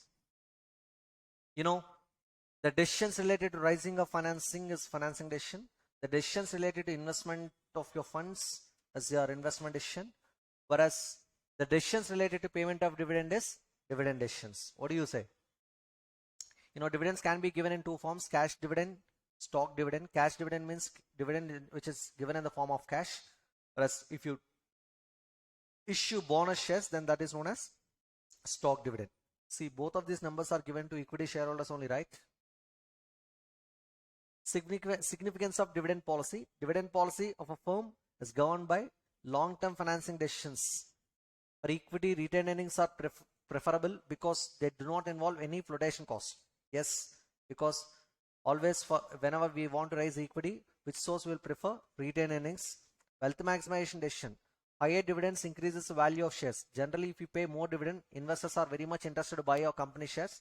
Then automatically there will be huge demand will be created for your share. So your share value will be increased.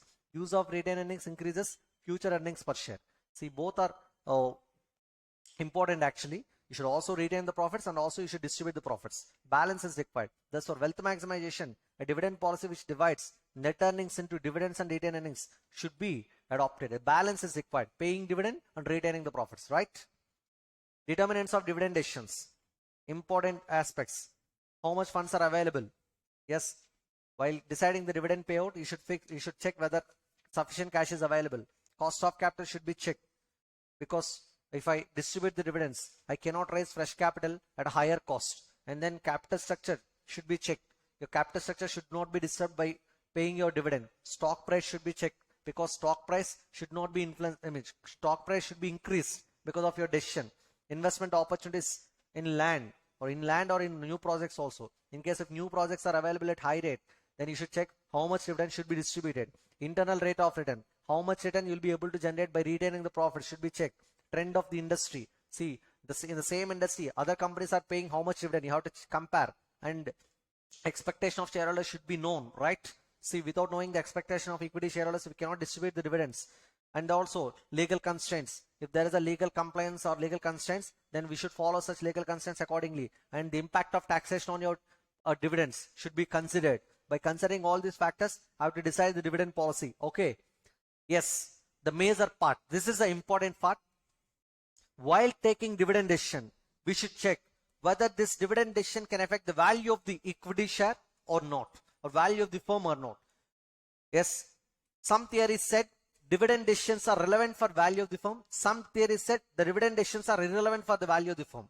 So those theories said the dividend decisions are relevant for value of the firm, and those theories are known as theories of relevance. In case if the dividend decisions are irrelevant for value of the firm, then those theories are known as theories of irrelevance. You know, relevance theories are two: Walters model, Gordon model. Whereas irrelevant theories, there is only one irrelevant theory. What was that? Modigliani and Miller approach. Look at the Walters approach. What are the assumptions? These are the important assumptions in Walters model. All investment proposals are financed through retained earnings only. You cannot go for external financing like debt. You should finance a new project only out of retained earnings. And then R and KE are constant. Rate of return and then cost of equity KE are always constant. And perfect capital markets exist. Nobody can influence the market.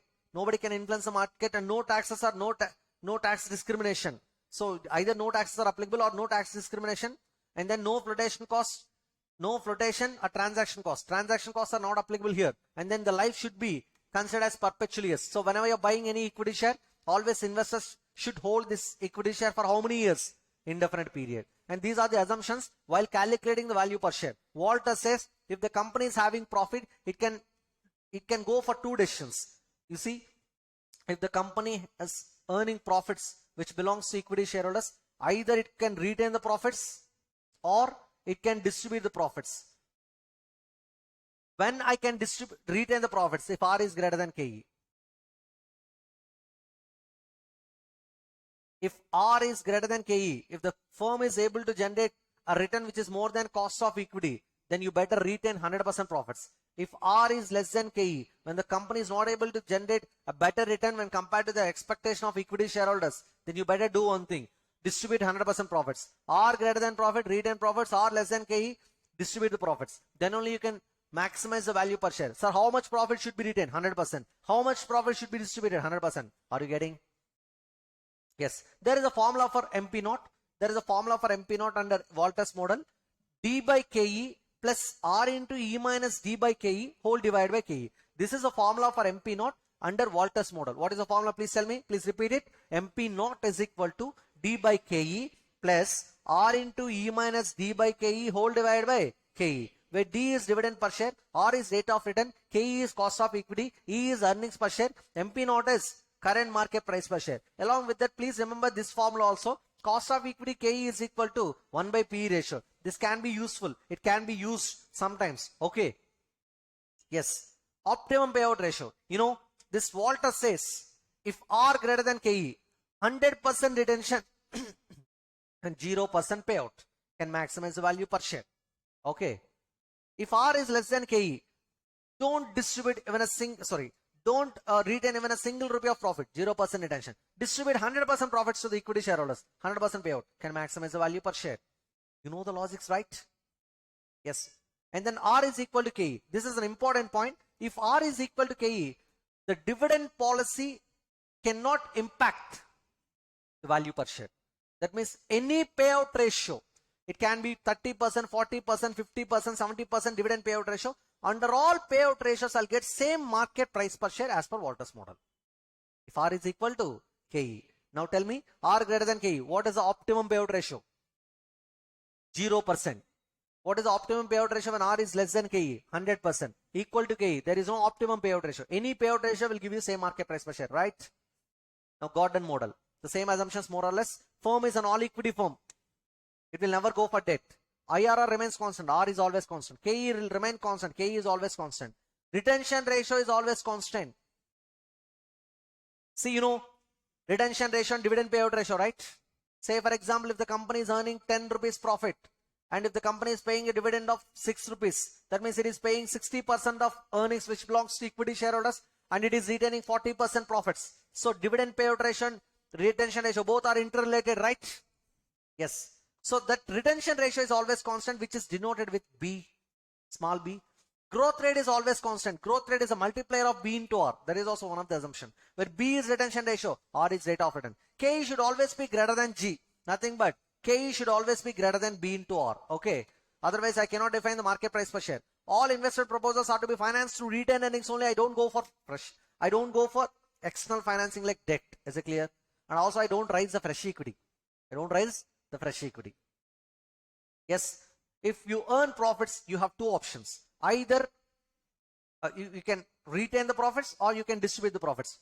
Whatever the conclusions we have considered in Walter's model, the same conclusion should be considered here. If R greater than KE, what will you do? You better retain the profits. If R less than KE, what will you do? You better distribute the profits. Retention, distribution are having some advantages and disadvantages. You know, if you retain the profits, you can achieve more growth. Why? Because retained profits can be invested in the new projects. New projects will generate extra production, extra sales, extra profits in addition to the existing profits. So your profits will grow. So your growth will be increased, right? Along with that, you know, a bird in hand is much better than two in the bush. So current dividends are certain when compared to future capital gains, future growth rate. So I'm not interested in future growth because that is uncertain. So if the company retains profits, I'm going to face what? Risk. And that is a disadvantage, right? Yes. And then the same or reverse to distribution of profit. If you distribute the profit, then risk will be reduced, but growth will also reduce. Am I right or wrong?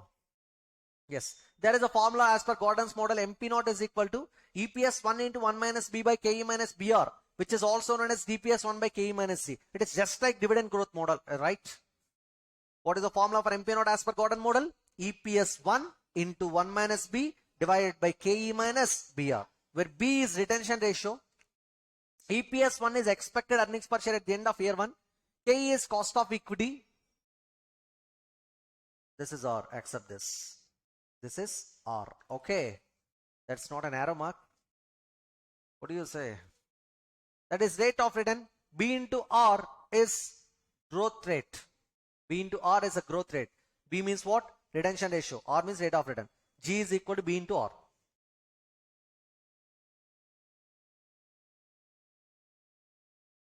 Yes, you know that.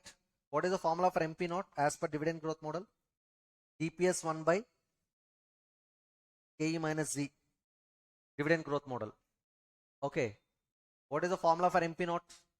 DPS 1 by KE minus Z. How I can get DPS 1? DPS not into 1 plus Z. D0 is nothing but DPS not. Is it clear? Yes. P0 is current market price per share. D0 is current dividend. Nothing but current last year dividend. G is constant annual growth rate of dividend. KE is cost of equity capital. Expected rate of return. Got it? Yes. Now, you know, G is constant annual growth rate of dividends. KE is cost of equity capital. Expected rate of return. Dividend discount model. You know, already we have followed dividend discount models actually. You know, zero growth rates. In case if you are following zero growth rates, then that means all dividends, all the future rate dividends are constant. P0 is equal to D by KE. No growth is applicable. If growth rate is applicable, then the constant growth rate is applicable. What is the formula? P0 is equal to DPS 1 by KE minus G. This is not KE, KE minus G. Got it? That's what the constant growth rate situation. In case if the growth rate is variable, then the formula for market price per share is dependent on the process. Okay. So growth rate is deferred for every year. Most common forms are initial high growth rate, a transition to slower rate, a sustainable steady growth rate for the future years. Present value of each stage of dividend, present value of each stage are added together to derive the intrinsic value of the stock. Actually, you know, non-constant growth rate situation it is. You know, under non-constant growth rate situation, you know how to calculate value per share, right? First, we should convert the constant growth rate situation formula, and then I'll convert all the years cash flows into all the years dividends into present value terms. There is a problem related to this concept, if you remember, for non-constant growth rate. Variable growth rate is nothing but what? Non-constant growth rate. See, these are all the models to calculate value per share. These two are very important. What are those two formulas? No growth, D by KE. If we have a growth, DPS 1 by KE minus G. Remember these formulas, okay? Traditional model or Graham and Dodd model.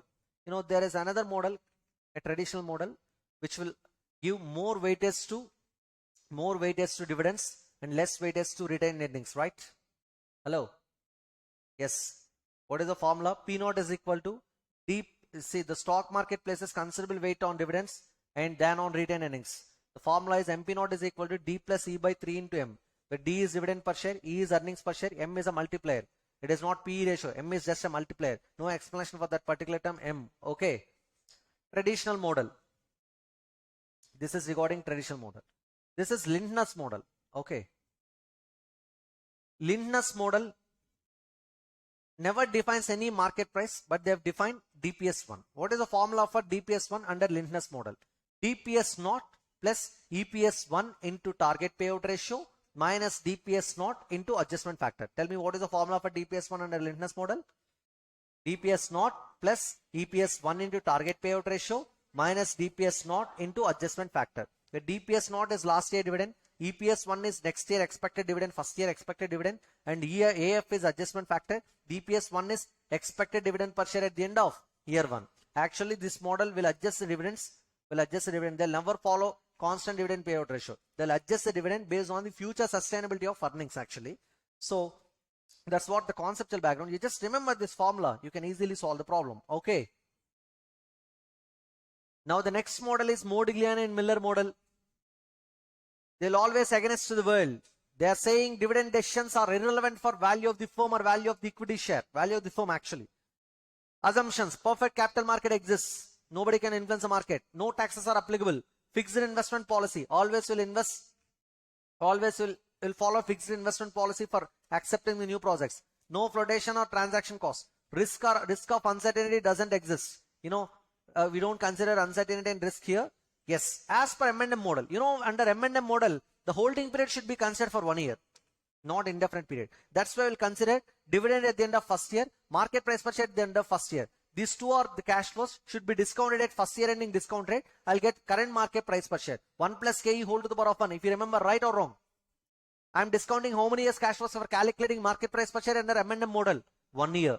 And what are the cash flows at the end of first year? I'll get dividend D1. I'll get market price per share sale process at the end of first year P1 divided by 1 plus KE whole to the power of 1. Actually, we don't need to write power 1 because anything is equal to anything power 1, right or wrong? So tell me, what is the formula for P0?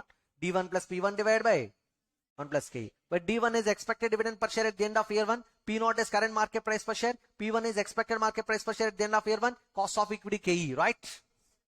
And M&M model proved that the present value, the current market value of the firm and the future market value of the firm remains unaffected by the dividend payout. Whether you pay dividend, whether you declare dividend or not, it doesn't matter. The current market value remains constant and the future market value remains constant. And they have derived one equation for calculating the current market value. Look at the formula. This NP naught, where N is current number of shares outstanding, P naught is current market price per share, which indicates number of shares outstanding into current market price per share gives you current market value of equity, which is nothing but current market value of the firm. The formula is N plus M into P1 minus I plus C whole divided by 1 plus KE. What it indicates? This is current market value of the firm.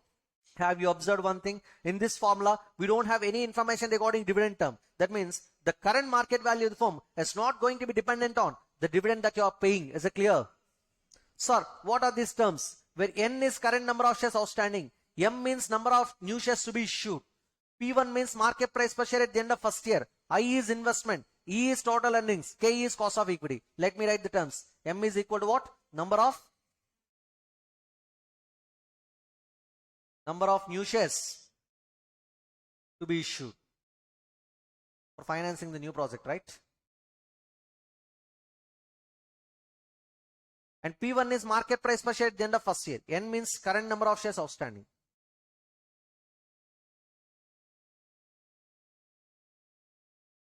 Got it? Yes. There are some points here. Stock split. Stock split means, see, it's a theoretical concept. You can read it and understand it. This is related to investment decisions, right? This one, investment decisions. Yeah, stock splits. Splitting of one share into many. You know, stock split means the face value of 10 rupees share will be split up into 2 shares with a face value of 5 rupees. That's what stock split. Do you know that? Yes, the stock split acts as a tool to maintain price range so that it does not move too high to become unaffordable for a wide range of investors. Generally, the companies will go for stock split to attract more investors in the stock market. Is it clear? Because if the share price is increased too high, then the normal investors may not afford that higher price. Then they'll go for stock split. In case if the share price reaches to 25,000 or 30,000 rupees, then they'll go for stock split in such a way that every investor can buy there at least one share. Is it clear? And because of that reason, companies will go for stock split. Is it clear? With this, the background of dividend decisions is over. Can you please tell me the page number for problematic part? 38.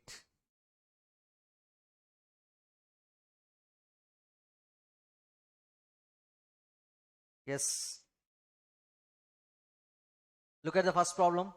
AB Engineering Limited belongs to a risk class for which the capitalization rate is 10%. This is KE, okay. It currently has an outstanding 10,000 shares selling at 100 rupees each. Nothing but this is N. This is P naught, current market price per share. The firm is contemplating the declaration of 5 rupees dividend per share at the end of the current financial year. It expects to have a net income of 1 lakh rupees and has a proposal for making new investment of 2 lakh rupees. You know, the company is expecting 1 lakh rupees profit for the next year, and also it is planning to invest in the new project which costs 2 lakh rupees. Calculate the value of the firm when dividends are not paid, when dividends are paid. So we have to calculate value of the firm when dividends are not paid, when dividends are paid. First of all, you have to calculate P1 when dividends are paid and when dividends are not paid. Value of the firm when dividends are not paid. You know, KE 10%, P naught 100, D1 0, because I'm not paying any dividend. So they'll write the formula. P naught is equal to P1 plus D1 divided by, in fact, D1 plus P1 divided by 1 plus KE. Substitute the numbers except P1. I got P1 is equal to 110. That is your market price per share when dividends are not paid. Calculation of funds required for new investment. How much is your earnings? 1 lakh. Are you distributing any dividend? No. How much fund is available for investment? 1 lakh. How much total investment is required? 2 lakhs. So how much balance of fund is required to be issued through new equity? 1 lakh. At what price? 110. 1 lakh by 110. That will be the number of new shares to be issued. See, this is not sigma n. This is, okay. Actually, they have given you another new term actually. This is in fact small m, right? Hello. This is delta and this is not delta and actually this is small m, right? Hello. So number of new shares to be issued. How many number of shares to be issued? 1 lakh by 1 lakh 110. 1 lakh by 110. 909. These 909 point. Even fractional shares can be issued in M&M theory. 09 shares, right? Consider this number.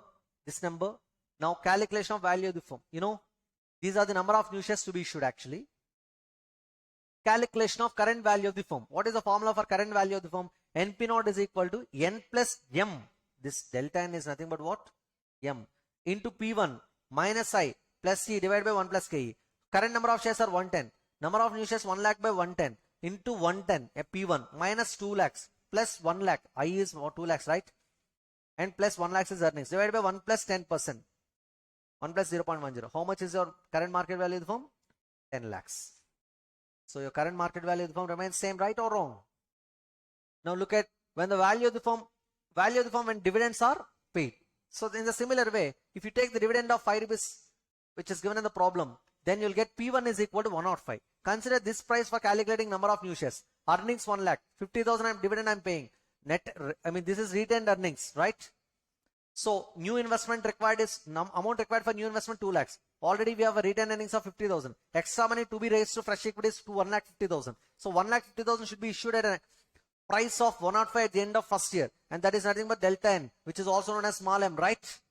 Current market value of the firm. NP naught is equal to N plus small m into P1 minus I plus C divided by 1 plus KE. 10,000 plus 1,50,000 divided by 105 into 105 minus 2 lakhs plus 1 lakh divided by 1 plus 0.10, right? How much?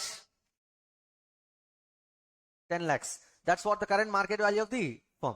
Got it? So hence prove that the current market value of the firm remains same at 10 lakhs whether you declare dividend, whether you don't declare or you don't declare dividend. It doesn't matter. So M&M proved that the market value of the firm remains unaffected by dividend payout. Are you getting? Yes. Now the second problem. The following information pertains to Messrs XY Limited. Earnings of the company 5 lakhs, dividend payout 60%, number of shares outstanding 1 lakh, equity capitalization rate 12%, rate of return on investment 15%. You know equity capitalization rate is KE, rate of return is R, right? Calculate market value per share as per Walters model. What is the formula for market value per share as per Walters model? D plus R by D by KE plus R into E minus D by KE whole divided by KE. See, if you simplify that formula, you'll get this formula only. Okay. Yes. Then we know the numbers. Earnings per share 5. How I can get this? 5 lakhs by 1 lakh, 5 rupees, right? Then dividend per share 3, because I'm distributing, the company is distributing 60%. 5 into 60%, 3 rupees. R is 15%, KE is 12%. Substitute the numbers, you'll get market price of 45.83. What is the second question? Optimum dividend payout ratio according to Walter's model and the market value of the company share at that payout ratio. Tell me one thing. How much is your R? The rate of return is 15%, whereas cost of equity is 12%. So R is greater than KE. So when R is greater than KE, the optimum payout ratio should be 0%, right?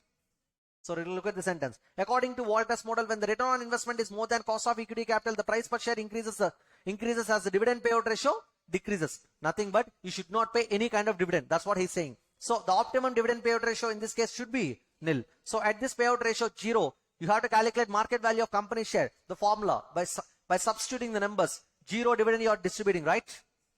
So substitute the numbers, you'll get 52.08. This is the maximum price you can achieve. Right now you're following 60% payout ratio. There your market price is 45.83, which is less than the market price which is achieved at optimum payout ratio, right? Now look at third problem. Taking an example of 3 different firms, growth, normal and declining. Calculate the share price using Gordon model.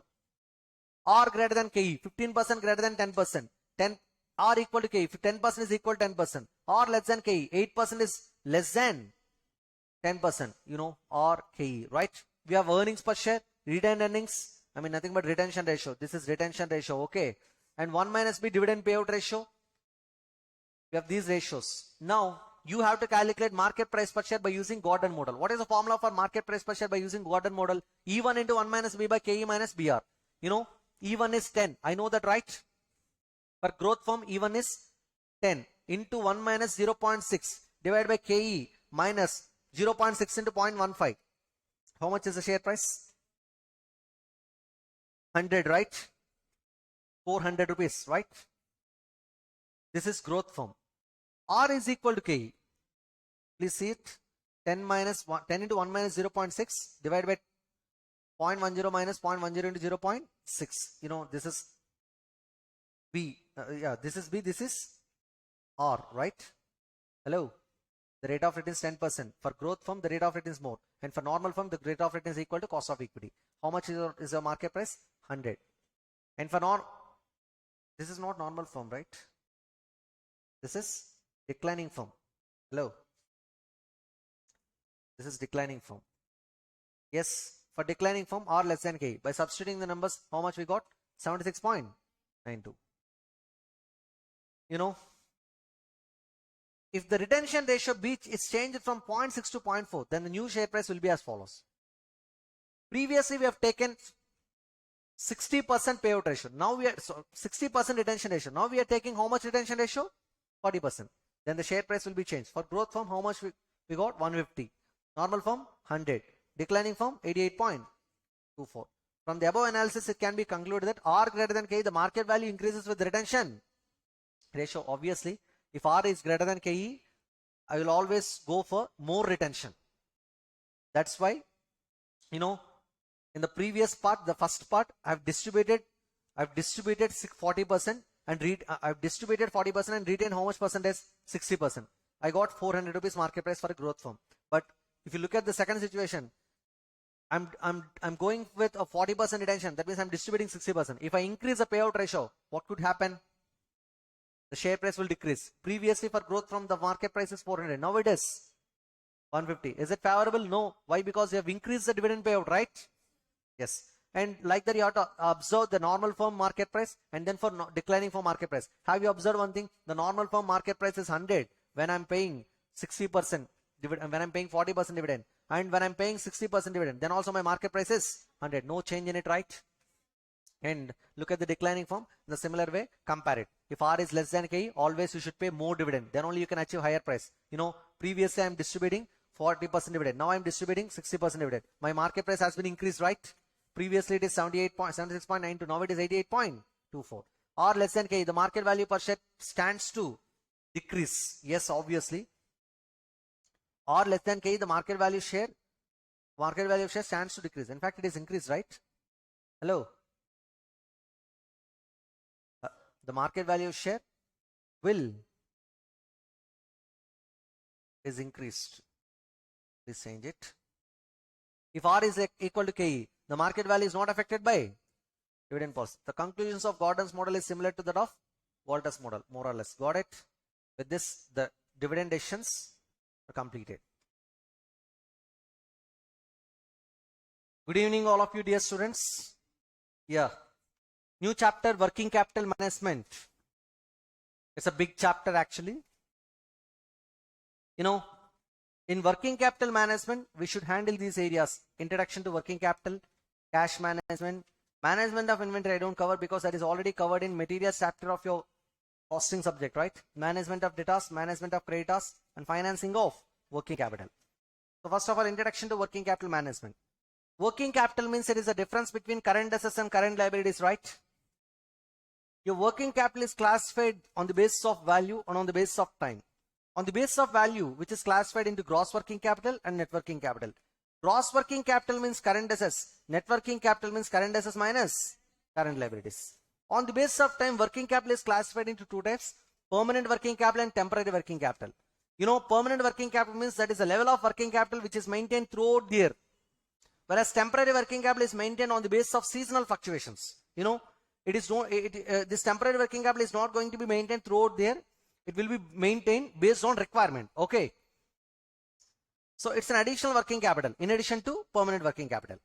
Scope of working capital management. You know, see, we'll cover these areas in the middle of this chapter. First of all, let me go for working capital estimates. That's the most important area. You know, while estimating the working capital requirement, you should use several methods. Current assets holding period, which is essentially based on operating cycle concept. Ratios of sales, ratios of fixed investments, nothing but fixed assets actually. Okay. You know, in the examination, they'll ask you to calculate working capital estimate based on this current assets holding period, raw material holding period, work in progress holding period, finished goods holding period. You know, based on the inventory norms, we'll estimate the working capital requirement. This is much important method. And there exists another method. By applying a constant percentage on sales, I can estimate the working capital requirement. And by applying some constant percentage on fixed assets, I can estimate the working capital requirement. These are two theoretical concepts applicable to small industries. But for large scale industries, always will follow the first method only, right? So how I can estimate the working capital requirement? First of all, you have to prepare cost statement. This is step number 1, okay? Yes. How I can estimate the working capital requirement for a manufacturing concern? That's what our discussion is all about. You know, cost statement, raw material, labor, overheads, per unit cost statement should be prepared. I'll get total cost per unit. Then to that total cost per unit, we should add profit to get selling price per unit. Got it? Then I'll estimate the working capital requirement.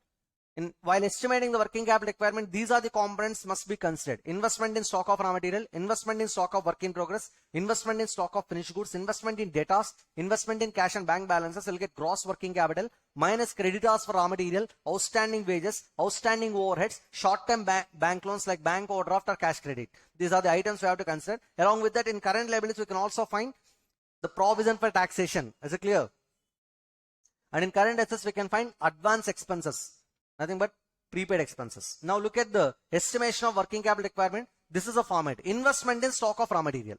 How I can estimate the working capital requirement?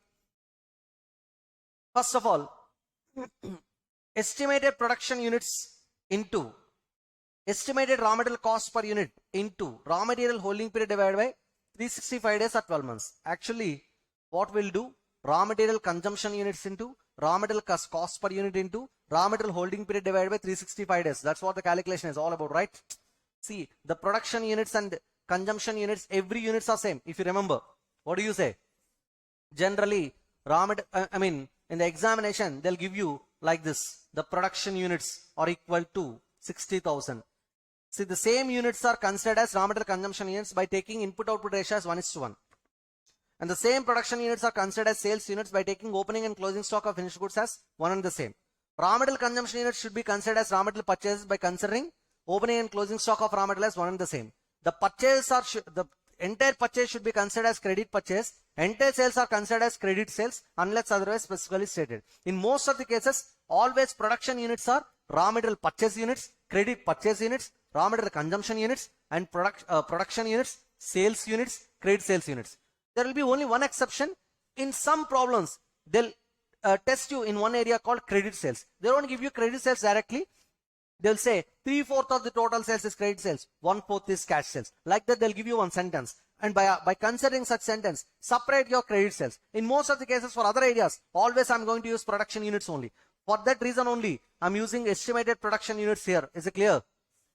So, estimated production units, investment in stock of raw material. Estimated production units into raw material cost per unit into raw material holding period divided by 365 days or 12 months. Investment in stock of work in progress. We have to consider which cost? Material, wages, overheads. Whereas the formula is estimated production units into work in progress holding period divided by 365 days into estimated work in progress cost per unit. I don't calculate estimated work in progress cost per unit. I'll take the bifurcation, right? What is the bifurcation? Raw material cost, wages cost, overhead cost. If you remember, for raw material, I'll take 100% cost, right? And for wages, I'll take 50% cost. And for overheads, I'll take 50% cost. What is the formula? Estimated production units into raw material cost per unit into work in progress holding period divided by 365 days. That's raw material cost component in work in progress. Coming to labor cost. Hello. Say investment in stock of work in progress. How we will calculate that? This is the formula. We'll use the method, right? Estimated production units. First of all, we have to identify the raw material cost which is blocked in work in progress. Estimated production units into work in progress holding period divided by 365 into raw material cost per unit, right? When it comes to wages, the same formula, but estimated production units into work in progress holding period divided by 365 days into labor cost per unit into 50%, right? We should apply 50%. The same way for overheads also, the same formula, right? But instead of that, I should use overhead cost per unit into 50%. This is a way to calculate each cost component, material, wages, and then overheads, and the total should be arrived to get investment in stock of work in progress. What do you say? Investment in stock of finished goods.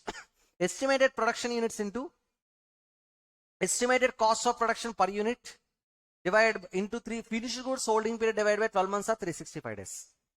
So, investment in stock of finished goods. Production units into finished goods holding period into raw material cost per unit. Actually, the formula is what? Production units into finished goods holding period divided by 365 days into estimated production costs of production per unit. Got it?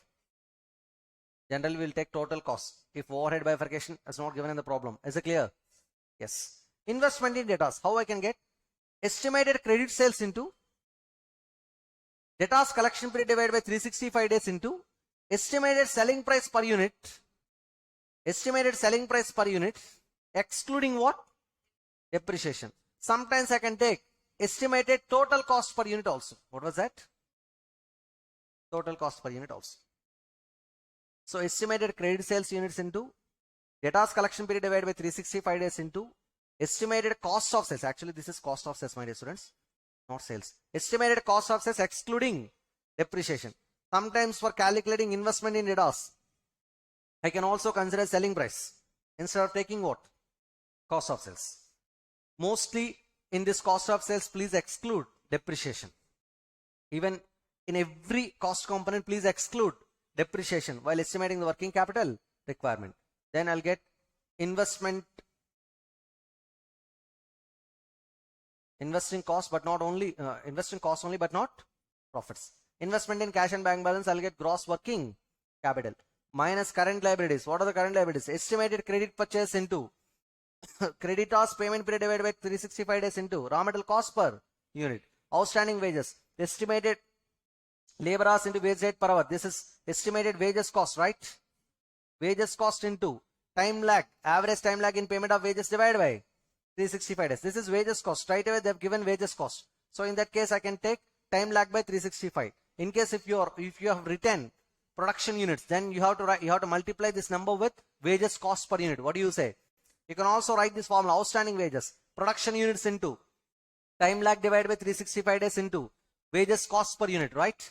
Instead of that, they have taken directly the wages cost, estimated labor hours into wage rate per hour, and then estimated overheads, outstanding overheads, estimated overheads into, this is total overhead cost, into average time lag in payment of overheads divided by 12 months or 365 days. Instead of that, I can also calculate like this.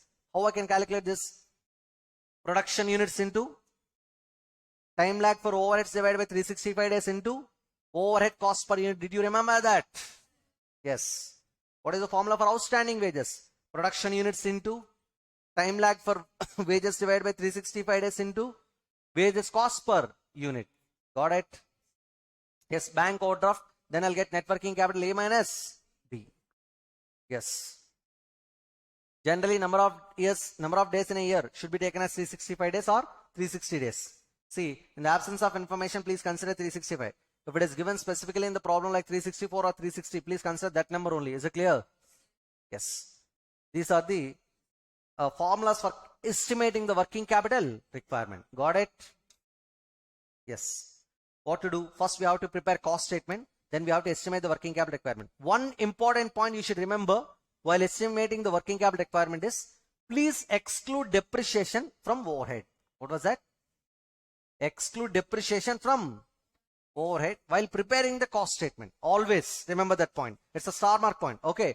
Always exclude depreciation from overheads while preparing the cost statement, and that cost statement becomes your cash cost statement. And if you can estimate the working capital requirement by using cash cost statement, then that will be working capital requirement on the basis of cash cost statement. Is it clear? Yes. Now we understood how to estimate the working capital requirement. Look at the working capital approaches. You can maintain your working capital based on the approach that you are following. We have several approaches here: aggressive, moderate, and conservative approach. My dear students, working capital represents your liquidity. If liquidity is more, then risk will be low.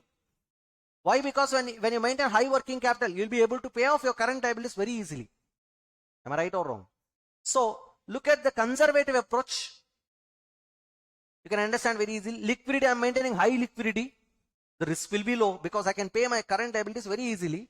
But since you're maintaining huge working capital under asset side, you should maintain huge fund under liability side. On that, you have to pay high finance cost, right? So the cost will be high. When finance cost is more, the profits will be low. Nothing but return will be low. Got it? So under conservative approach. Under aggressive approach, the liquidity will be low. Because I'll maintain under aggressive approach, I'll always maintain low working capital. That represents low liquidity. Because I'm maintaining low liquidity, the risk will be high. High risk. That means I may not be able to meet my current liabilities as and when they become due, because I'm maintaining insufficient liquidity, right? And then the cost will be low. But since you're maintaining low working capital, your finance cost will be low, so you can increase your profitability, right? And the moderate approach, all the terms liquidity, risk, cost, and return will be moderate. So, sir, which working capital I should maintain? Can I maintain high working capital or low working capital or moderate working capital? It is based on the risk perception. That is what balancing of risk and return. If you maintain high working capital, the risk will be low, return will be low. If you maintain low working capital, the risk will be high, return will be high. That's it. High risk, high return, low risk, low return, which is known as balancing of risk and return, which is known as risk return trade-off in working capital approaches. Is it clear? So which approach I should follow? It is based on the risk perception of the management.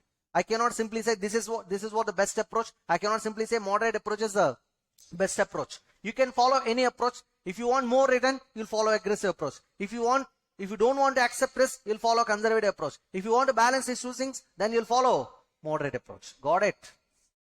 Yes. Cash cost statement. Already I've told you, this is the way to prepare cash cost statement: raw material consumed, direct wages, factory overhead.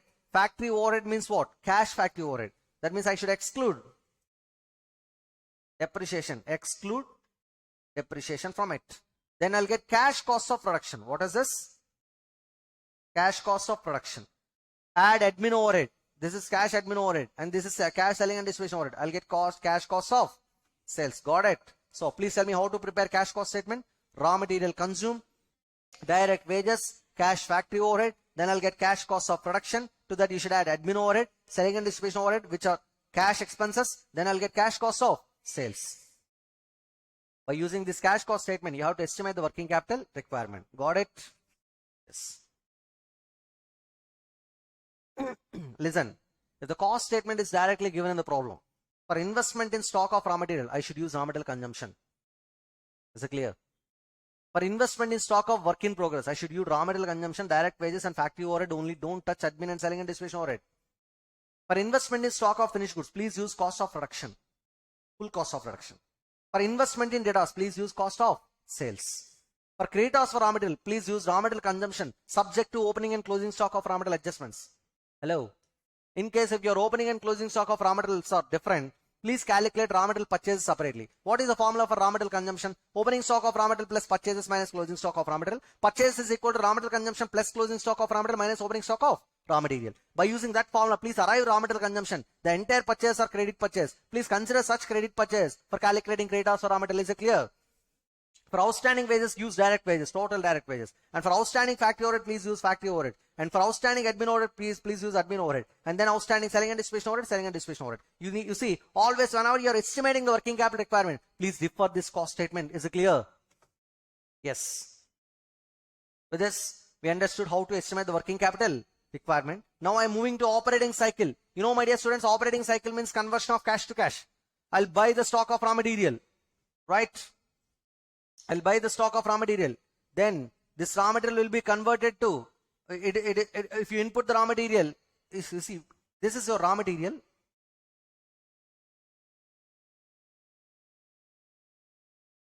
This is your raw material. The intention is simple. If you buy the raw material, you'll hold this raw material for a while, right? And then you'll incur labor and overhead expenses. Gradually, it will be a work in progress. And you are going to hold this work in progress for a certain period. Then that is work in progress holding period. It will be converted to stock of finished goods. And you should hold this finished goods stock for a certain period. That is finished goods holding period. Then after that it will be sold. Then that particular debtors will take some time. Will take some time to collect the debtors, right? That is known as debtors collection period. Then finally it will be converted into cash. So I can say raw material holding period plus work in progress holding period plus finished goods holding period plus debtors collection period becomes my gross operating cycle period. You know, conversion of cash to cash cycle is nothing but operating cycle, which is also known as cash cycle. But there is a format for calculating net operating cycle period. How to calculate net operating cycle period? Raw material holding period is equal to, you see the formula set, average stock of raw material divided by total raw material consumption to 365 days, period in days. Don't consider round off. I mean, don't make it round off. Okay. Write the exact numbers. Then because we'll go for round off of numbers only at the end of the statement, like in net operating cycle period. Only the net operating cycle period should be rounded off, but not this raw material holding period or work in progress holding period or finished goods holding period. Is it clear? Yes. If you get 44.24, write it exactly. Don't write 45 or 44. Is it clear? Yes. Raw material holding period formula. Average stock of raw material divided by total raw material consumption to 365 days. Work in progress holding period.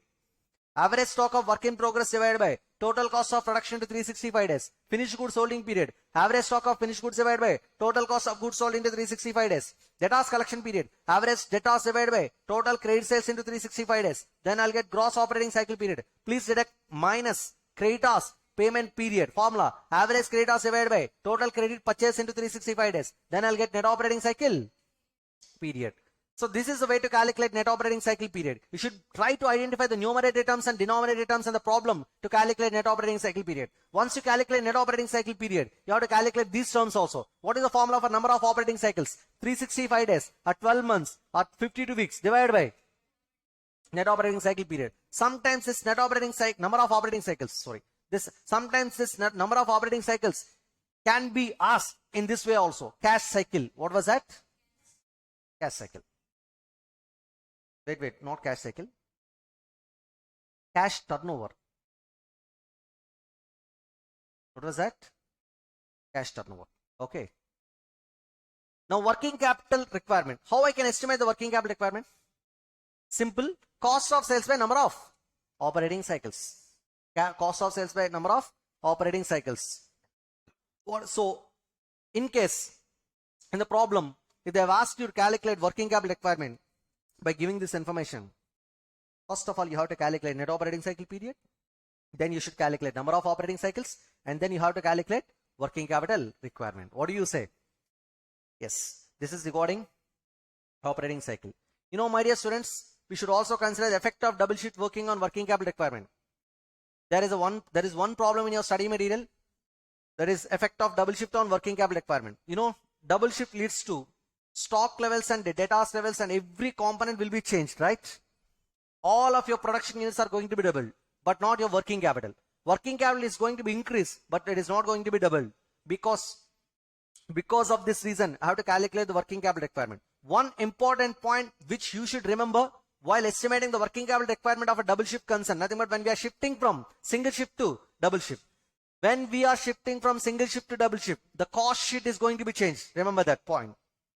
Then second point, when we are shifting from single shift to double shift, every inventory norm is same. Raw material holding period, raw material holding period, work in progress, raw material holding period, finished goods holding period, debtors collection period, creditors payment period, time lag, everything is same except work in progress holding period. Your work in progress holding period under double shift will be half of the work in progress holding period under single shift. Because of that reason, your units under single shift and double shift remain same, but the value will change. Okay, is it clear? So one important point you have to remember is the processing period under double shift and the processing period under single shift, both are not same. The processing period under double shift will be half of the processing period under single shift. Say for example, if the processing period under single shift is 30 days, then the processing period under double shift will be 15 days, 0.5, half months, right? So you should be very careful. The cost sheet is going to be changed, and then every inventory norm is same except work in progress holding period. Please consider those factors while estimating the working capital requirement under double shift working when you're shifting from double shift, single shift to double shift. Got it? Yes. Yes. Cash management. It is concerned with management of cash flows into and out of the firm, cash flows within the firm, and cash balance is held by the firm at a point of time by financing deficit or investing surplus cash. You know, it's all about actually the cash budgets. Generally, we'll estimate the cash flows for the future period for the respect for different months in based on our estimations. If you find any surplus cash, then we'll plan the investments. If we find any deficit cash in the future months, then we'll plan our short-term borrowings. Is it clear? Yes. Cash management. The need for cash, transaction need, speculative need, precautionary need. And then the cash planning and controlling the use of cash. Cash budget represents cash requirement of business during the budgeted period. And this is all about theoretical area. Now look at the format. This is related to problematic area. Format of cash budget. Look at the cash budget format. Opening balance plus receipts. Short-term loan. In case of deficit, the minimum, in order to maintain minimum cash balance, sometimes we'll go for what? Short-term bank loan. See, in case of deficit, then minimum cash balance should be maintained by adjusting the receipts with short-term loan. You know, this point is covered in the classes actually. Okay. So this short-term loan minus payments that gives me closing balance minus investment in short-term securities. If we have surplus cash, we'll go for what? Investment in short-term securities. Then we'll get closing balance to be maintained. Yes. You know, this is a simplified format of cash budget. What is the format? Opening balance plus receipts minus payments. I'll get what? Closing balance. And whenever we face the surplus, whenever we get the surplus, that should be invested in short-term securities. Whenever we face the deficit for every month, for any month, if we face the deficit, then we should plan short-term loan. Okay. To maintain minimum balance. Methods of cash flow budgeting. Yeah, we have, this is a theoretical area. We don't have any problems related to this. Receipts and payments method, adjusted income method, adjusted balance sheet method. Okay. Yeah, under receipts and payments method, all expected receipts and payments for the budgeted period are considered. The cash inflows and outflows of all functional budgets, including capital expenditure budgets, are considered. Just now we understood the format, right? And then adjusted income method. annual cash flows are calculated by adjusting the sales revenue and cost figures, nothing but cash flow statement. Okay. And then adjusted balance sheet method. By comparing the balance sheets also, I can prepare the cash flow budget actually. Yes, cash budgets for long period. Take the cash at the beginning of the year, add trading profits trading profit before tax expected to be earned, depreciation and other development expenses, sale process of assets, process of fresh issue of equity shares and debentures, reduction in working capital, that is current assets less current liabilities, deduct dividends to be paid, cost of assets to be purchased, taxes to be paid, debentures or preference shares to be redeemed, increase in working capital, that is current assets less current liabilities. It is just a simple format actually for estimating the cash budget, for preparing the cash budget. Just follow this format also. Yes, I'm moving to the next area, float. Float.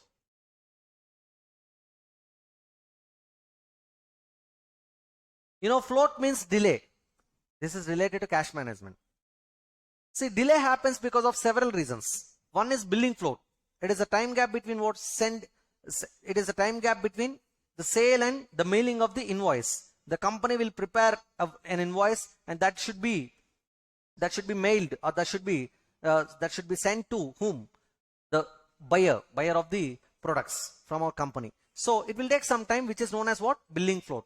We are taking some time to prepare the bill invoice and send it to the same to the customer to collect the respective dues. Is it clear? And it's a delay in the hands of whom? The company, our company hands, right? Mailing float. This is billing float. And the second one is mailing float. Mailing float means after receiving the bill, the customer will prepare a check to honor our payment related to the bill. So he will take some time to prepare the check which is being carried by post office, messenger service or other means of delivery. Ultimately, that should be delivered to whom? Our company. There is a chart we'll prepare if you remember. Our company is located in Hyderabad, and our customer is located in Chennai. He is located in Chennai. See, we are preparing an invoice and we are taking some delay. What was that? Billing float. To send that bill to the respective customer who is located in Chennai, we are taking some time, right? And that is what? Billing float. Then the customer will prepare a check. He will prepare a check and send it to our company, which is located in Hyderabad. Our company name is XYZ Limited. He is taking some time to mail the same bill, same check, right or wrong? See, after receiving the invoice, the customer will prepare a check to make the payment, right?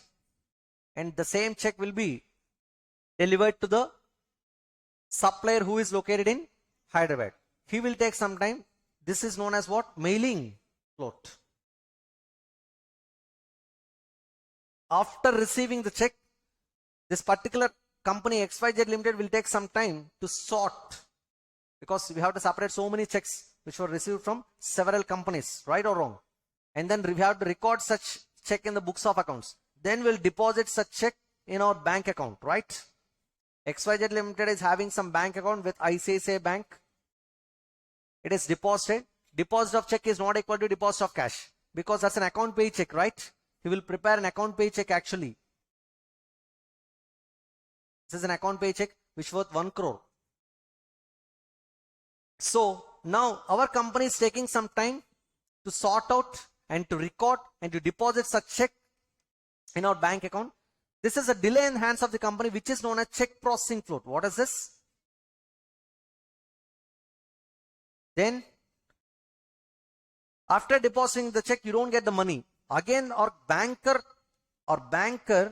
will reach the customer's banker, say SBI, for collecting the money which is specified in the check. It will take some time in the hands of the ICICI Bank, our banker, and that is known as bank processing float. What was that? All these are delays. All these are delays in the hands of the company, in the hands of the customer, in the hands of the banker, right or wrong? So these delays will increase the opportunity cost. Billing float, mailing float, check processing float, and then what? Bank processing float.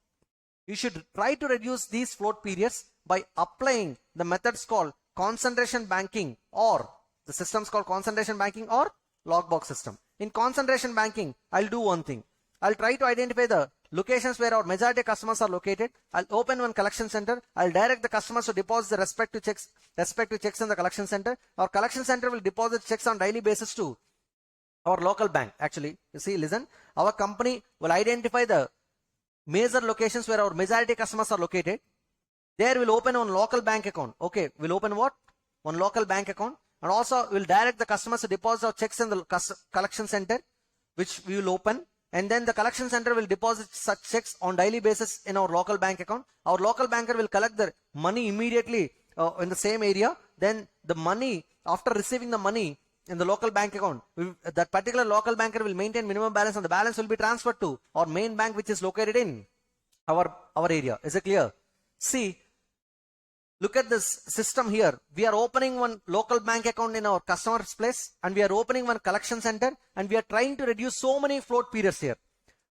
Mailing float, check processing float and bank processing float will be reduced to major extent. Is it clear? So that we can reduce our opportunity cost. Say for example, generally if we take 20 days for a collection, because by applying this concentration banking system, such 20 days can be reduced to 8 days or 7 days also. So that because of the reduction in number of days in the collection period, I can reduce my opportunity cost, because early collection results in a reduction in opportunity cost, right or wrong?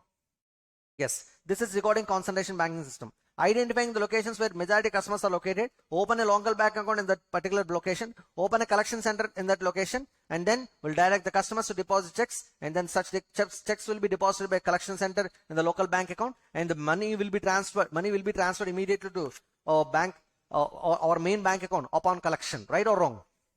Now logbox system. Logbox system. Under logbox system, instead of opening collection center, our company will install one local post box. It will hire one local post box and it will install one local post box in the places where our majority customers are located. And also we'll open one local bank account and we'll instruct the customers to deposit the checks directly in the post box. And we will authorize the banker to pick up the checks on daily basis on the post box and deposit the same checks in our local bank account. And then the local banker will immediately transfer the money to our main bank account upon collection. Is it clear? Yeah, right. This is regarding logbox system. Even this system also can reduce your float period. So the objective of concentration banking system or logbox system is to reduce the float period, like mailing float, check processing float and bank processing float, so that we can reduce our opportunity cost to major extent, right? See, this is not a cancelled item. This is an important item. Unfortunately, this was cancelled actually. This is an important item. Hello, this is an important area you have to understand. RBI introduced several norms for maximum permissible bank finance. Tandon Committee, RBI introduced Tandon Committee, which allowed and fixed certain maximum permissible bank finance from all banks, implementing 3 methods. There are three methods for calculating the maximum permissible bank finance. Generally, companies will borrow money from several banks without any limit. But RBI released a few norms by forming a Tandon Committee. With the help of Tandon Committee, they have released several norms for maximum permissible bank finance. This is completely related to short-term bank finance, to finance the working capital requirement, because our chapter is working capital, right? Yes. There are 3 methods for estimating the maximum permissible bank finance. MPBF is equal to, method 1 says 75% of current assets minus current liabilities. Method 2 says 75% of current assets minus current liabilities. Method 3 says 75% of current assets minus core current assets minus current liabilities. My dear students, core current assets are nothing but permanent working capital. Okay. So I'm not digging the concept. Simply remember the formulas. MPBF under method 1. MPBF is equal to 75% of current assets minus current liabilities. I can say 75% of net working capital, right? Method 2. 75% of gross working capital, nothing but current assets minus current liabilities. And method 3. 75% of current assets minus core current assets minus current liabilities. There are some ideal ratios which were fixed by Tandon Committee. The ideal ratio under method 1 should be 1:1. Method 2 1.33:1. Method 3 1.75:1. Generally, if our ratios are more than these ratios, we are in a better position. If our ratios are less than these ratios, our position is not good, right? Yes.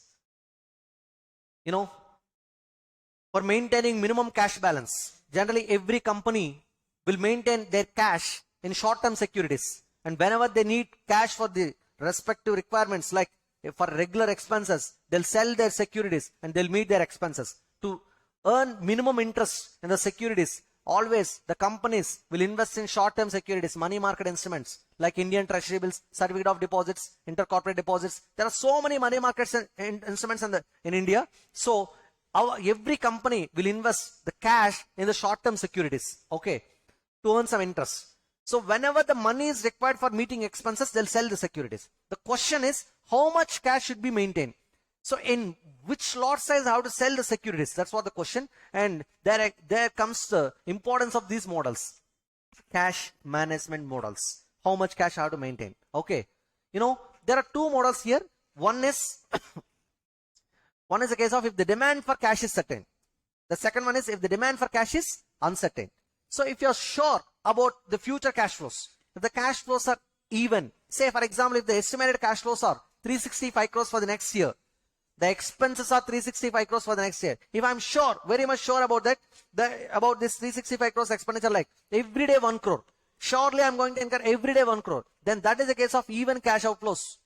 If I'm not sure about 365 crores, in some months I'll incur 60 crores, and in other months I don't incur any expenditure, and in other months I'm going to incur 90 crores. Like that, the outflows are random. Then that is a case of the demand for cash is uncertain, random cash outflows. In both the cases, we'll use two models, different models. In case of even cash outflows, I'll use Baumel's model. Very important model, my dear students. Which model? Baumel's model, which is also known as inventory model. Sir, what is the formula for Baumel's model for maintaining optimum cash balance? Square root of 2FT by R. What is the formula? Where C is equal to optimum lot size. What was that? T is cost per transaction. R is opportunity cost of capital, also known as interest rate per period. What is this? Yeah, actual interest rate per annum. Tell me, what is the formula for optimum lot size? C is equal to square root of 2FT by R, where C is optimum lot size, F is annual cash disbursements, T is cost per transaction, R is interest rate per annum or opportunity cost of capital. Nothing but this interest rate is interest rate on my short-term securities. Is it clear? What is the formula for transaction cost? Number of transactions into cost per transaction. What is the formula for number of transactions? Annual cash disbursement divided by lot size. You got it right? And also, we should calculate two other transactions. Yes. Average cash balance is equal to, please write it. Average cash balance is equal to lot size divided by 2. Opportunity cost is equal to average cash balance into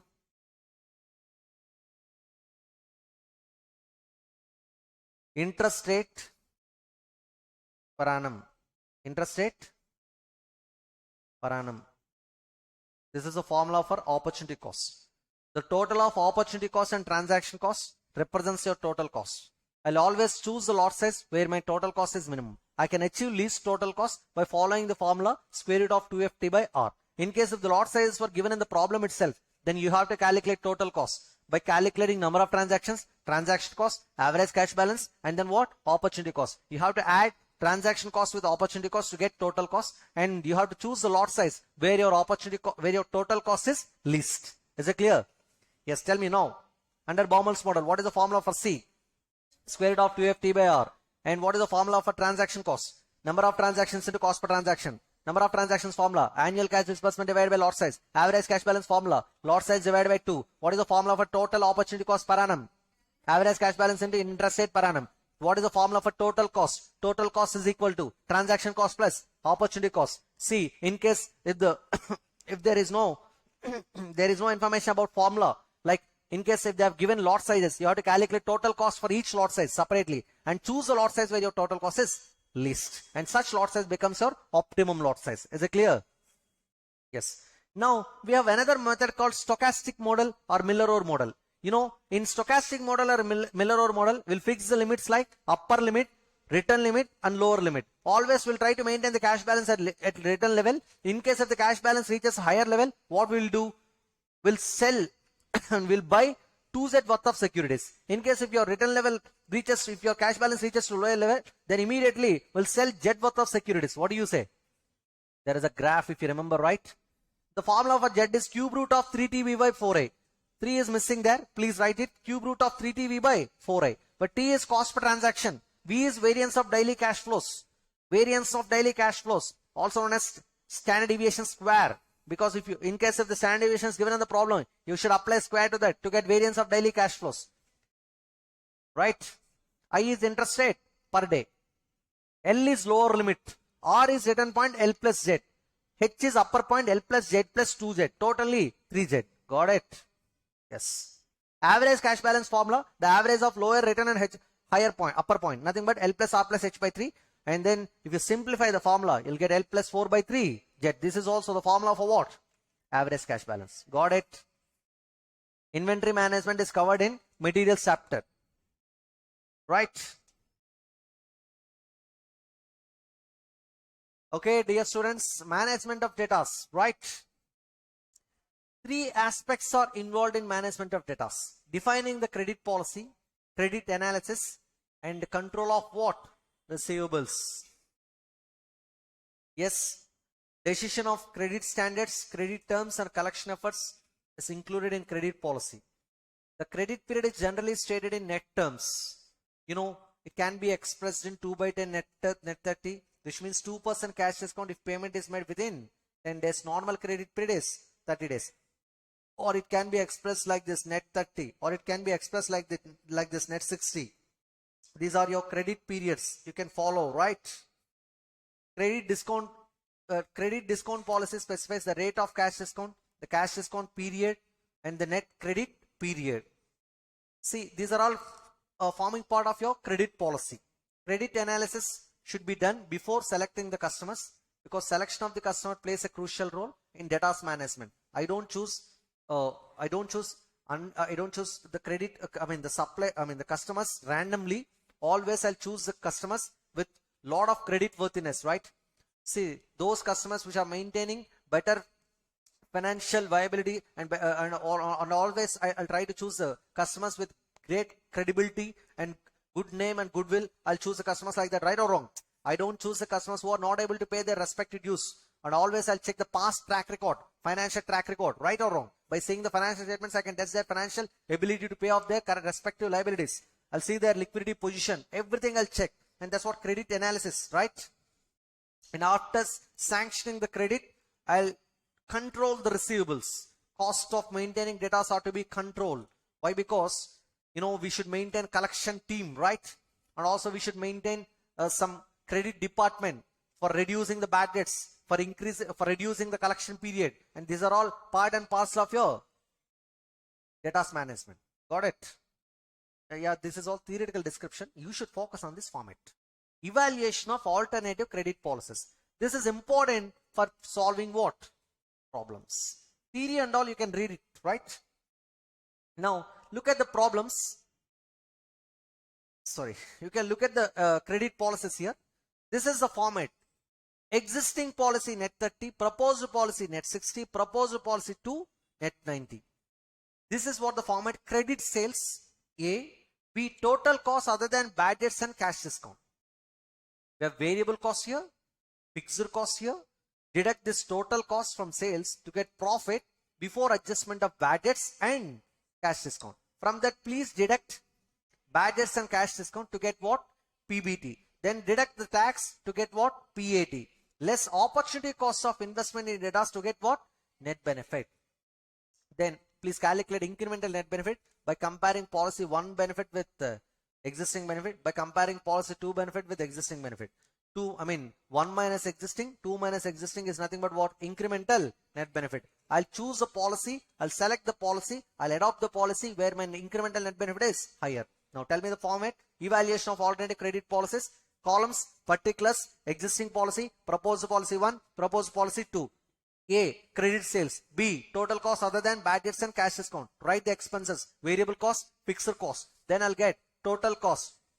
Then If you deduct the total cost other than bad debts and cash discount from credit sales, I'll get what? Profit before adjustment of bad debts and cash discount. Deduct bad debts and cash discount. I'll get PBT, less tax, PAT, less opportunity cost of investment in debtors. Then I'll get net benefit and calculate incremental net benefit by comparing with the new policies. And then investment in debtors can be calculated on the basis of sales value, on the basis of total cost, or on the basis of variable cost. Generally, in most of the times, I'll follow total cost method. See, on the basis of sales value, the formula, credit sales into debtors collection period divided by 365 days. I'm talking about investment in debtors only, okay? And if you calculate investment in debtors based on cost of sales, total cost of sales into debtors collection period divided by 365 days. On the basis of variable cost of sales into debtors collection period divided by 365 days. So then we'll get investment in debtors.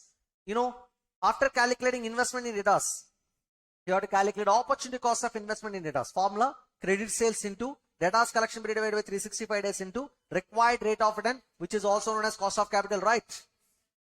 That is for on the basis of credit sales. On the basis of total cost, tell me, opportunity cost of investment in debtors is equal to total cost of sales into debtors collection period divided by 365 days into required rate of return. On the basis of variable cost of sales into debtors collection period divided by 365 days into required rate of return. All these methods are applicable for what? Calculating opportunity cost of investment in debtors. Which method I'll apply? This is the most important method on the basis of total cost. Unless otherwise specifically stated, I always follow total cost for calculating opportunity cost of investment in debtors, which is supposed to be deducted from profit after tax to get what? Net benefit. Get it? Financing of receivables. My dear students, financing of receivables means I can get finance by pledge of my receivables. Pledging of receivables means your debtors can be pledged to your banker, and then you can raise some money and you can use that money in the working capital for your working capital requirement. The other method is factoring. This is the most important method. In this regard, we have some problems also, right or wrong. In case of factoring, what we'll do? The client company is having some customers, and that means it is having some debtors. They can collect the data, but it is taking much time for them to maintain huge staff, and then they have to invest lot of time on their receivables management, and for that reason they are unable to focus on their research and development. They are unable to focus on much sales. So to increase their revenue, to increase the quality of output, they'll outsource this collection service to an external person called factor. Factor is a person, entity. Factor is an entity that will provide collection services. They'll also give advances to the client company, okay, by charging some interest. The question is, can we enter into a factoring agreement? For that, we have to do cost benefit analysis. The benefit should be calculated and then cost should be calculated. My dear students, factoring will result in so many benefits. That will also result in some expenses. Is it clear? Sir, what are the benefits? The first benefit is your administration cost is going to be saved. Why? Because you don't need to manage your data, right? And then the budgets are going to be reduced. Why? Because the factors will reduce budgets. Sometimes they'll accept the budgets also based on the nature of the contract. Okay, savings in budgets. And then your collection period is going to be reduced. So it will reduce your opportunity cost. Savings in opportunity cost. What else we can save? Any other saving we can get? Savings in admin, savings in budgets, savings in opportunity cost of investment in debtors. Then the additional cost you have to incur is you have to pay the factor's commission. And also if you are taking advance on the factor, then interest on advance should be paid. So those are the two costs. What are the two costs? Factor's commission, interest on advance. At the time of transfer itself, the factor by retaining some percentage as reserve and pay the remaining as factor's advance even before the collection charge of interest on it. Okay, this is a paragraph related to some cost benefit analysis. Please look at the cost benefit analysis. This is very important. Savings in administration cost is a benefit. Savings in budgets, savings in opportunity cost by reducing the investment in debtors. Are you getting? Say for example, if you are taking 90 days for collection of debtors, but after transferring debtors to your factor, the factor is just taking 60 days. That means previously you are taking 90 days for collection. They are taking now 60 days. So previously 90 days debtors are blocked. Now only 60 days debtors are blocked. Your investment in debtors gets reduced, right or wrong? That will save your opportunity cost. factors commission and interest on advance becomes a cost. Net benefit means benefits minus cost. If this net benefit is positive, I can enter into factoring agreement. If this net benefit is negative, I may not enter into factoring agreement. If I'm ready to face this net benefit as, if I'm ready to face this net loss, that means I'm ready to incur some extra expenditure to maintain this factor service. Is it clear? And for that is also available here. Factoring agreements are of different types. Non-recourse factoring and recourse factoring. In case of non-recourse factoring, the factor will assume bad debts. Who will bear bad debts under non-recourse factoring? The factor has no option to recourse. Hence, he can't transfer bad debts to the client company. Who will assume bad debts? The factor will assume bad debts. Okay. In case of non-recourse factoring. In case of recourse factoring, the factor has the recourse option. That means who will assume bad debts? Yes. Now, bad debts losses to client company. Who will assume bad debts? Client company will assume bad debts. Now tell me, under non-recourse factoring, who will assume bad debts? Factor. Under recourse factoring, the company. Advance factoring. In case if the factor is giving advance at the time of transfer, then that is known as advance factoring. In case if the client is, if the factor is giving the entire money only after collecting the receivables, then that is known as what? Maturity factoring. Factor giving advance at the time of transfer, advance factoring. Factor giving money upon collection of receivables on maturity, then that is maturity factoring. Are you getting? Yes, these are the 4 types of independent separation days. Non-recourse, recourse, and then based on factoring agreement, advance factoring, maturity factoring. There is a formula for effective cost of factoring. What is the formula? Net cost of factoring divided by net advance amount receivable. Remember this formula. Net cost of factoring divided by net advance amount receivable. What is the formula for net advance amount receivable? Debtors minus factors reserve minus factors commission minus interest on advance. This reserve should be applied on debtors. This factors commission should be applied on debtors. Interest on advance should be calculated after deducting reserve and commission. Are you getting? There is a problem. There are some problems related to this concept. Please go through such formulas. Go through such problems. Is it clear? Management of creditors. Costs and benefits of trade credit. Costs of availing trade credit. The price. The loss of goodwill. The cost of managing. Conditions. These are all what? The costs associated with trade credit. If you take the credit from the supplier, these are the points you have to consider. Price. The price will be increased, right? Goodwill will lose the goodwill. Why? Because we are buying the material on credit basis instead of cash basis. Cost of managing. Creditors should be managed because we have to follow up so many calls from them, right or wrong. And then conditions. The conditions they impose. All these are costs. And then what? Cost of not availing discount. Inflation impact will be eliminated. Interest. Inconvenience. Sorry. You see, cost of not availing trade credit. If we don't avail the trade credit, then the inflation impact we have to face. If we don't get the trade credit, then we'll face what? Inflation. And then what? Interest component. And then what? Inconvenience. These are all what? Cost of not availing trade credit.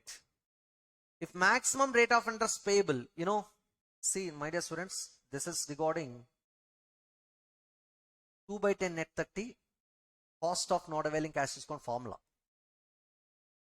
There is a formula. Benefit of availing cash discount or cost of not availing cash discount. What is the formula?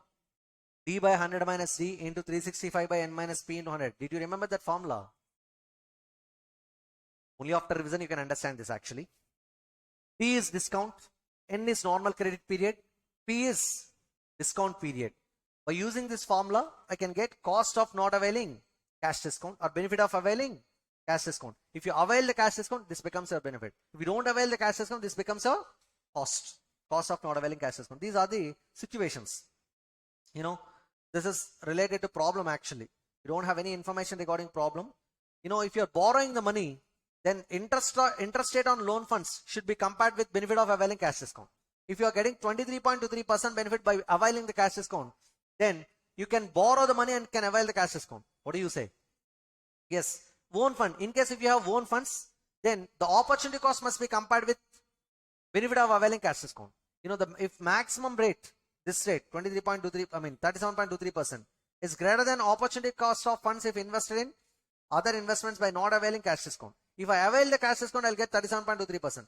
If I get 20% return from outside securities, don't invest your money outside. Please avail the cash discount because you can get 37.23% benefit. The benefit should be compared with opportunity cost. Are you getting? Availing cash discount means you should compare benefit of availing cash discount. BACD means what? Benefit of availing cash discount. Should be, if it is greater than opportunity cost of funds, if we invest in other investments by not availing cash discount, then avail the cash discount because that will give you more benefit. Avail option of investing in other securities. In case if benefit of availing cash discount is less than opportunity cost of funds, that means you are not getting much benefit from availing cash discount, then you better do one thing. Don't avail the cash discount, invest your money in outside securities. And this is a very typical concept actually. You need some revisions to understand this concept. This is very difficult actually. Please go through it. What is the formula for benefit of availing cash discount? D by 100 minus D into 365 by N minus P into 100. If you consider the compounding impact, the benefit of availing cash discount or cost of not availing cash discount can be calculated by using this formula. 100 by 100 minus D whole to the power of 365 by N minus P minus 1, where D is discount, N is normal credit period, P is discount period. The same logic. In the same sentences here, if benefit of availing cash discount is more than interest rate on bank borrowing, it is advisable to avail cash discount. If the benefit of availing cash discount is more than opportunity cost of own funds, then it is advisable to avail the cash discount. The same points we have covered, right? Yes. Financing of working capital. These are the possible sources of financing of working capital. This is a theoretical part. You can go through it. Okay. Working capital finance from banks. This is given separately. At last they have given actually. This, what do you say? Okay, I can go through this. Same ratios they have given, right? Nothing new. Formulas are right actually. Yes. Okay, this is the theoretical concepts. This is, what are the sources we can use for financing the working capital? Yes. Yes. Please look at the problems. Problem number 1. As a part of the strategy to increase sales and profits, the sales manager of a company proposed to sell goods to a group of new customers with 10% risk of non-payment. So we are ready to sell our goods to the customers with 10% risk of non-payment. This is bad debts, probable bad debts percentage. Okay. This group would require 1.5 months credit and is likely to increase our sales by 1 lakh rupees per annum. Production selling expense amounts to 80% of sales. Income tax rate is 50%. The company's minimum required rate of return after tax is 25%. So first of all, we have to evaluate the proposal. Net sales 1 lakh. You should follow the format. Evaluation of alternative credit policies. Did you remember that? Minus cost, production selling expense 80%, 80,000. Profit before deducting bad debts 20,000. Less bad debts 10%. 1 lakh in 10%, 10,000. Profit before tax, less tax, profit after tax, less opportunity cost of investment in data. How we can get opportunity cost of investment in data? Look at the number here. 80,000 cost of sales into 1.5 month credit divided by 12 into how much percentage? Required rate of return 25%. So how much is your opportunity cost? 2,500. Deduct 2,500 from PAT, then I'll get net benefit. We got positive net benefit. So the sales manager proposal should be accepted. Got it? Now look at the second question. This is a new area. Also compute the degree of risk of non-payment that the company should be willing to assume if the required rate of return of tax were 30%, 40% and 60%. We have to calculate degree of risk of non-payment. The acceptable percentage of bad debts that can be accepted by the company. That is what the question. The percentage of bad debts that can be accepted by the company, which is nothing but degree of risk of non-payment. Risk of non-payment means bad debts. Degree of risk of non-payment means percentage of bad debts. Under 3 situations. Statement showing acceptable degree of risk of non-payment. Required rate of return 30, 40, 60. The same sales, the same production sales expenses, and then profit before providing bad debts, less bad debts. I don't know the bad debts amount. That's why I've taken this number as X, right? I'll get PBT in X terms, less tax in X terms. I'll get PAT, required rate of return. How I can calculate required rate of return? I've calculated average debtors. Cost of sales into 1.5 months by 12 months, 10,000. Into rate of return 30%. How much it is? 3,000 for first policy, 40,000 for 4,000 for second situation, and 6,000 for third situation. Right or wrong? Yes. Then see, these are the numbers.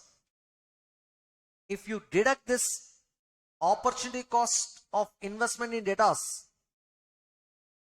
from profit after tax, I'll get what? Net benefit. I'll get what? Net benefit.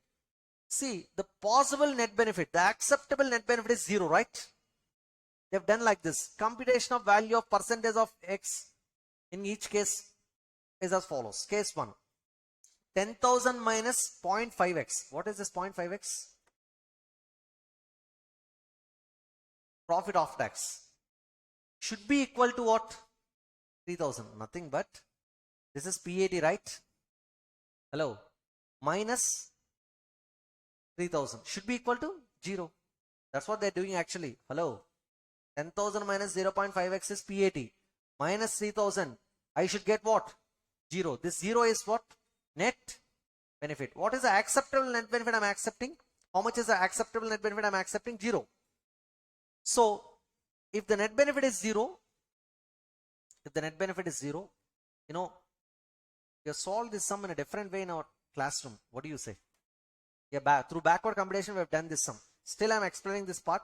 You know, the 0 is the acceptable net benefit. By using this, I've calculated X. How much is your X? 14,000. So the acceptable bad debts for first situation is 14,000. The percentage of acceptable bad debts is 14,000 by 1 lakh says 14%. You see, the same methodology. Either you can take X or you can take the balancing figure through backward calculation. Anything you can follow. Is it clear? Ultimately, you should consider how much net benefit? 0. The point is, I can accept such an amount of bad debts, a maximum of bad debts, where my net benefit should be equal to 0. It should not be less than 0. Is it clear? That's why I've taken a net benefit is equal to 0. Accordingly, if I solve the sum, I got a bad debts of 14,000 for case 1. And for case 2, we got 12,000. And for case 3, we got 8,000. So the percentage of acceptable percentage of bad debts are 14%, 12%, 8%. That's it, right? Now look at the second problem. Following information is forecasted by R Limited for the year ended 31st March 2021. Raw material, work in progress, extra columns not required. Don't think that we have to fill such columns, okay? We have to fill with these symbols. Good morning. Raw material, inventory, opening and closing, work in progress, inventory, opening and closing, finished goods, debtors, payables. We know the opening and closing inventory items along with debtors and creditors, right? Annual purchase of raw material, annual cost of production, annual cost of goods sold, annual operating cost is also known as annual cost of sales. Do you know that? Yes. And annual sales all on credit basis. You may take 1 year is equal to 365 days. You are required to calculate net operating cycle period, number of operating cycles in the year, amount of working capital requirement. I told you, if you remember, we should follow the format for calculating net operating cycle period, right? What is the formula for raw material holding period? Average stock of raw material divided by annual raw material consumption into 365 days. They've calculated like this, right? They got how much? How many days? 53 days. And for that, they have calculated annual raw material consumption by using the formula opening stock of raw material plus purchases minus closing stock of raw material. They have calculated every component separately, and then finally they have prepared one statement. Is it clear? Then work in progress holding period formula. Average stock of work in progress divided by annual cost of production into 365 days. Average stock of work in progress means opening plus closing divided by 2, right? Divided by annual cost of production, that is given in the problem itself, and we got 35 days. Every time they're using, they're rounding off the figure, right? They're not following our rule. What do you say? You better follow that rule, you'll get the accurate number. Finished goods holding period. Average stock of finished goods by cost of goods sold into 365. Opening plus closing divided by 2, divided by cost of goods sold. Every number is available in your material, right? Debtors collection period, average debtors divided by total credit sales into 365 days. Annual credit sales or total credit sales. Opening debtors plus closing debtors divided by 2. That is what average debtors. Creditors payment period, average payables or average creditors for materials divided by annual credit purchase into 365 days. Opening plus closing divided by 2. Lakhs, rupees in lakhs. Remember that, okay? And we got 64 days. Net operating cycle period. Raw material holding period plus work in progress holding period plus finished goods holding period plus debtors collection period minus Creditors payment period. How many days we got? Sir, can I follow this method? No. You better do one thing. Follow the format and get the answer. Is it clear? Number of operating cycles, 365 by operating cycle period. Amount of working capital. Annual operating cost divided by number of operating cycles. How much is your annual operating cost? 325 lakhs, right? Number of operating cycles, 2.48 times. Actually, that is 2.48. They have rounded off, right? How much it is? 325 lakhs divided by 2.48. Approximately it is 130 lakhs. Got it? Now look at the third problem. This is related to factoring. A factoring firm has credit sales of 360 lakhs and its average collection period is 30 days. The financial controller estimates bad debts losses are around 2% of credit sales. The firm spends 1,40,000 annually on debtors administration. This is administration cost right now the company is incurring, right? And this cost comprises of telephonic and fax billing along with the salaries of staff members. These are the avoidable expenses. The factoring firm has offered to buy the firm's receivables. One of the factoring firm is ready to buy the firm's receivables. The factor will charge 1% commission and will pay advance against these receivables by charging an interest rate of 15% per annum after withholding 10% reserve. Analyze what should the firm do. That means we have to calculate benefits and costs. They're not asking you to calculate effective cost of factoring. They're asking you to evaluate the factoring agreement. Then that means you have to define benefits and then you have to define cost. Benefits should be compared with cost to calculate net benefit. If net benefit is positive, then we can enter into factoring agreement, right? Working notes. Average level of receivables, nothing but average debtors. 360 lakhs into 330 by 360. How much is your debtors? 30 lakhs. Apply commission, factors commission 1%. How much it is? 30,000. Calculate reserve, 3 lakhs. Totally 3,30,000. That should be deducted from 30 lakhs. Nothing but 30 lakhs minus debtors minus your commission and your reserve should be deducted. This is what 26 lakhs 70,000. This is what the money which we are ready to get. See, the company should get this money, but on that money they'll charge interest. How much? 15% per annum. Actually, that is 15% per annum, but which should be calculated for 30 days to get what? Net advance amount receivable after transferring debtors, right? Yes. Then we have to evaluate the factoring proposal. Savings to the firm. Savings in administration cost. Per annum, how much? 1,40,000. Savings in bad debts. 360 lakhs is your annual sales. Am I right? Hello? Into bad debts percentage? 2%. So your bad debt saving is 7,20,000. Totally, how much is the saving? 8,60,000. Cost to the firm. What are the costs we have to incur? Factoring commission. How much commission we are paying? 30,000. For how much debtors? 30 days debtors. For 360 days debtors into 360 by 30. How much it is? You don't like this. How much is your credit sales? How much is your credit sales? Annual credit sales. Annual credit sales 360 lakhs into 1%. 360 lakhs into 1%. 3,60,000. In that way also you can calculate it. Okay. And then interest charge. We have calculated interest for 30 days. Annualize it into 360 by 30. I got interest cost also. So get the total cost and then total cost should be deducted from total benefit to get net benefit. We got positive net benefit since the savings to the firm exceeds the cost to the firm on account of factoring. Therefore, the proposal is acceptable because it results in net benefit, right? Yes, go for the fourth problem. A company is presently having a credit sales of 12 lakhs. The existing credit terms are 1/10 net 45 and average collection period is 30 days. Right now, the collection period is 30 days, right? The current bad debts loss are 1.5%. In order to accelerate the collection process further or also to increase the sales, the company is contemplating liberalization of existing credit terms to 2/10 net 45. Previously, it is 1/10 net 45. Now we are planning for 2/10 net 45. It is expected that sales are likely to increase by 1/3 of existing sales. Bad debts will increase to 2% and average collection period will decline to 20 days. These are the terms you have to remember. Contribution to sales ratio of the company is 22%. When contribution to sales ratio is 22%, then 78% will be your variable cost ratio, right? An opportunity cost of investment in debtors is 15% pre-tax. You should not consider pre-tax for evaluating the proposals. You should consider after-tax cost of debt. 15% into 1 minus tax rate. You see the tax rate here. You'll get some rate. That rate should be used for evaluating the proposal. 50% and 80% of the customers in terms of sales revenue are expected to avail cash discount under existing and liberalization scheme respectively. Advise should the company change its credit terms. You see, first of all, please calculate cash discount. How much is your total credit sales? 12 lakhs. How much is the cash discount? the percentage of cash discount.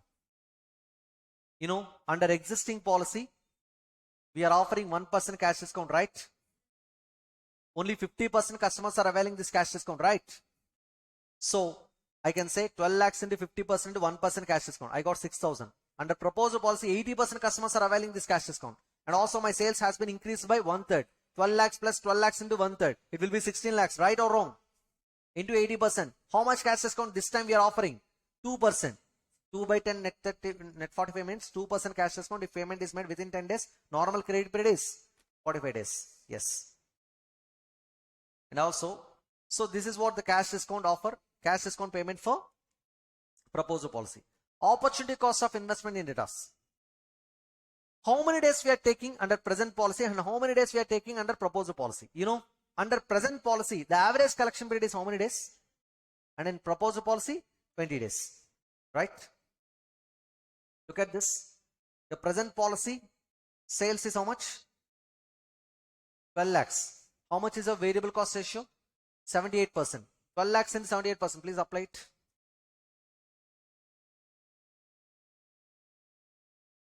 Nine lakh 36,000 into 30 by 360. 78,000 into opportunity cost.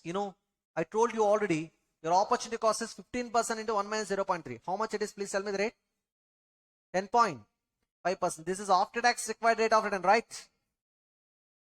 After tax cost of capital. Please use after tax cost of capital for evaluating the proposal. 78,000 into 10.5%. I got 8,190. This is what opportunity cost of investment in data under present policy. Proposal policy. Same calculation. But instead of taking 30 days, please consider 20 days. That's it. Instead of taking 12 lakh sales, you have to consider 16 lakh sales. 16 lakhs into 78% into 20 by 360 into 10.5% after tax cost of capital, right? Statement showing evaluation of credit policies. Credit sales, deduct variable cost, you'll get profit before adjustment of bad debts. Deduct bad debts 1.5%, 2% of the sales, then you'll get profit before, then and also you should deduct cash discount that we have calculated in the working note. Then you'll get profit before tax, less tax, profit of tax, deduct the opportunity cost of investment in data just now we have calculated, then you'll get net benefit. So which proposal is giving higher net benefit? Tell me. Existing or proposed? Proposed. So it results in incremental net benefit, right? How much is your incremental net benefit? 38,990. So the proposed policy can be adopted. Sir, can I follow this format? Already we have solved this problem in our own format. Follow that format. Is it clear? Yes. See, this fifth problem is all about estimation of working capital requirement. It's a direct question. Okay.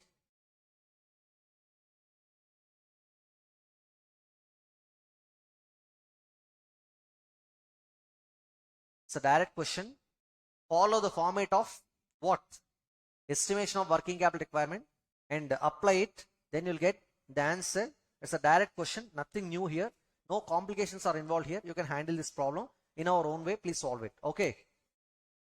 So you should get an answer of 1,66,250. With this, working capital management is completed. Yes, the next chapter is ratio analysis. The objective of this ratio analysis is to assess the financial performance of any company. Merely by seeing the financial statements of any company, we cannot assess the financial performance of any financial performance. So in order to assess the financial strengths and weaknesses of the company, you should try to analyze the financial ratios of the respective company. How I can analyze the financial ratios? By defining it, right or wrong?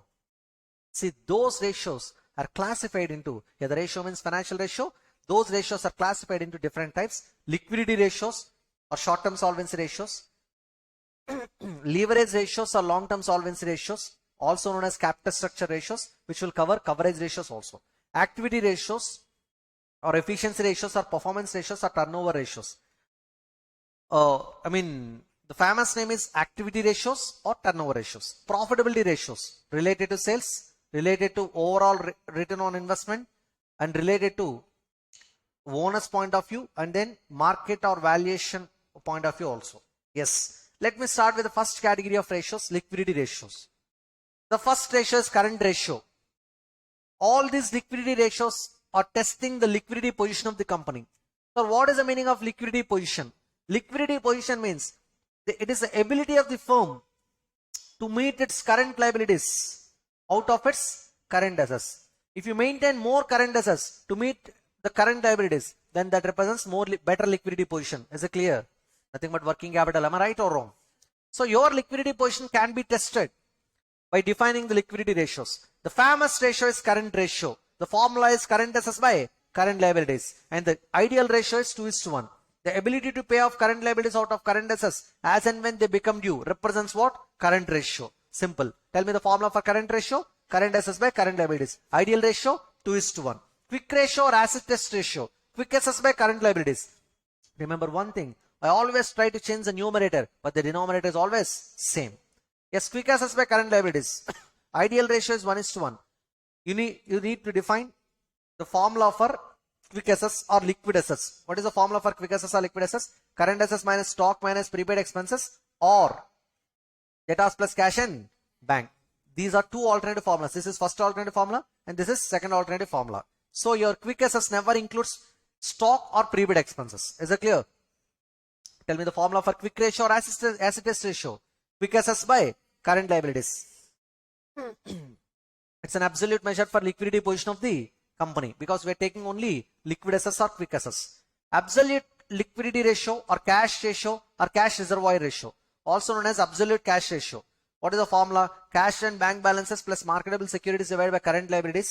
You know, this is the ability of the firm to meet its current liabilities out of absolute cash. Absolute cash here includes cash plus bank plus marketable securities. Got it?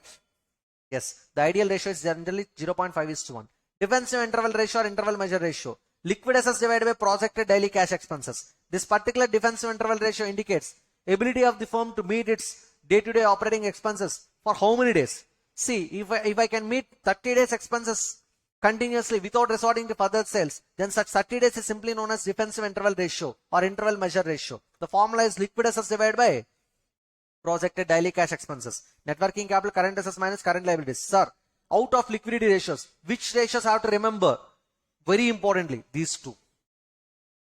One is current ratio, other one is quick ratio. Remember these formulas very importantly for solving the problems. Is it clear?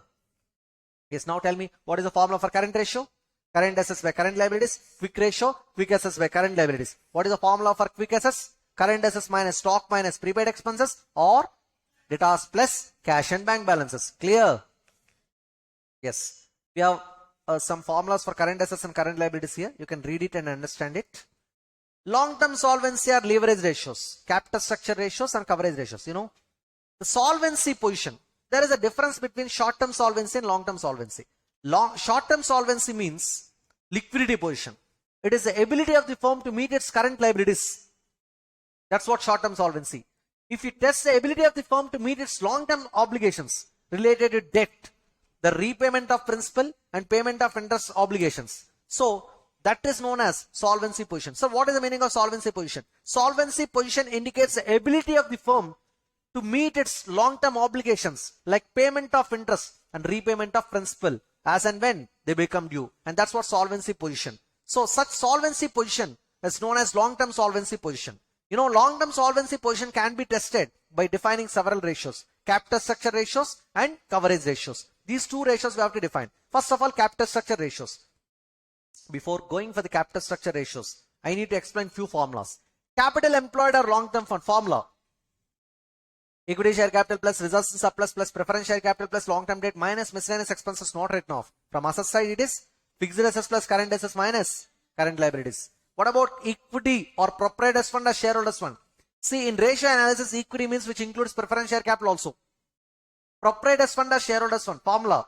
Equity share capital plus preference share capital plus reserves and surplus minus miscellaneous expenses not written off, and don't consider debt here, right? And from asset side, fixed assets plus current assets minus current liabilities minus long-term debt, right or wrong? And then these are the formulas. And also, please try to define one more formula. What was that? Equity shareholders fund. What is the formula for equity shareholders fund? Equity share capital plus reserves and surplus minus miscellaneous expenses not written off. Okay. Or fixed assets plus current assets minus current liabilities minus long-term debt minus preference share capital. Got it? Yes. These are the several formulas, and by using these formulas we can define capital structure ratios. Equity ratio, equity by capital employed. This represents percentage of equity on your total long-term fund.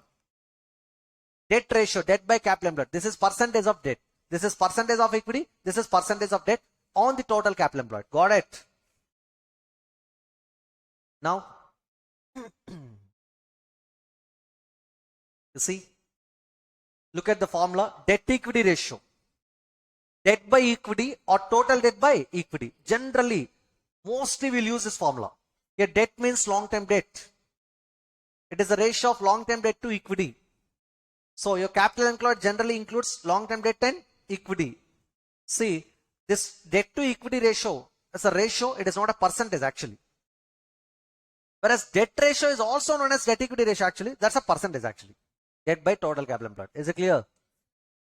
Sometimes I can use total debt also. Sir, what is the difference between total debt and long-term debt? Total debt means long-term debt plus current liabilities. Is it clear? Yes. Now, look at the next formula.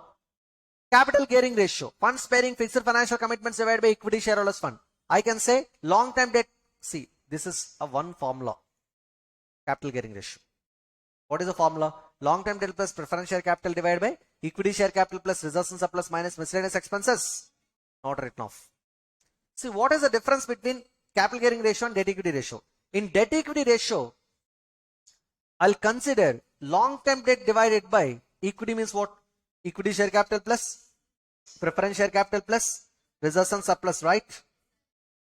If you consider preference share capital in the denominator, then that is debt equity ratio. If you consider the same preference share capital in the numerator, then that will be capital gearing ratio. Long-term debt plus preference share capital divided by equity share capital plus reserves and surplus. Obviously, I'll deduct miscellaneous expenses not written off also, right or wrong?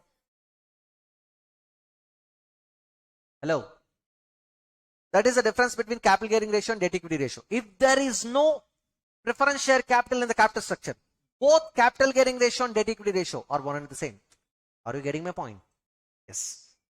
Now, debt to total assets ratio, my dear students. This is debt to total assets ratio. Total debt by total assets. This is percentage of debt on your total assets. Okay. Now, this is fixed assets to capital employed ratio. FA to CE means fixed assets to capital employed ratio. Formula, fixed assets divided by capital employed. So, the percentage of fixed assets on your capital employed. Working capital to capital employed ratio. Working capital divided by capital employed. These two are interrelated ratios. Okay. You know, there exists one more ratio called proprietary or shareholders equity ratio. The formula is proprietors fund or equity divided by total assets. Let me show you. You know, balance sheet, capital employed.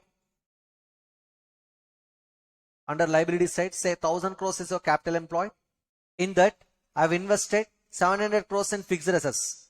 And I've invested current assets minus current liabilities. See, 500 it is.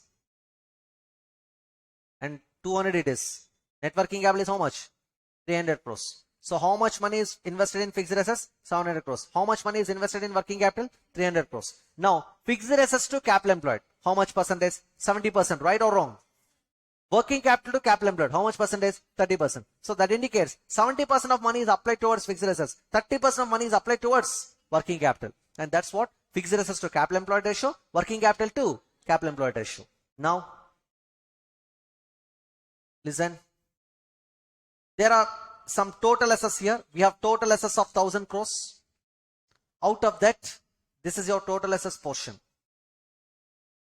Out of that, your equity plus long-term debt and also current liabilities. We have current liabilities.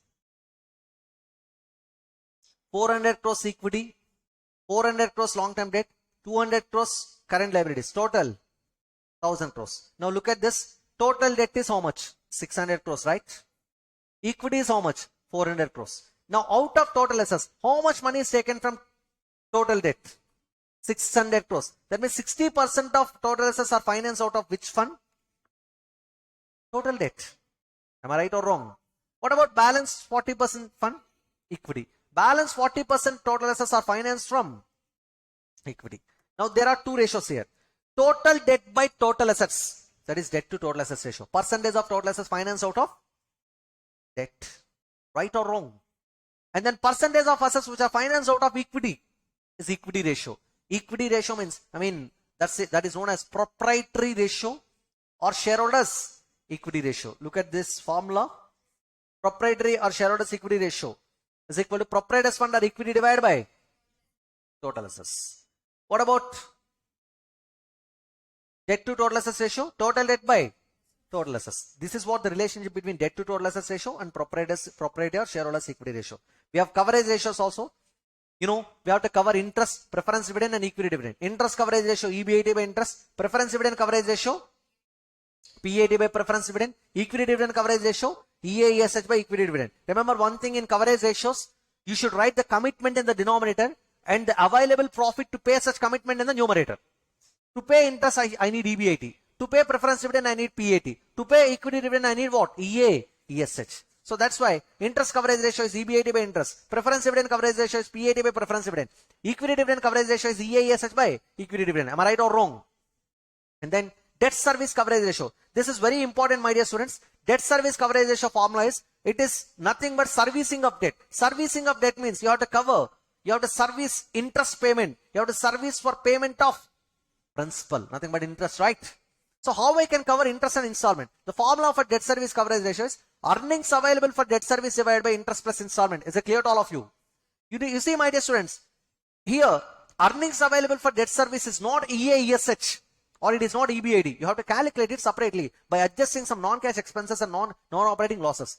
You see, the formula for earnings available for debt services, PAT plus interest plus non-operating losses plus non-cash expenses. I don't explain the logic behind this formula. I'll explain what are these items. PAT means profit after tax. Interest, interest on debt. That's what you need to cover. Non-operating losses means loss on sale of fixed assets and loss on sale of investments. Is it clear?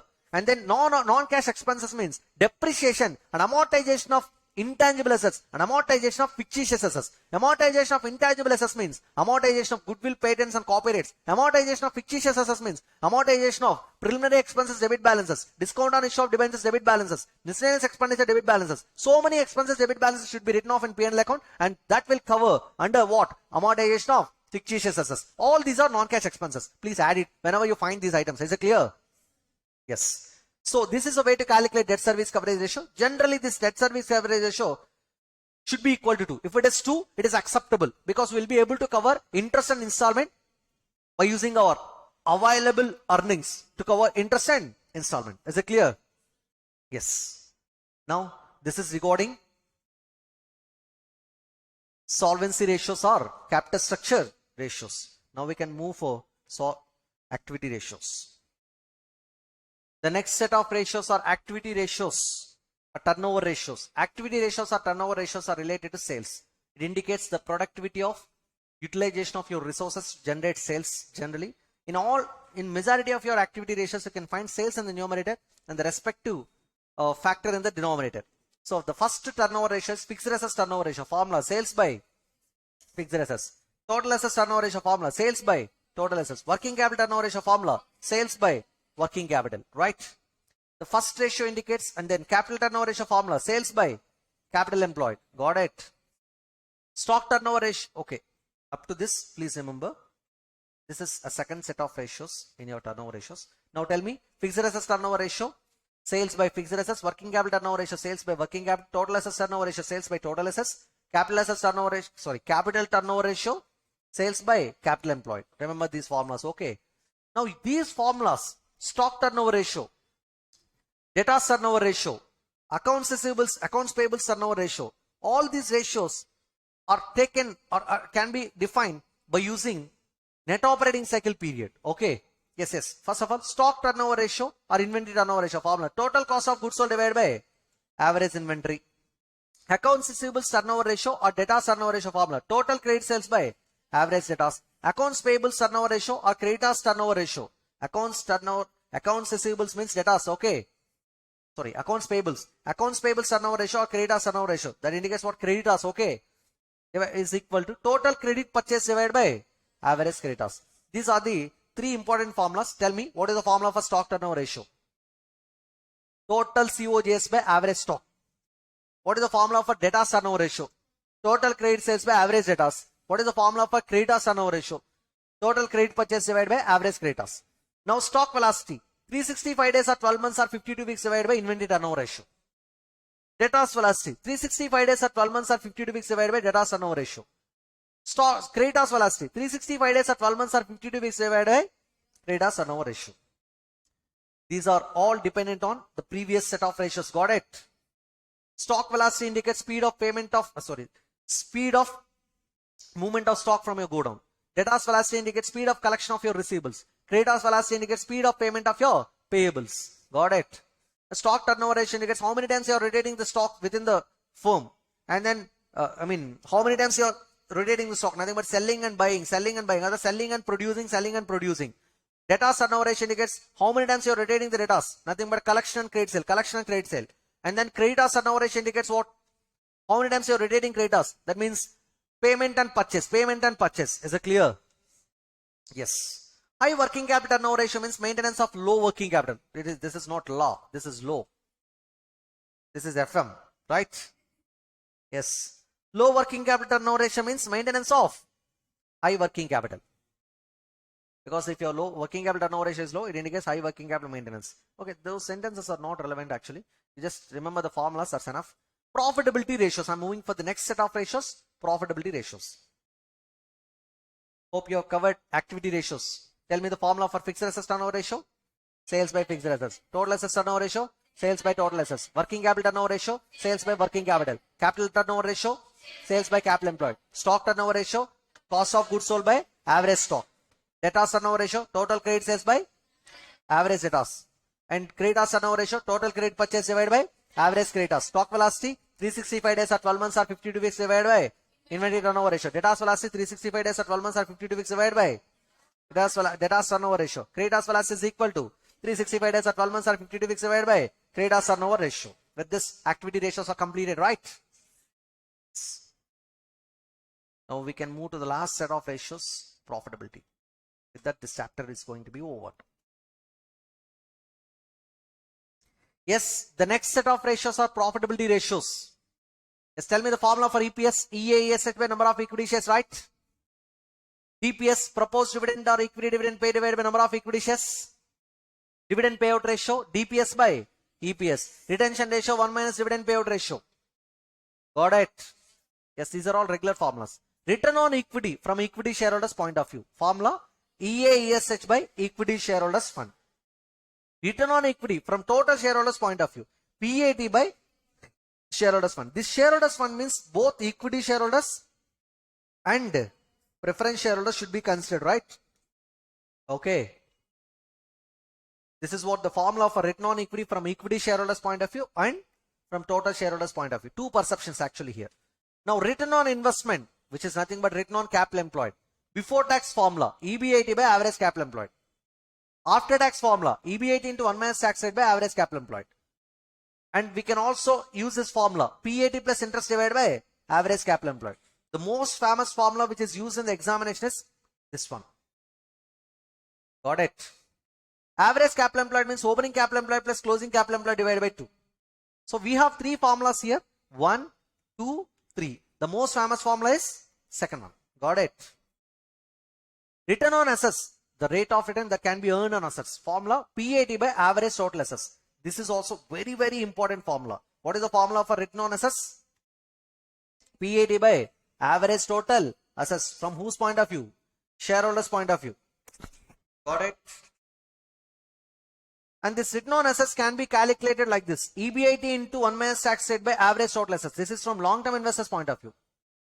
EBIT into 1 minus tax rate by average total assets. This is what the formula for return on assets. This is second formula. Rarely will apply this formula. Return on assets by considering tax saving on interest. Formula PAT plus interest divided by average total assets. See, these are the three formulas for related to return on assets. The most famous formula is the first formula. What was that? PAT by average shareholders fund. We can also use EBIT into 1 minus tax rate by average total assets or PAT plus interest divided by average total assets. Now sales based ratios, gross profit ratio, gross profit by sales, net profit ratio, net profit by sales, operating profit ratio, operating profit by sales. Operating profit means EBIT. Is it clear? And also expenses ratios, COGS to sales ratio, COGS by sales, percentage of COGS on sales. The balance will be gross profit, right? Operating expenses ratio, operating expenses by sales. May you know the operating expenses, my dear students? Operating expenses are admin expenses and selling and distribution expenses in P&L account. What are the operating expenses in P&L account? Admin and selling and distribution expenses. That is what operating expenses ratio. Operating ratio, COGS plus operating expense divided by sales. This is operating ratio is an overall ratio. It is an overall ratio. Overall ratio means by taking trading account and P&L account. In trading account, all the expenses are operating expenses. In P&L account, all expenses are not operating expenses. Only admin and selling and distribution expenses are operating. Okay. So operating ratio means COGS plus operating expenses divided by sales. Financial expenses ratio is financial expenses divided by sales. Got it? Yes. And also we should define P ratio. It is the ratio of MPS to EPS. Formula is MPS by EPS. From that we can calculate MPS also. MPS is equal to EPS into P ratio. Tell me what is the formula for earnings yield? EPS by MPS. Dividend yield. DPS by MPS. This is percentage of earnings per share on MPS. Percentage of dividend per share on MPS. Earnings yield and dividend yield. Now look at the formula. Market response ratio or market value to book value per share. Market value to book value per share means market value per share divided by book value per share. Are you getting my point? Yes. And then Q ratio. Q ratio, it is a formula. Generally, we don't find this formula in the examination problems or regular problems. But there is a scope you can find one problem in the examination. If the examination paper is very difficult. But so for that reason, please remember this formula also. What is the formula for Q ratio? Market value of equity and liabilities divided by estimated replacement cost of assets. Got it? Yes. That's it. With this, the chapter ratio analysis is over. We don't need to solve any kind of problems. Please solve it. Okay. Thank you. Yes. The new chapter is risk analysis in capital budgeting. What is the new chapter? Risk analysis in capital budgeting. Generally, in investment decisions, we don't consider risk. We'll always follow benefits. Like if NPV is positive, I'll accept the project. If IRR is more than cost of capital, I'll accept the project. Like that, I'll always go with benefits only. I'll ignore what? Risk. If you incorporate risk in your investment decision analysis, then that will be a complete different situation. So we have to incorporate risk whenever we are taking investment decisions. So for incorporating risk in our investment decisions, we have to understand several capital budgeting techniques. Okay. Those techniques. You have to understand capital budgeting techniques. But these techniques will consider what? The risk. What do you say? We have conventional methods. We have conventional methods.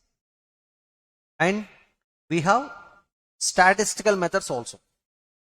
We have conventional methods and statistical methods. Under conventional methods, we have to understand two important areas: risk adjusted discount rate and then certainty equivalent approach. Certainty equivalent approach. And we'll also understand sensitivity analysis. What is that? Sensitivity analysis.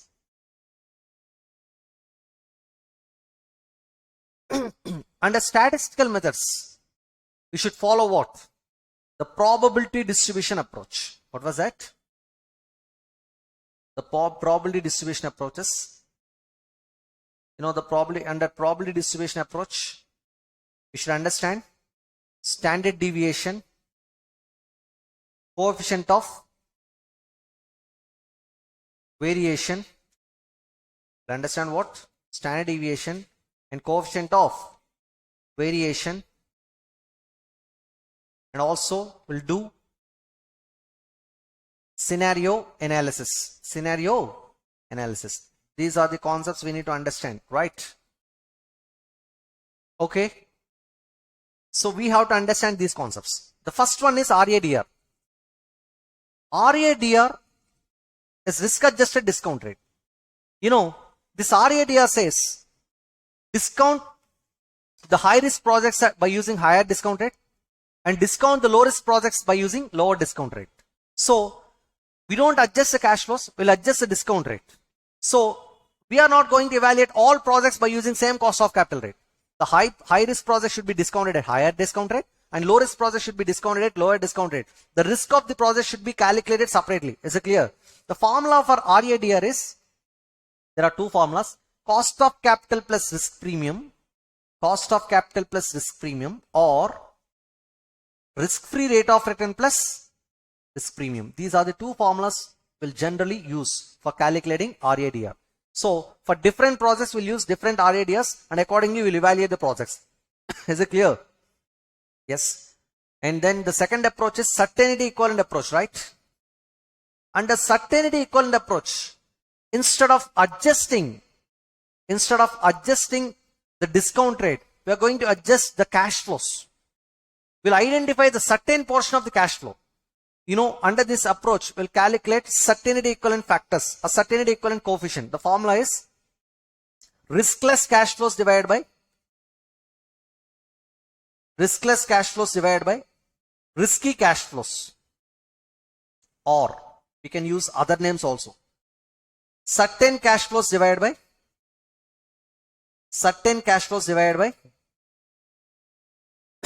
risky cash flows. We can use different names based on the situation. You have to apply the formula. Okay. Calculate the riskless cash flows or certain cash flows simply by multiplying risky cash flows with what? Certainty equivalent factors, and get this certain cash flows and discount this certain cash flows at risk-free rate of return to calculate your NPV. So NPV means present value of certain cash flows discounted at risk-free rate of return. From that you please deduct your investment. So formula will be NPV is equal to present value of certain cash flows minus investment. If your NPV is positive, we can accept the project. If your NPV is negative, we don't accept the project. This is what the formula for what? NPV. By discounting your cash flows at risk-free rate of return. Got it? Yes.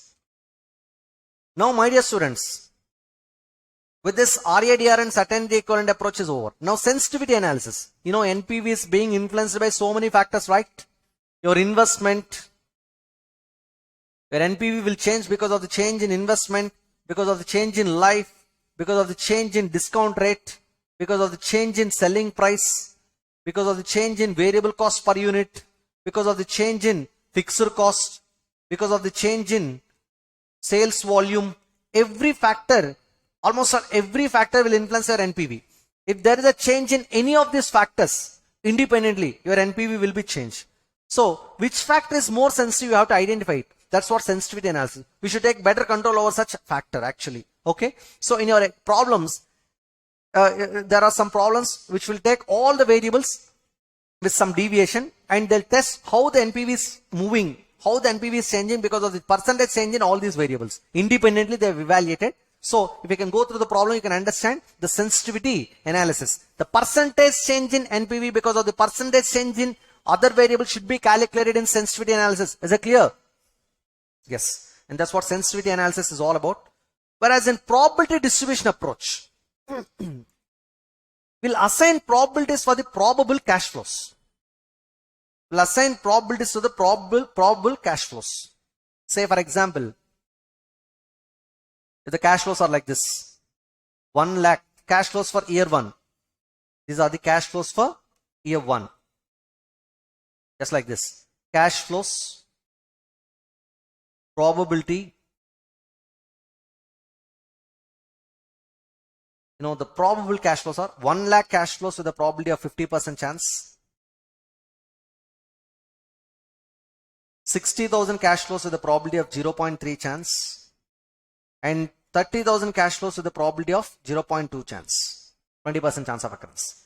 And like that, you have to identify the probability distribution. Multiply the probabilities with the cash flows to get the expected cash flows. How I can get expected cash flows? cash flows into probability. I'll get expected cash flows. So define expected cash flows for every year. Discount such expected cash flows at cost of capital. Then discount, then you'll get present value of expected cash flows. Deduct your investment, you'll get expected NPV. Is it clear? Yes. So under probability distribution approach, we'll multiply the respective probabilities. We'll multiply the respective probabilities with the cash flows, and by discounting such cash flows, expected cash flows at cost of capital, we'll get expected NPV. And also we should calculate standard deviation, coefficient of variation. There are some formulas for calculating standard deviation. Standard deviation, coefficient of variation. Standard deviation of cash flows or standard deviation of NPV is equal to square root of 1 by n into summation x minus x bar whole square, right? Or square root of summation p into x minus x bar whole square, where x is NPV, cash flows or NPV. X bar is mean, the expected, X bar is the expected cash flows. You know how to calculate expected cash flows. Cash flows into probabilities total is expected cash flows, right? Expected NPV. X bar is expected cash flows or expected NPV. Then I'll get X bar. So this is a way to calculate standard deviation. Standard deviation represents the deviation from your expected cash flows or the deviation from your expected NPV. If the probability distribution is given for NPVs, then I'll get expected NPV, and from that I'll calculate standard deviation. I'll get standard deviation of cash flows or standard deviation of NPV. In case of the probability distribution is given for cash flows, then I can calculate standard deviation of cash flows. So finally, the term standard deviation indicates deviation from expected cash flows. For example, if I get standard deviation of 1000 rupees and my expected NPV, and my expected cash flows are 10,000 rupees. What is my standard deviation of cash flows? 1000. That means from 10,000 expected cash flows, either I may get 1000 rupees extra cash flow or I'll get 1000 rupees low cash flow. So either upward potential or downward risk. That's what standard deviation of cash flows. Got it? Yes.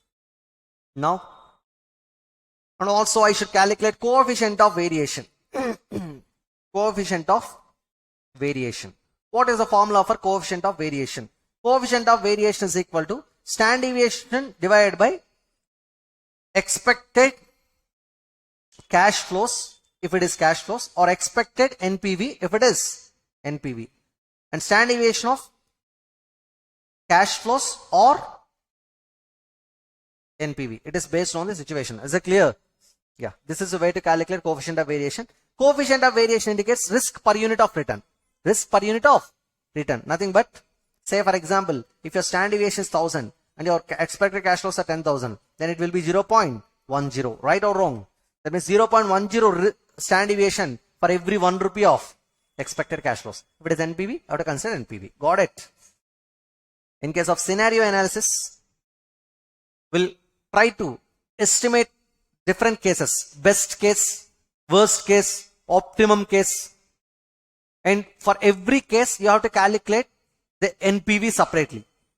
You'll get the cash flows information for best case and for worst case and for moderate case. For every case, please consider the cash flows and consider your investment and calculate NPV. You'll get best case NPV, you'll get worst case NPV, you'll get what? Moderate case NPV.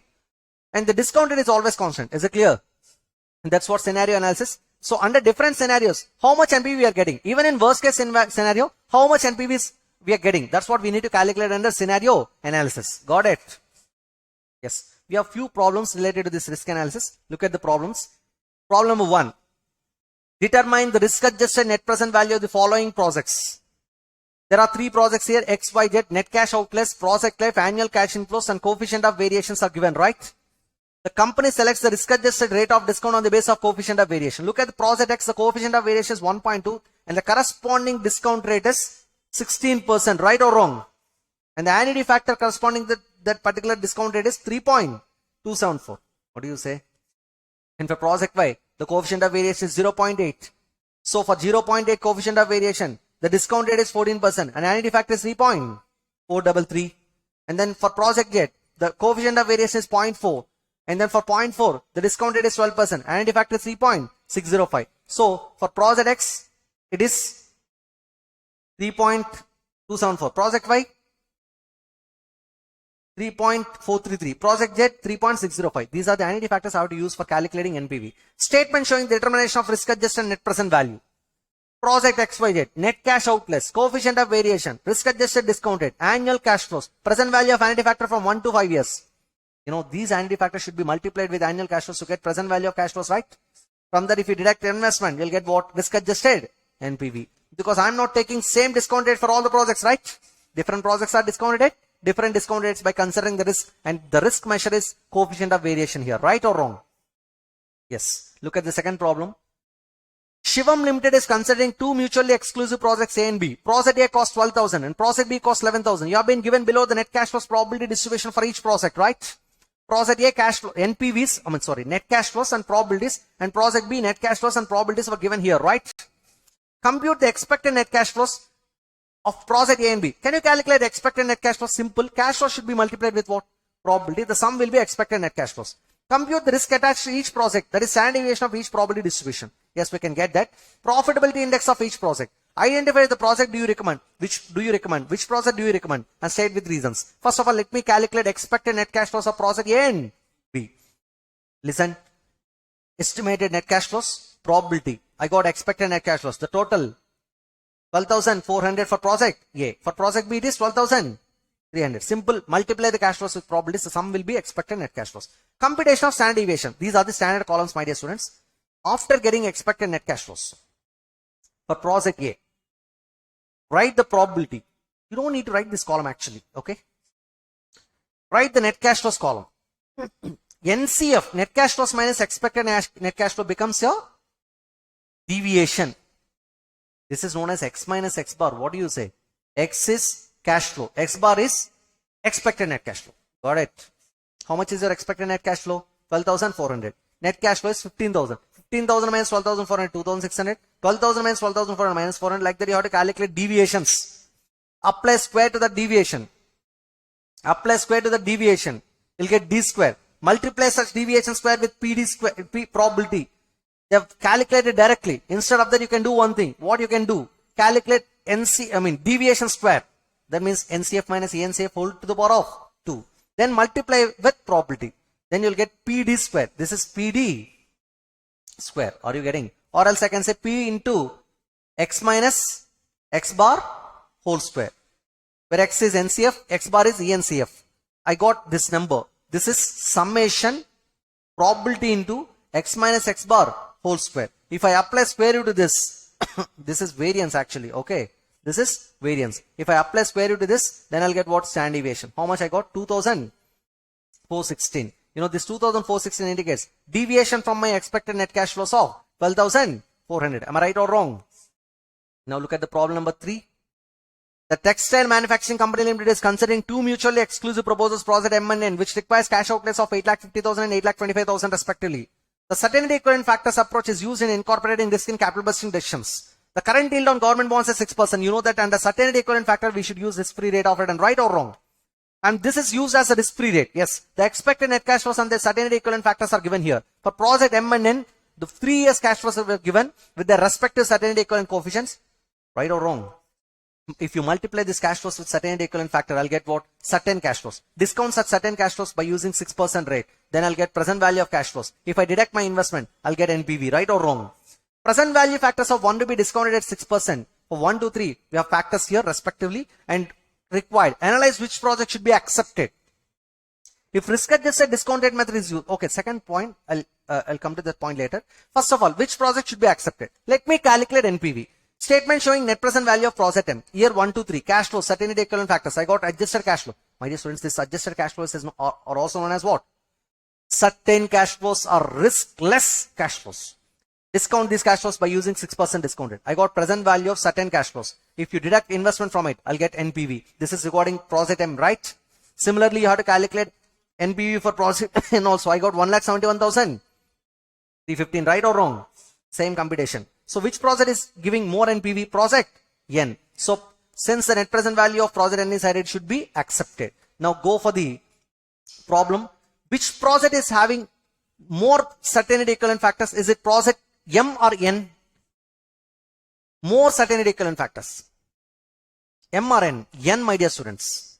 Comparatively, this is N, this is M. Okay. Comparatively, N is having more certainty equivalent factors. That means the numbers are high.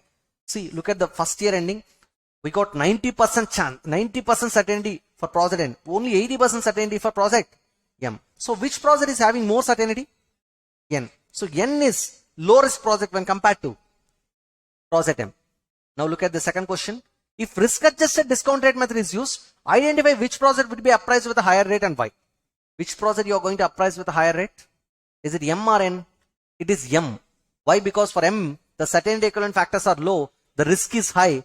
So when the risk is high, the discount rate will be high. What do you say? So if RATR discount rate is used, certainty equivalent factors of project M is, that is 0.8 plus 0.7 plus 0.5. They have added all the factors. Is lower than that of project N, that is 0.9 plus 0.8 plus 0.7, 2.4. This means the project M is riskier than project N. As higher the riskiness of cash flows, the lower will be the certainty equivalent factors. So if risk adjusted discount rate method is used, project M would be appraised with a higher rate because of high risk. What do you say? With this, risk analysis in capital investing is over. So other concepts, all the concepts are almost over. If you can cover the problems, you can understand it. Thank you so much. Bye.